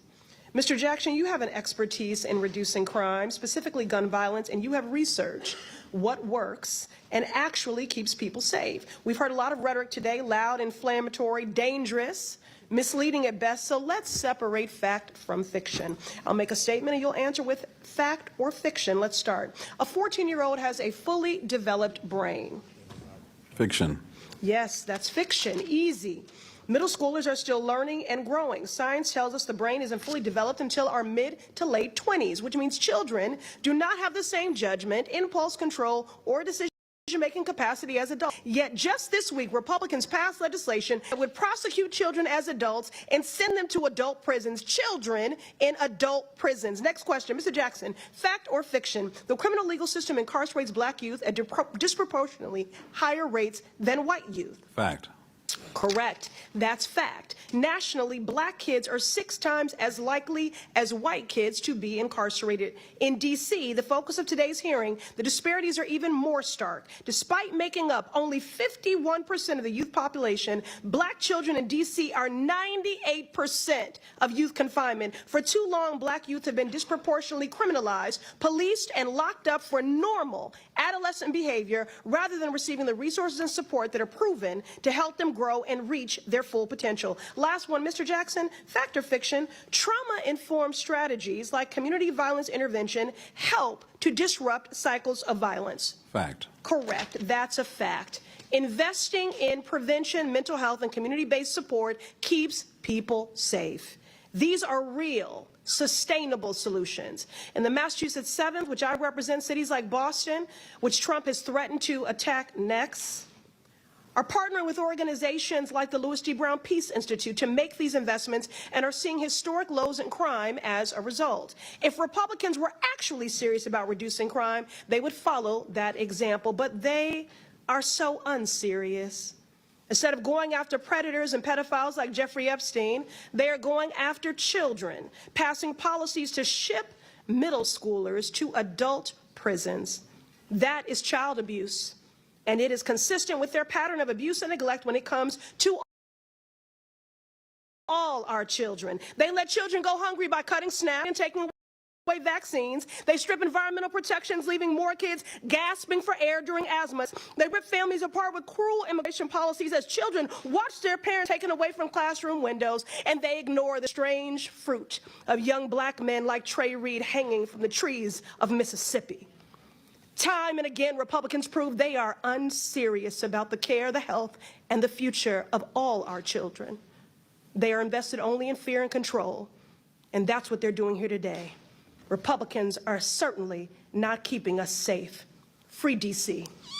Free D.C. Chair recognizes Mr. Fallon from Texas. Thank you, Mr. Chairman. Mr. Mendelson, thank you for coming today. You chair the D.C. City Council, and you have since 2012, is that right? Correct. And you've been on the City Council itself since 98? Correct. 27 years. I don't know when 98 became 27 years ago, but it is. Sir, somebody asked you if you supported soft on crime policies. Would you agree with that, or would you vehemently disagree with that? I would vehemently disagree with that. So do you support or oppose President Trump's executive order to federalize the D.C. police and permit the National Guard to assist in law enforcement I efforts? did not agree with it on multiple counts. It attempted to take over the police department. I think. And I apologize, it's limited time, but you don't agree. Okay, thank you. Do you think that, sir, that D.C. is safe? Yes, I do. Okay. So that's one of the reasons why you would oppose it, because you feel it's safe already. Okay. Well, no, that's not completely correct. But you do, but again, limited time, but you additional law you said that enforcement DC officers would be helpful. is safe. Well, yeah, it would make it safer, but you did say it was safe. Do you know who Michael Pulliam is? Do I know what is? Michael Pulliam is? Not offhand. Okay, he was the 3rd District Police Commander. He was placed on leave Yes. for questionable changes to Yes. crime data, and then he said that leadership in MPD directed falsifying data. Do you know who Greg Pemberton is? I believe you do, because you had an interchange with Mr. Jordan. Yes, and actually, I'd like to speak to that because Well, you know, tweeted I a don't threat have the of me. time, but you do know who he is, and you know that he said that supervisors frequently ordered officers to report lesser felonies, and you said that he was a liar. Is that correct? And I can tell you why, and Okay, I'd like well, to tell I'm not you why. interested in that, honestly, right now, because we have limited time. I wish I had more time and we could talk about it Yes, more. but he has threatened But, me by tweet in the last okay, hour. So he said that they downgraded certain categories. So the categories that aren't tracked, so very serious felonies were downgraded. So we have highly credible reports and evidence that crime data in D.C. has been underreported, and there's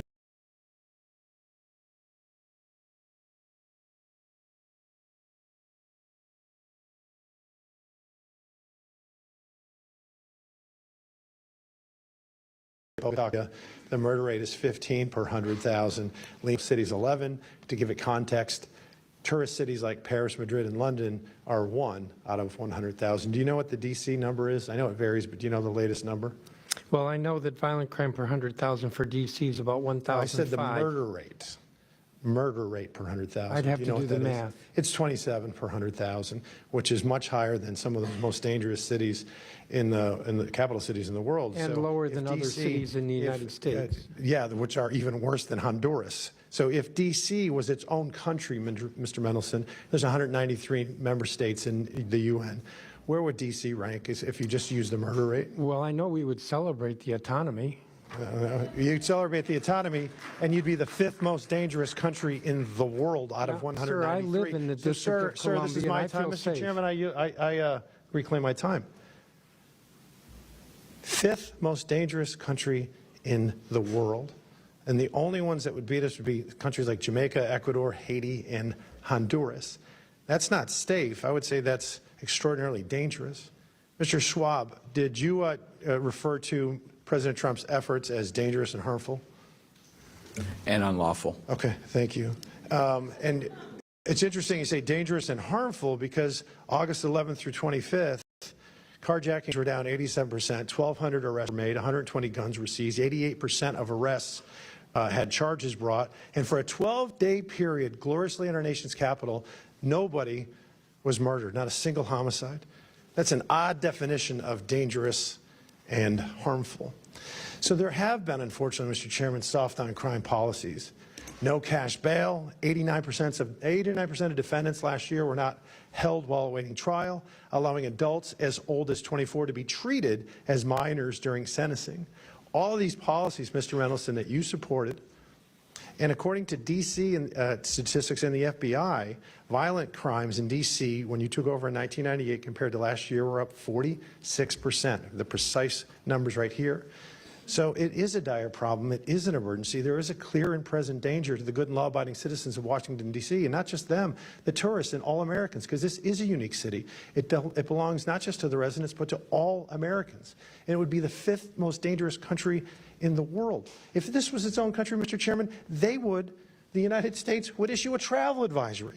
That's how bad it is. So I would applaud, and I do applaud, President Trump's bold actions for MDCSA to make D.C. safe again. Mr. Chairman, I yield back. Thank you. Chair recognizes Ms. Tlaib from Michigan. Thank you so much, Mr. Chairman. You know, I think it's really important. I mean, we're talking about, 700,000 people that live here, and I feel like their voice gets completely just dismissed. And so, if I may, Mr. Chair, ask unanimous consent to enter the record the Washington Post poll of D.C. residents found 8 out of 8 in 10 opposed Trump's taking over of their local police and sending in federal troops. Without objections ordered. I think it's also really important to understand, like, the incredible kind of slanderous, like, defamation. I don't know what to call it. They're just burying Washington, D.C. You just heard them speak about our nation's capital in that way. In a way that I feel very much like that's not what I see. I see people walking around with their families, people enjoying time to see these beautiful, incredible, beautiful monuments and everything. And there's a pride here too. And so I just want to bring the DC residents into this committee because I feel like they are being made invisible. And this really ugly picture that is not reflective. And I'm from Detroit. I've seen it happen to my city. And it's despicable in a way that I feel like, really goes up against our values. One of the things that I know in every abuse of power that, we let President Trump and the administration get away with in D.C., it will be replicated. It will be expanded across the country, and it is going to tear apart our communities. Mr. Jackson, I talked to you about a little bit about this, but I think it's important to understand that we do have a mental health crisis, that we have a housing crisis, affordability crisis. Can you police any of those away? No. You can't police away homelessness. And the way they talk about our homeless neighbors is so, no wonder there's violence increasing towards homeless neighbors. I see it already, the brutality of it. When we see housing costs go up, when we see, again, the lack or dismissiveness of the mental health crisis that we continue to grow. And it's not just this administration, and the previous administrations as well. No one has moved with the urgency that is needed. Just last week, the committee approved over a dozen bills regarding Washington, D.C. And, I'm just curious. Criminalized children. My colleague from Boston talked about this. It basically interfered with legislation already passed by the local government. Was anyone on this panel consulted? Any of you? Raise your hand if you were consulted on any of these bills. Yeah. We were not. One of the things that, AG, I've been listening to you. One of the bills actually eliminates your position completely. What effect would that have? Completely eliminating your position in regards to be able to do the job that you do to protecting all the families in Washington, D.C. We'll start with the fact that more than 70% of the residents of the District of Columbia overwhelmingly voted for having an independent elected Attorney General. That's right. And that's a recognition of the fact that when an Attorney General is directly accountable to the people, directly responsive to the people, we are much better at doing our job in terms of addressing housing affordability and conditions in slumlords, seniors and consumers who are being scammed, addressing the issues that are most important to D.C. residents, because I am accountable to them. I read wage theft is an issue, workplace discrimination. I mean, there's a number of issues that need to be addressed, and they're not going to address that. They want to paint you all as this ugly, dark, all just out in the street. I mean, the way it's just unbelievable because they all live here. I don't see it. I don't see what they see. I don't understand why we're allowing that to happen, because I actually think it's going to hurt our communities. People are going to look at Washington, D.C. folks in a way that I think is going to be very painful, but also, you know, I don't know, Mr. Jackson, I heard the stories. People didn't leave their homes. They weren't leaving their homes. Businesses didn't see people coming into, I mean, that's what we want in our nation's capital. Stay in your house. Don't move. Don't go anywhere. Stay fearful. It's unbelievable that my colleagues continue again to eject this narrative and this rhetoric in regards to it. But I think it's important, Mr. Chair, just like in D.C., home rule was one out of Black freedom struggle in the fight for civil rights. We can't be passive right now. So nobody over there should take anything we say like so personally as if we're attacking them. No, we're attacking a process, not attacking people here. And I think it's really important. We need to stand up against this fascist takeover. That's not a bad word. It's a fact. And here in D.C. and across the country, it is so incredibly important, Mr. Chair, that this committee does not allow rhetoric that defames and or paints Washington, D.C. in a way that you all haven't really truly seen. You're just reading it. No, you're just reading it or something off of some. Will the gentlelady yield to a question? Yeah, I think it's really important. Will the gentlelady yield? No, I don't yield. I don't even have time.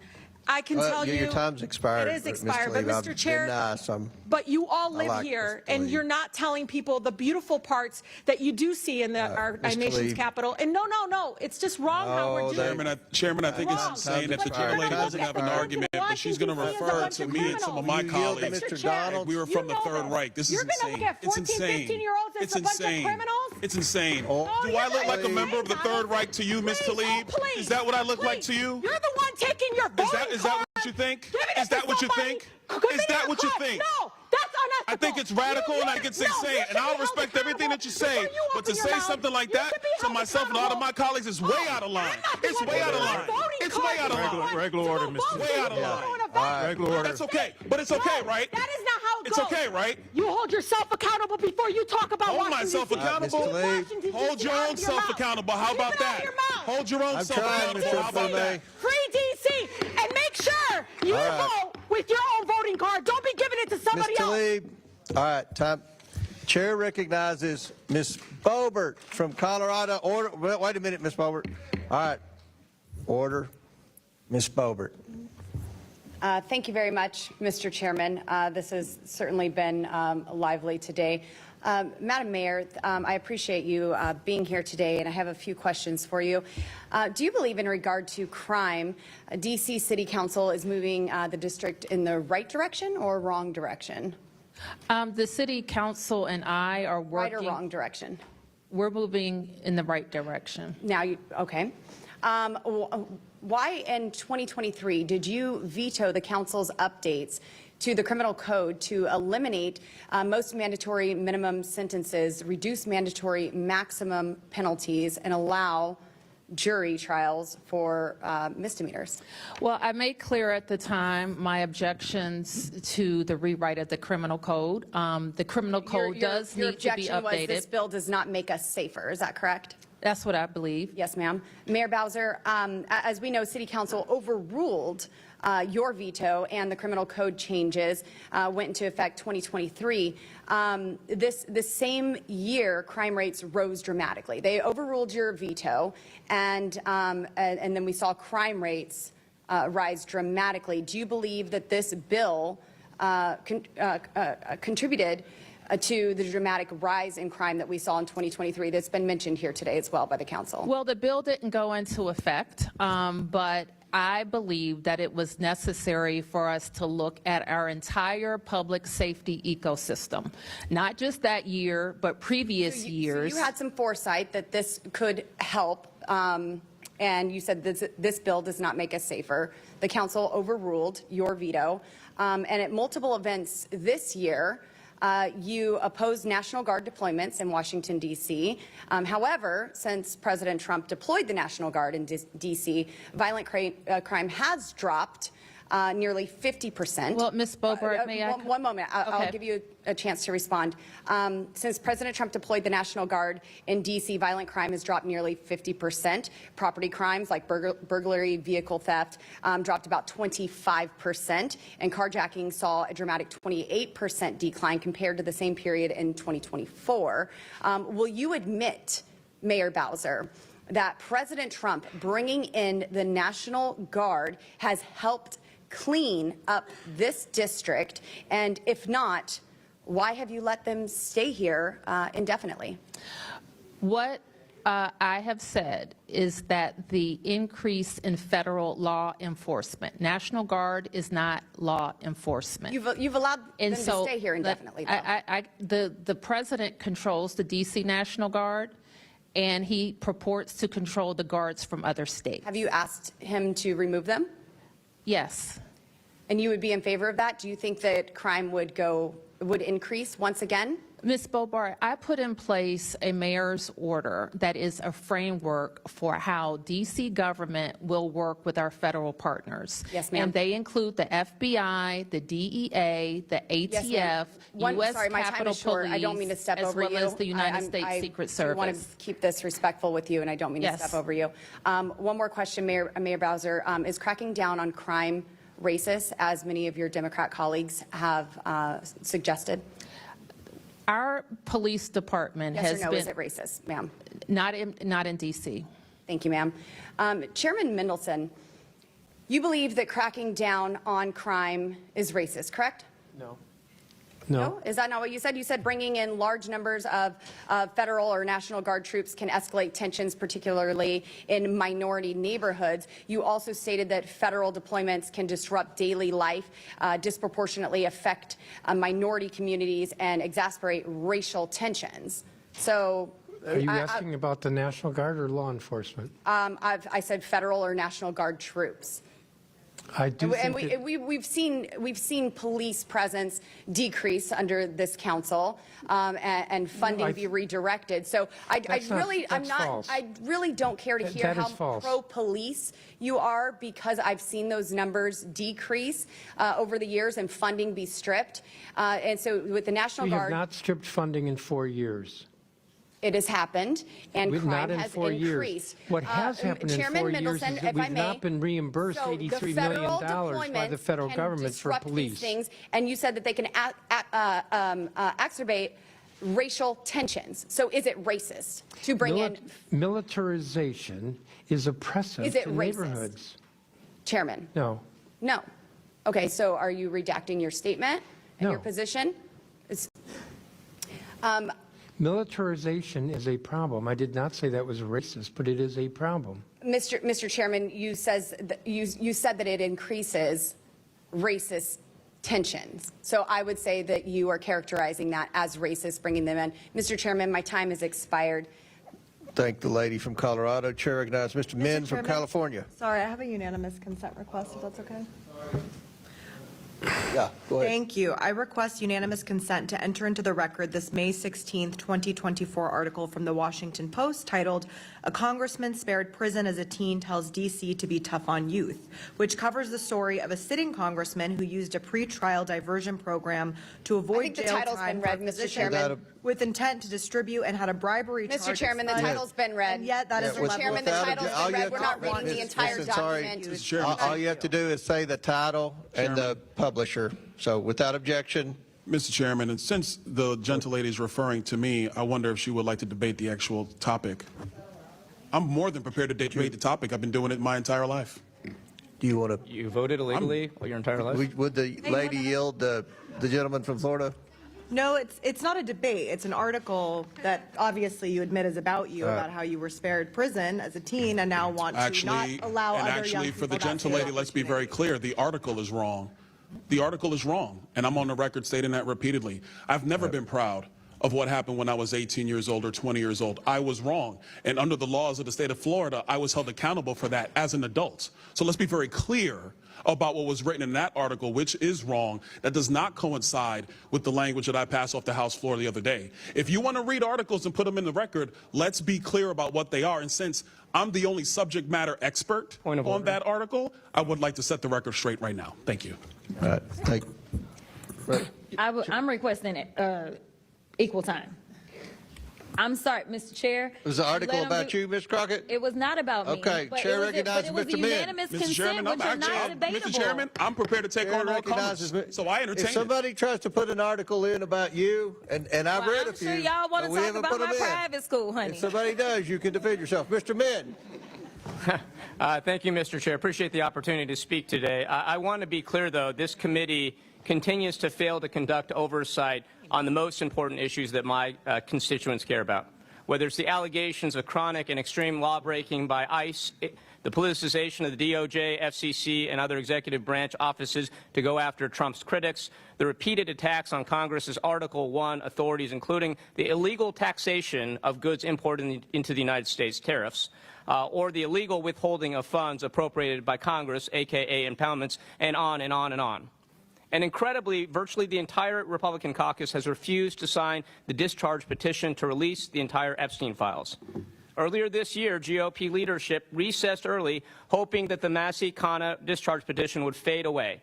But that is not going to happen. We're going to keep fighting. We're now one vote shy of the 218 Would the gentleman needed. yield to a question Four from the Republicans, chairman? including 3 on this committee, have been brave enough to sign that petition. Would the gentleman Meanwhile, yield the a rest of the question? conference continues to stay silent. Would you yield to a question from me? Absolutely.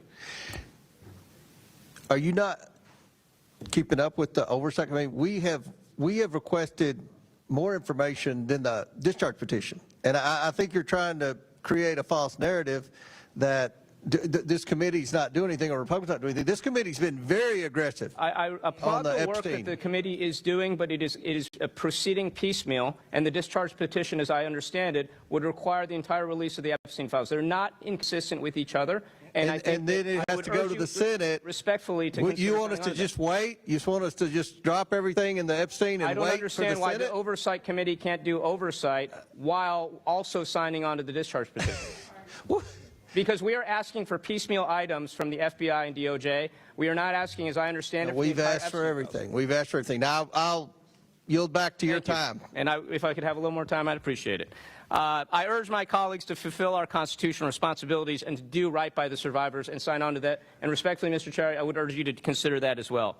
But I want to turn to today's hearing because I believe this is largely political theater meant to distract us from the fact that Donald Trump is illegally deploying thousands of military troops in the streets of Washington, D.C., following on his illegal deployment of military personnel in Los Angeles. And now he's threatening to deploy the military in cities like Chicago, New York, and Portland over the objections of the local mayors and governors. Now, as a reminder, state governors have broad latitude to call up their National Guard, but the president's authority is very limited, and it is limited under Title X authority, which is expressly limited to 3 circumstances. 1, when the United States is invaded or in danger of invasion by a foreign nation. 2, there's a rebellion or danger of a rebellion against the authority of the government of the United States.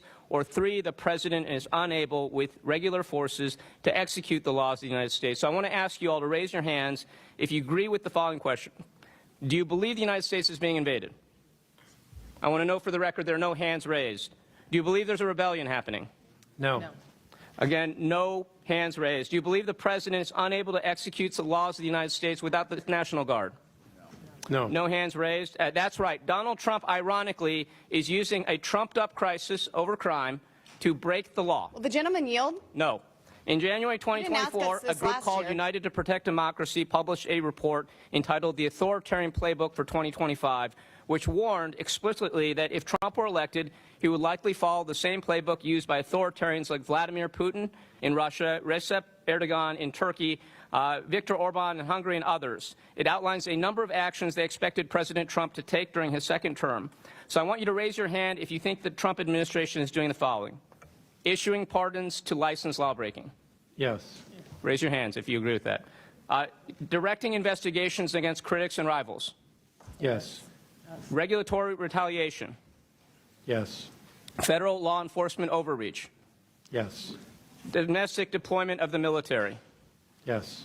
It probably won't surprise you to know that as this is exactly what these authors predicted Trump would take as far as actions if he were elected to a second term. But one ironclad rule that is still potentially being forced is the Posse Comitatus Act, which clearly prohibits the use of military personnel, including the National Guard, for law enforcement activities unless specifically authorized by Congress, such as with the Insurrection Act. Now, I've actually asked a lot of the National Guardsmen here that I've run into on the streets whether they are allowed to assist with law enforcement, and they've consistently told me that the answer is no. I asked a Guardsman just earlier today what would happen if he saw a crime happening right in front of him. He said he could take pictures, videos, he could call the cops, but he is not allowed to engage. So I'm really appreciative of those who serve in our National Guard, and I'm really, really appreciative that, unlike Donald Trump, they are following the law.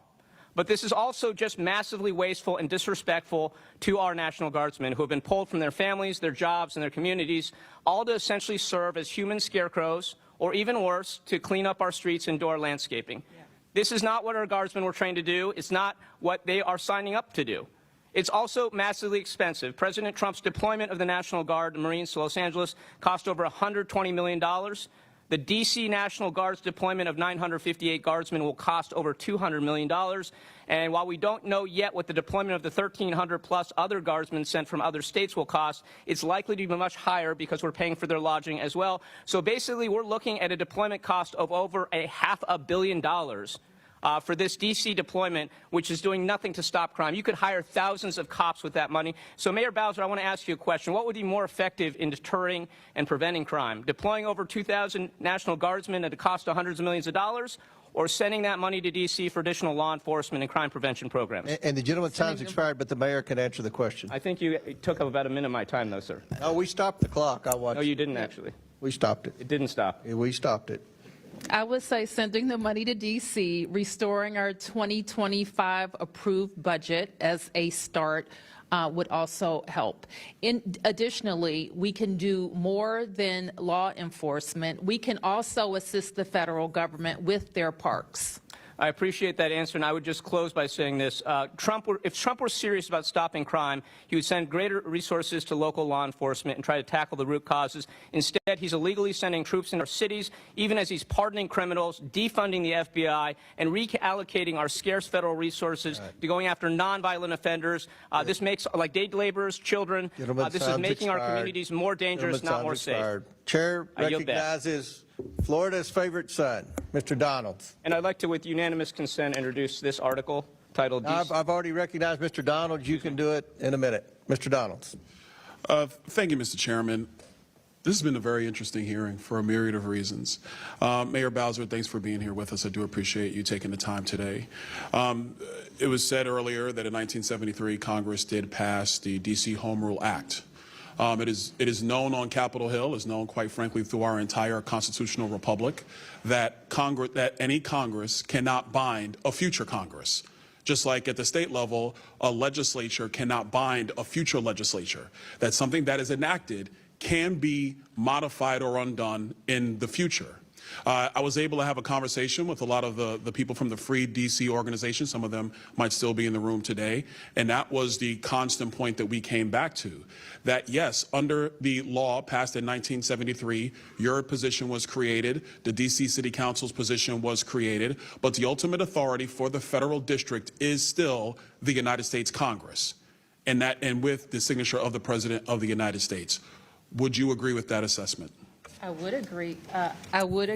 And I would also add it's within the power of this Congress to advance the D.C. statehood bill. By simple majority, this Congress can, like it has done for every state in the Union outside of the first 13, admit D.C. as a state. I'm glad you actually brought that up, because one of the reasons why I opposed the D.C. statehood bill is because the Constitution and the framers were actually quite clear that they did not want the federal district per se to be leveraged by a state or any state. And I think I had conversations with several residents of D.C. who were walking through the halls of Capitol Hill when then Speaker Pelosi was bringing that up. And I asked them two very important questions. If you want to have representation, why don't we allow that property to be re-annexed by the state of Maryland, which actually provided the land for the federal district to be created? Or would the citizens of the District of Columbia prefer not to be subject to federal income taxes as a result of them not having, quote unquote, representation? What's your thought on that? I do think it's time to talk about what the district pays and what we get back. I do think it's time to have that conversation. And that's a fair conversation to have. I got a couple questions for you. Let's get to the business of the matter. Since President Trump authorized the National Guard to be in D.C., how much has crime decreased in the District of Columbia? I think it's important, and then I've noticed that this has happened throughout this conversation, that you talk about the National Guard and you don't talk about federal law enforcement. And the federal surge consisted of federal law enforcement, which MPD works with all the time. I'm talking about the FBI, the DEA. Mayor Bowser, I'm really not trying to disrespect you, but how much has crime decreased? Oh, I mentioned already and let me look Sure. at my numbers, that the federal surge produced a 39% decrease in violent crime. 39% decrease in violent and that's crime on in top, the nation's capital. Let me just add, that's on top of the 26% decrease that we were already experiencing. So it seems that the president's surge was more effective than your own efforts. Wouldn't you say? It Last time I accelerated. checked, 39% is way higher than 26%. But let me move on. But the full statistic is a little different. Chairman Mendelson, I didn't ask you a question. I know, Relax, but the hang full on. statistic is a little different. Actually, Chairman, let me ask you this question, because you butted in. Now let me ask you. Sure. What is the current status of the Metropolitan Police Department in terms of staffing? How many officers do you have on the beat? I believe it's less than 3,100. Okay. Which is much lower than it should be. Is the MPD fully staffed? In my view, no. Question. Hold that point. Here's the question. So is a surge of federal law enforcement into the federal enclave, which the mayor has acknowledged is the primary responsibility of the federal government, isn't it simple logic to say that the president's surge has been helpful to safety and security in the District of Columbia, Chairman? The additional law enforcement resources has been good. We work with those different agencies all the time. There was more of it, more of a good thing. National Guard is separate, ICE is separate. Question for you, Chairman. You just said you said something I want to expound. You've been working with the federal government during this surge and before that was brought by President Trump and before. So you've been working with him through this entire time. With the federal, like DEA, FBI, MPS, Park Police. Mayor Bowser, you would concur that you guys have been working with the President of the United States throughout this entire period, correct?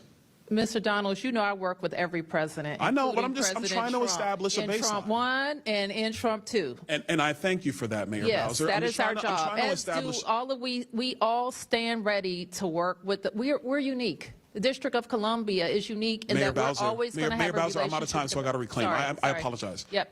I agree, Mayor Bowser. Yes. The district is unique. The district is not like any other city in the United States. It is the federal enclave. I commend you and your team for working with the President of the United States to keep the district safe. I really do. I think it's important for a lot of people who are saying that they're upset with the President that your own mayor and your own chairman of the City Council has acknowledged that crime has gone down while working with the President. Let's work together. Let's give peace a chance. I yield back. Mr. Chair. Thank you, Mr.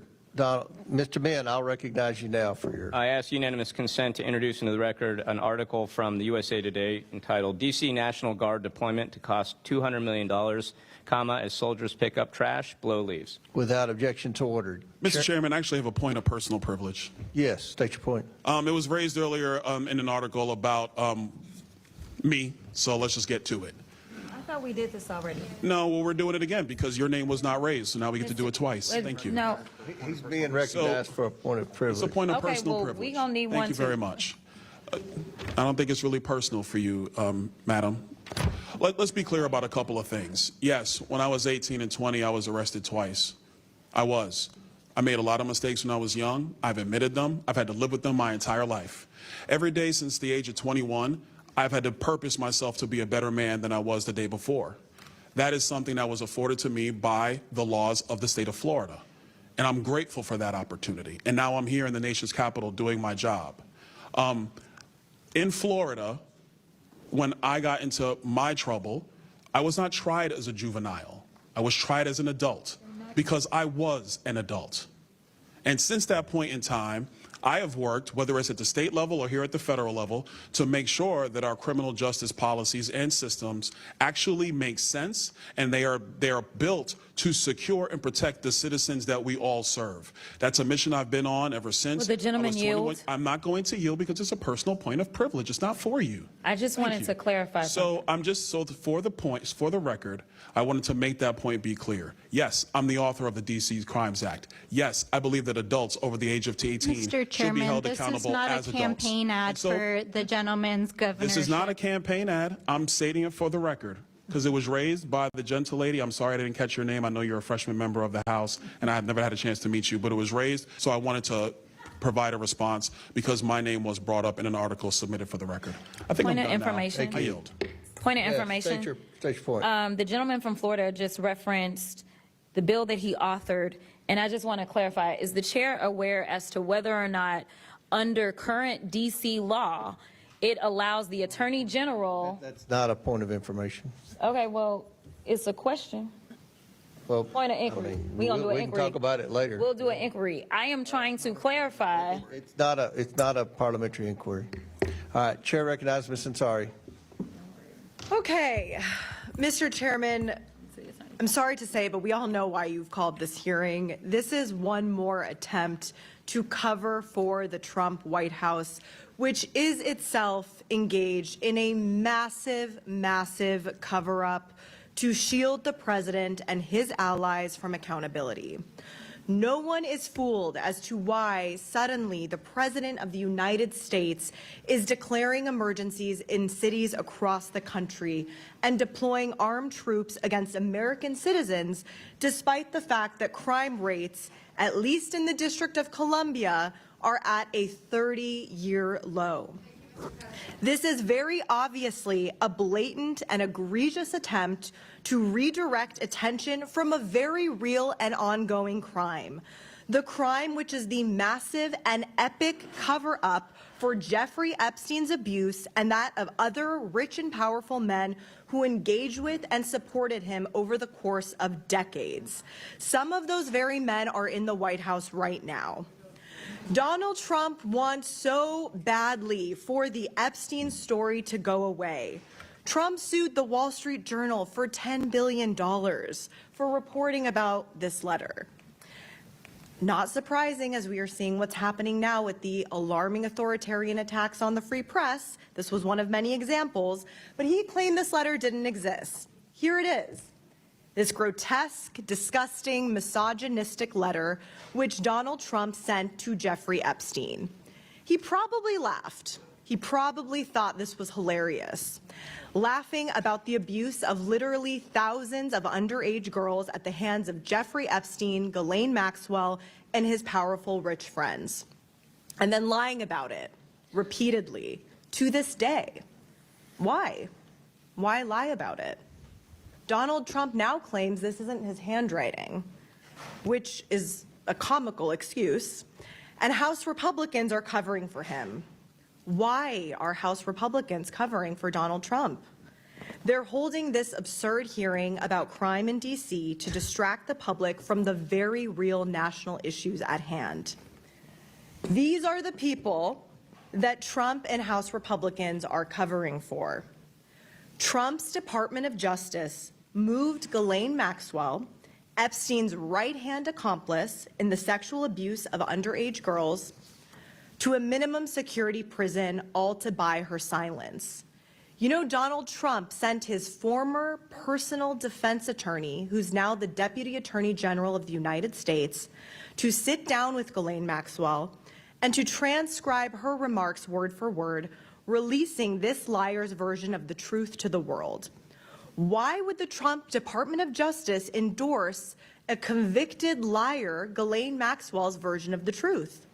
Many of us here in this room actually sat with the victims, the survivors of Epstein, and they were understandably shaken and livid by the fact that a convicted child sex abuser and trafficker was given such a massive platform to continue to spread her lies. Donald Trump did that. Trump's DOJ did that. When FBI Director Kash Patel was asked about it in the Senate, he said he had no idea why she was moved to a minimum security prison. Don't House Republicans have any interest in investigating that? No? They don't care? Instead, they want answers to the really important questions. Questions like, how many trash bags did the National Guard pick up today?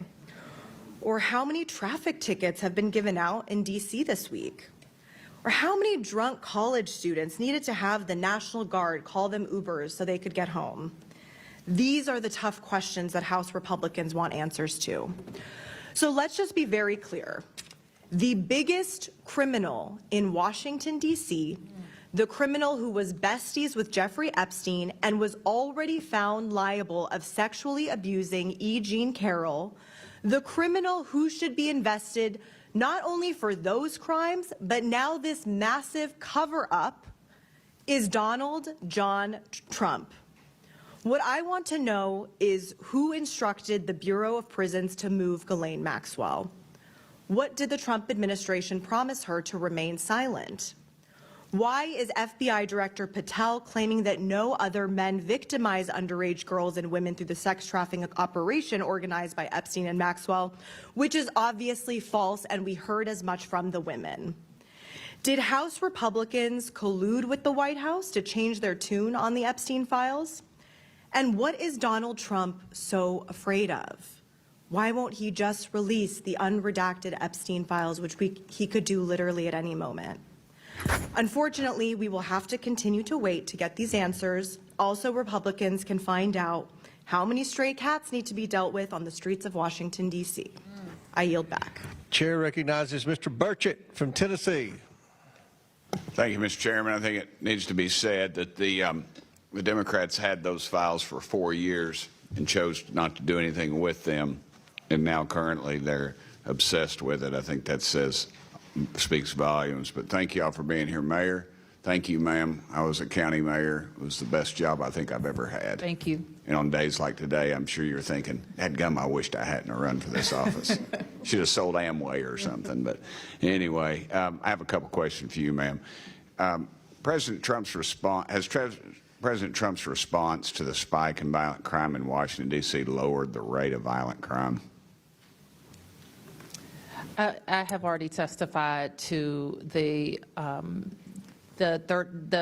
period of 30 to 34 days. We saw a decrease on top of the decreases that we are experiencing already this year. Okay. Yes, ma'am. But when you're the 435th most powerful member of Congress, I have to ask those questions again. Yes. So just act like you've never heard that, and I deserve a Pulitzer Prize for my questioning.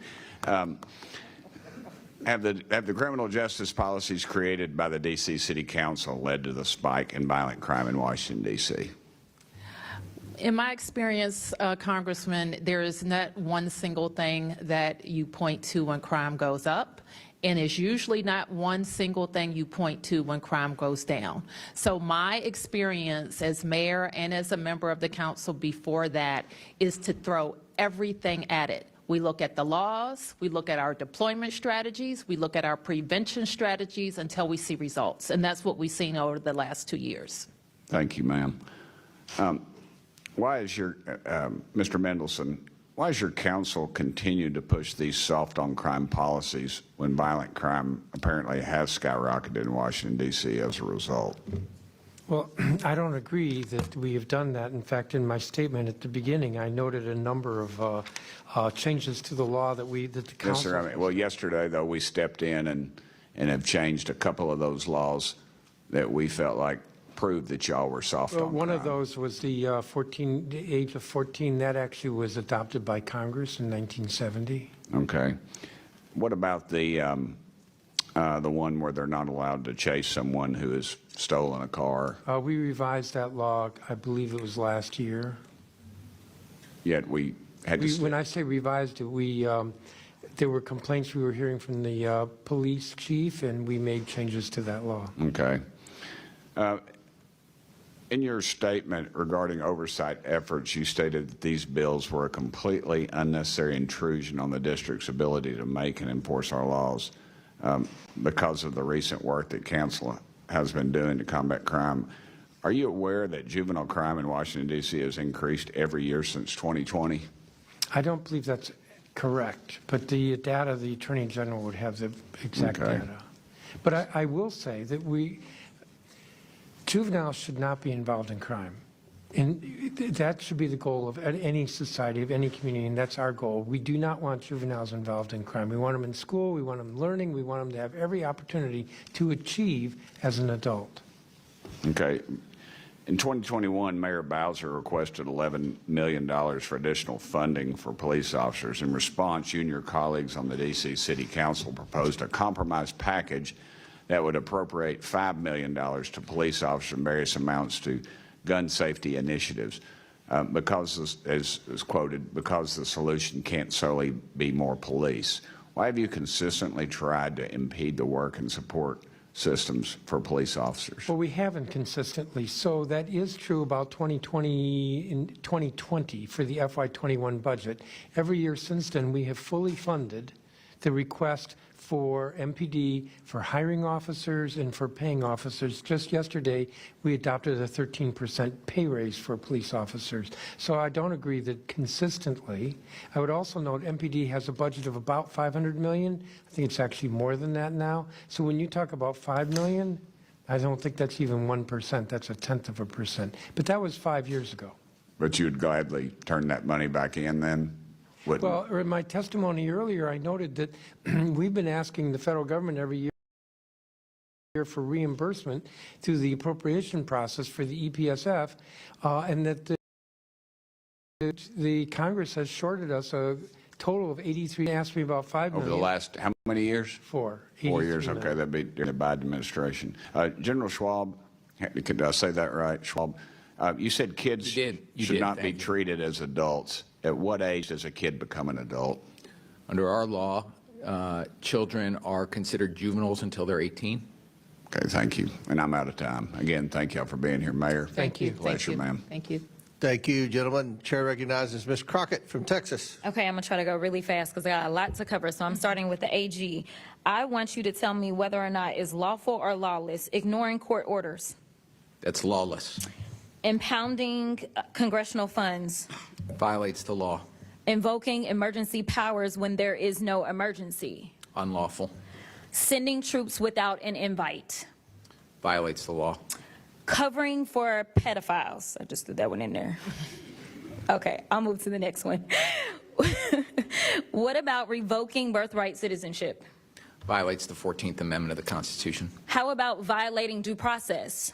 Violates the 5th and 14th Amendment of the Constitution. How about what we see happening with redistricting that would in some way minimize, if not delete, the voices of people of color as they are going through and illegally going through this process? Is there a constitutional amendment that you can think of that is associated with that? Probably many, but it is unlawful and unconstitutional and un-American. Thank you. As well as, can you tell me if it is lawful or lawless to violate free speech? That's lawless. Okay, sounds about right, because, you know, we had to have a conversation about Jimmy Kimmel, so I'm going to say free Jimmy Kimmel for sure, and hopefully we will deal with the FCC chairman. But the reason that I wanted to go through that long list, and that was actually not even the half of it, is because since this administration has come in on January 20th, they have engaged in some form of every single thing that I said on that list, even the part about covering for pedophiles. So my question is, why are we sitting here today? Number one, they already passed their bootleg laws, and it's clear that even the bill author is not well informed about what his bill does. Because as has already been stated, at the age of 18, you are an adult. So this idea that somehow 21-year-olds were now somehow juveniles under DC law, is that accurate or inaccurate?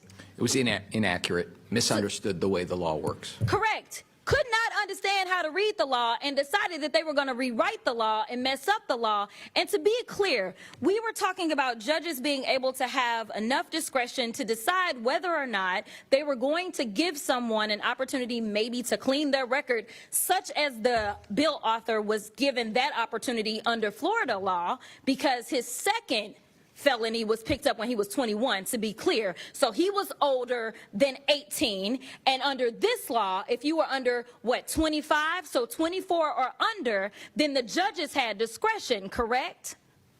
But only in certain kinds of cases, not the most serious cases. And in fact, that discretion was, as we know, exercised very rarely. And it would have been an opportunity had the Congress wanted to talk with the folks who are involved in applying that law and seeing how it works, to understand that this is not a law that's out of sync with other states, and it's working. Thank you so much. And the reason that it matters is because now the gentleman from Florida is trying to become a governor, and chances are maybe D.C., once they get statehood, could have had a future governor that had a second chance. But since they don't want other people to have chances that they've been given, they want to just pretend like they are bigger and better and badder than. So I will move on because I am frustrated that we are having this hearing when we know that this administration can't take care of their own business.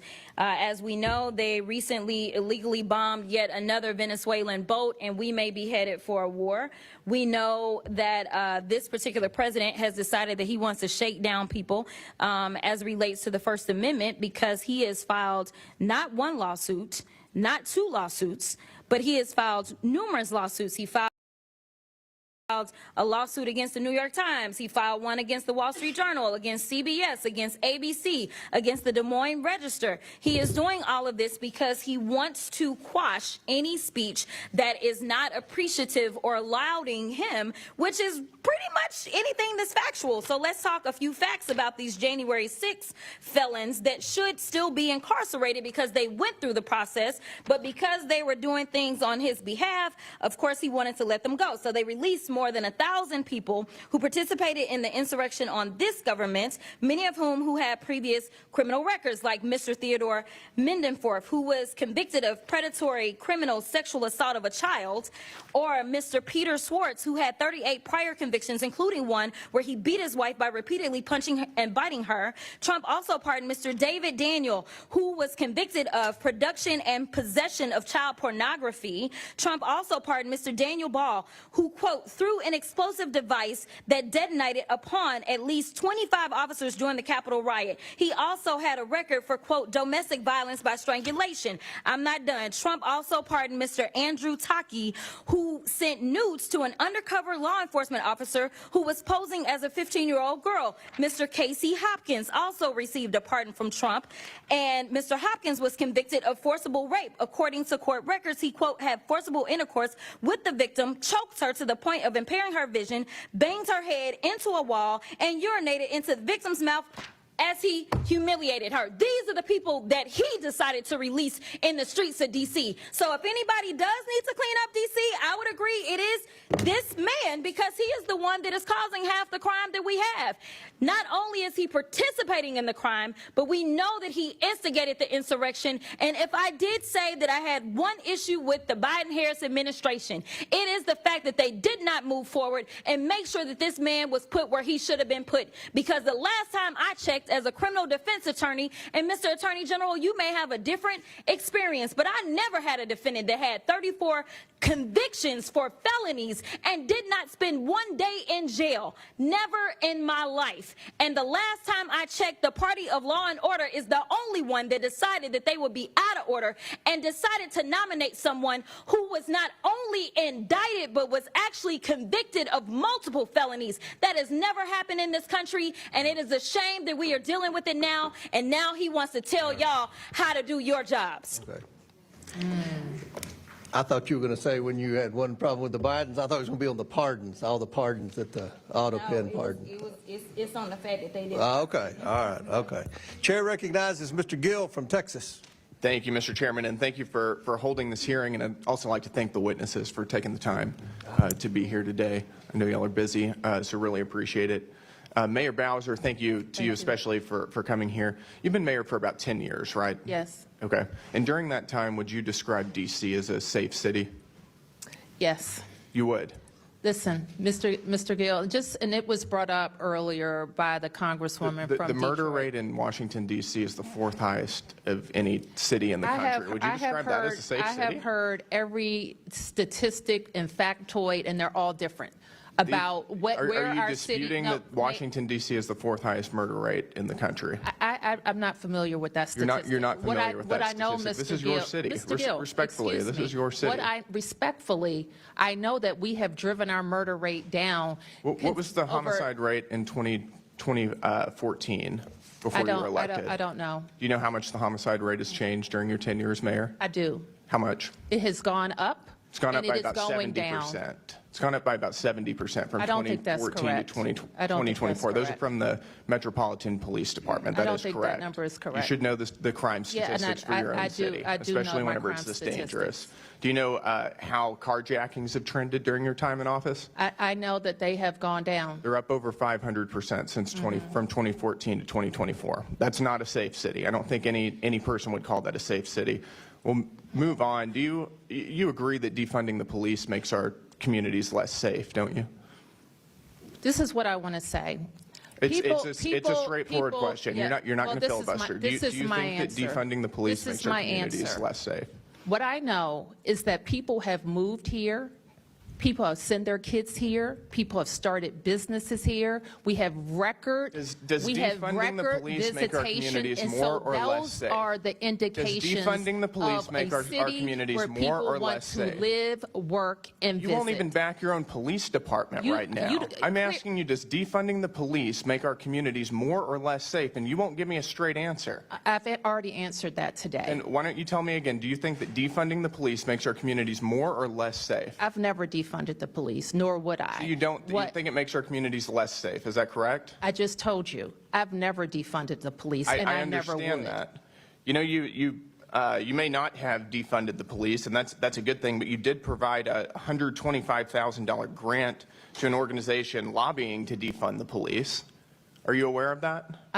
What is that you just raised? It's an organization called HIPS that you provided just this year, fiscal year 2025. a $125,000 grant to. I think we funded them to do public police. health work. Quote, it's time we shifted to a society free of police and systems of incarceration.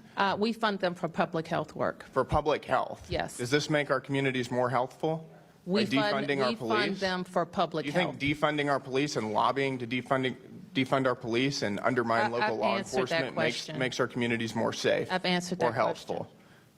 Do you think that providing tax dollars to an organization who wants to defund our police is good for the residents of Washington, D.C.? We wouldn't fund them for that purpose. We would But you fund them. funded them, and you chose to give them money. You gave them hard-working tax dollars to an organization that wants to defund the police. We fund them for public health. Do you think that giving housing, free housing to illegal aliens is an appropriate use of tax dollars?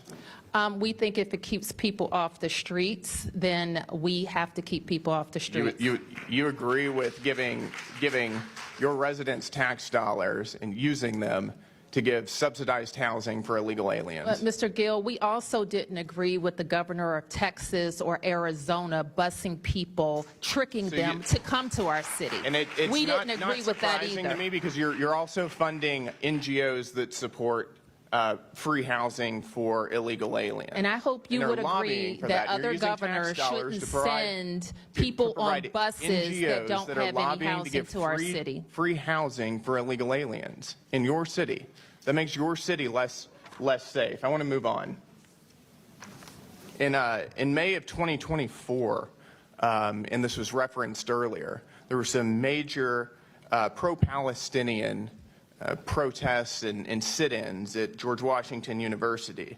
This was during final exams season. They were terrorizing Jewish students. They were doing it for weeks. It was a major problem. The police were called in, and you stopped them from doing their job. Why is that? I didn't stop the police from doing anything. It is illegal for them to block a roadway. We've got the law right here. It's unlawful for a person alone or in concert with others to obstruct or incommode any street avenue. That's exactly what they were doing, and you refused to allow police to clear them out. Why is that? That's incorrect. Why would you stop? Clear the record then. I never stopped You the didn't police. stop them? No, I did not. You didn't stop them. Would you like to explain what happened, why police never cleared out this roadway? Police did clear roadways. They were there for weeks. Police cleared roadways. They were there for weeks, Actually, terrorizing Jewish they were students, and this is probably in on your city. private property, not on the roadway. No, they were on public roadways. No, they weren't. Terrorizing Jewish students, they and you weren't. allowed it to happen. No, I they yield weren't. my time back. No, they weren't. Gentlemen's time's expired. Yeah, we're gonna. Yeah, I'm gonna give you time.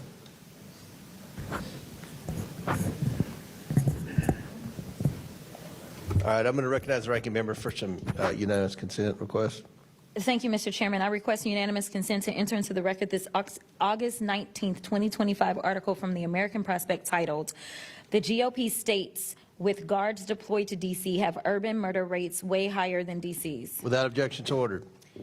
I'd also ask unanimous consent to enter into the record this February 28th, 2024 study from Third Way titled "The 21st Century Red State Murder Crisis," which lays out the decades-long problem with high murder rates in red states and undermines the Republican myth that crime is their strong point. Without objection, to ordered. And my final one is from Newsweek, but I don't know the date right now. But this goes to what the gentleman was just talking about when he said that D.C. has the 5th highest homicide rate in the country.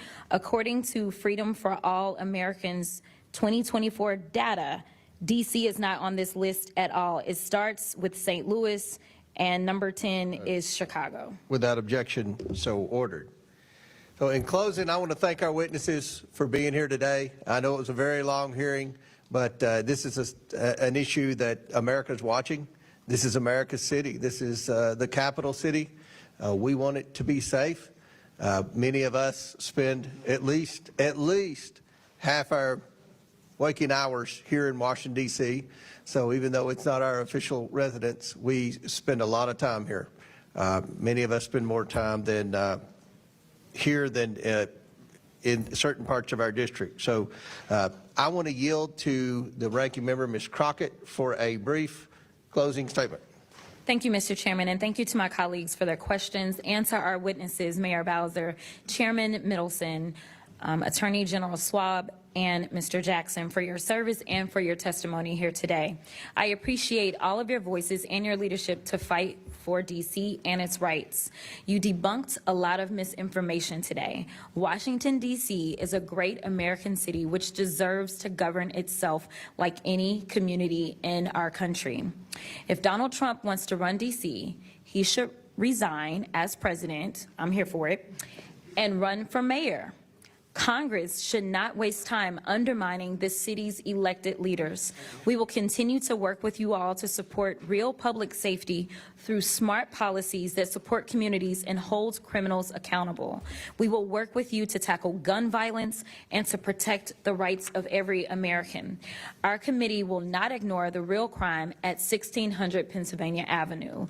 We need to stand up for free speech and against corruption and weaponization. Chairman Comer, I appreciate your commitment to work with us to hear from FCC Chair Brendan Carr, which I think is the most alarming news of this last week.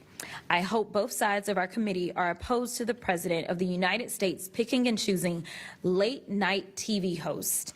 It is ridiculous and dangerous. I'd like to thank our witnesses once again for your testimony today, and thank you for your service. I look forward to working with you throughout my time on this committee. Thank you. And let me say, D.C. crime reached new levels over the last several years. President Trump finally tackling the crime crisis with the deployment of federal law enforcement. We are thankful to President Trump for wanting to tackle the crime crisis in this country. That was an issue in the presidential election, and it was an issue which every poll shows was important to voters all across America, especially urban and suburban voters. We're sending troops into the cities to support what local law enforcement we have. And I know, Mayor Bowser, I appreciate you and your leadership in the city. I know you're in a very difficult position as mayor. We believe that a lot of the problems stem from a lack of accountability where our law enforcement's hands are tied. in Washington, D.C., as well as our juvenile justice rules and laws and system is not where it should be to hold the most vicious criminals accountable, regardless of their age. And I think you're doing a good job in a tough position. We disagree with a lot that the council has done. We would love for the Attorney General to be more aggressive. Hopefully the legislative agenda that the President supports, that we've passed out of this committee, hopefully it'll become law, and we can see if those new laws help hold people accountable and lower the crime rate in Washington, D.C., which is what the goal of this committee is. It has nothing to do with race. This has nothing to do with discrimination. This has nothing to do with picking on Washington, D.C. This is our home, too, and we want to make Washington, D.C. safe. We have employees here, and we have a whole lot of constituents that come here every day. And we want to make this city safe, and I think we can work together, and I look forward to working with the council, Chairman Middleton, with the mayor, with the Attorney General, and with everyone, all the stakeholders in Washington, D.C. In the same collaborative way that we were able to bring the Washington Commanders back to Washington, D.C., in the same way we passed the Show Up Act, which I think has been part of the economic development woes in the city. Remember, under President Biden, he extended the work from home agreement or whatever they had with the federal employees, and you have government agencies that for years didn't have employees going into those offices. That affected restaurants, that affected food vendors, that affected a lot of the local economy, and we've passed a bill in here, the Show Up Act, to try to get those federal employees to come back to Washington, D.C. to work like the rest of us have to do. So I think we've demonstrated that we've worked together in the past to do things to help Washington, D.C., and I hope we can do that in the future. Because, again, our goal is to make this city safe for everyone. So with that, and without objection, all members have 5 legislative days within which to submit materials and additional written questions for the witnesses, which will be forwarded to the witnesses. If there's no further business, without objection, the committee stands adjourned.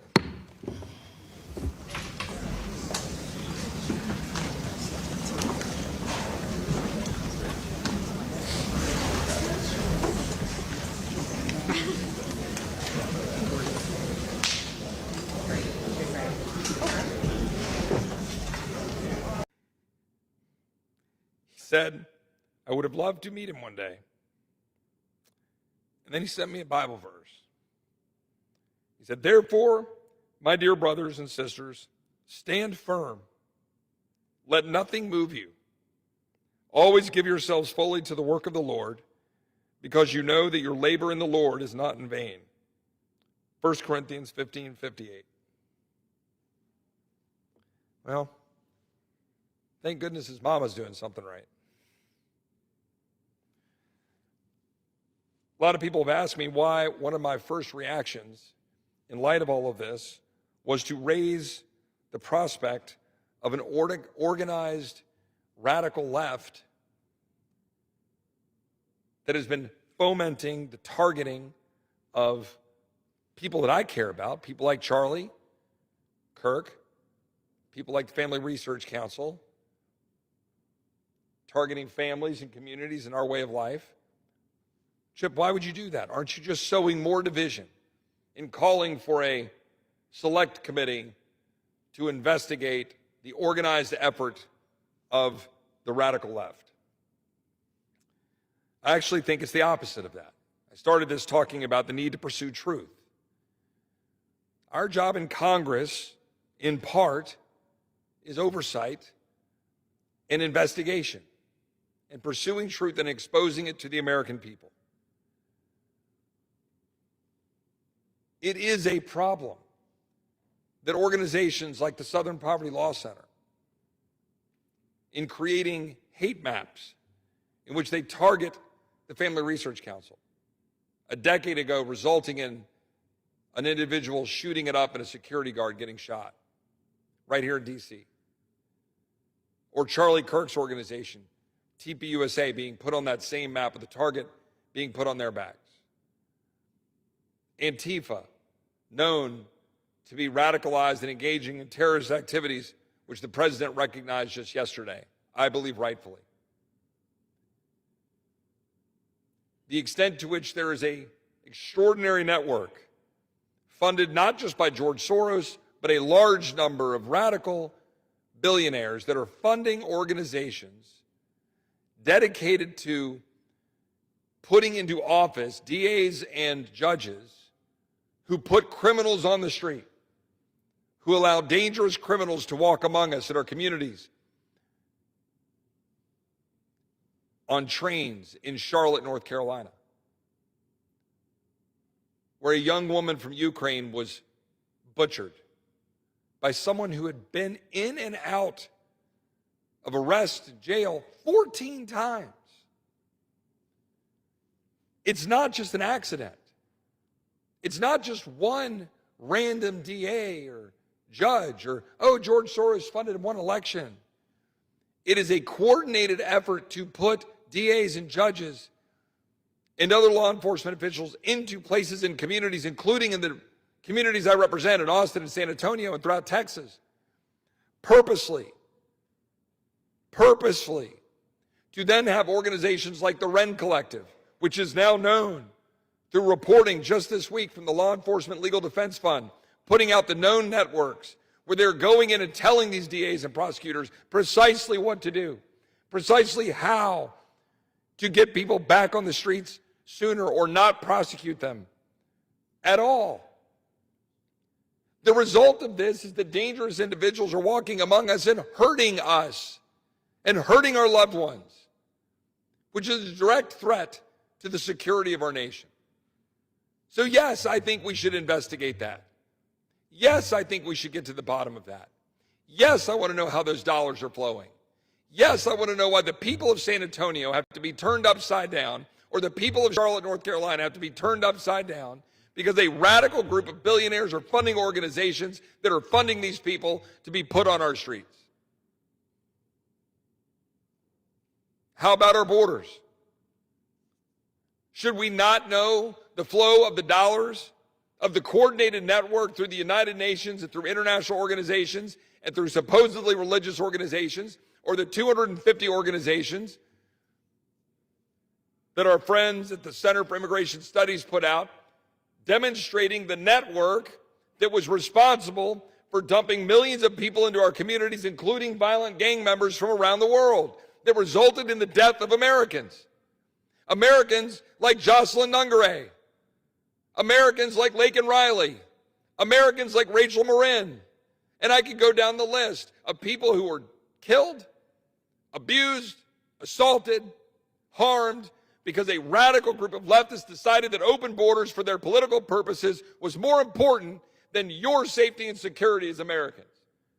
So yes, I think we should have a select committee or an organized effort among the Judiciary Committee and the Oversight Committee to expose this network, to expose the funders, to expose the people that are doing this purposely to undermine your security as a nation. Yes, we should know that. And the only question is, why aren't every single representative in this body standing up and saying, yes, I agree?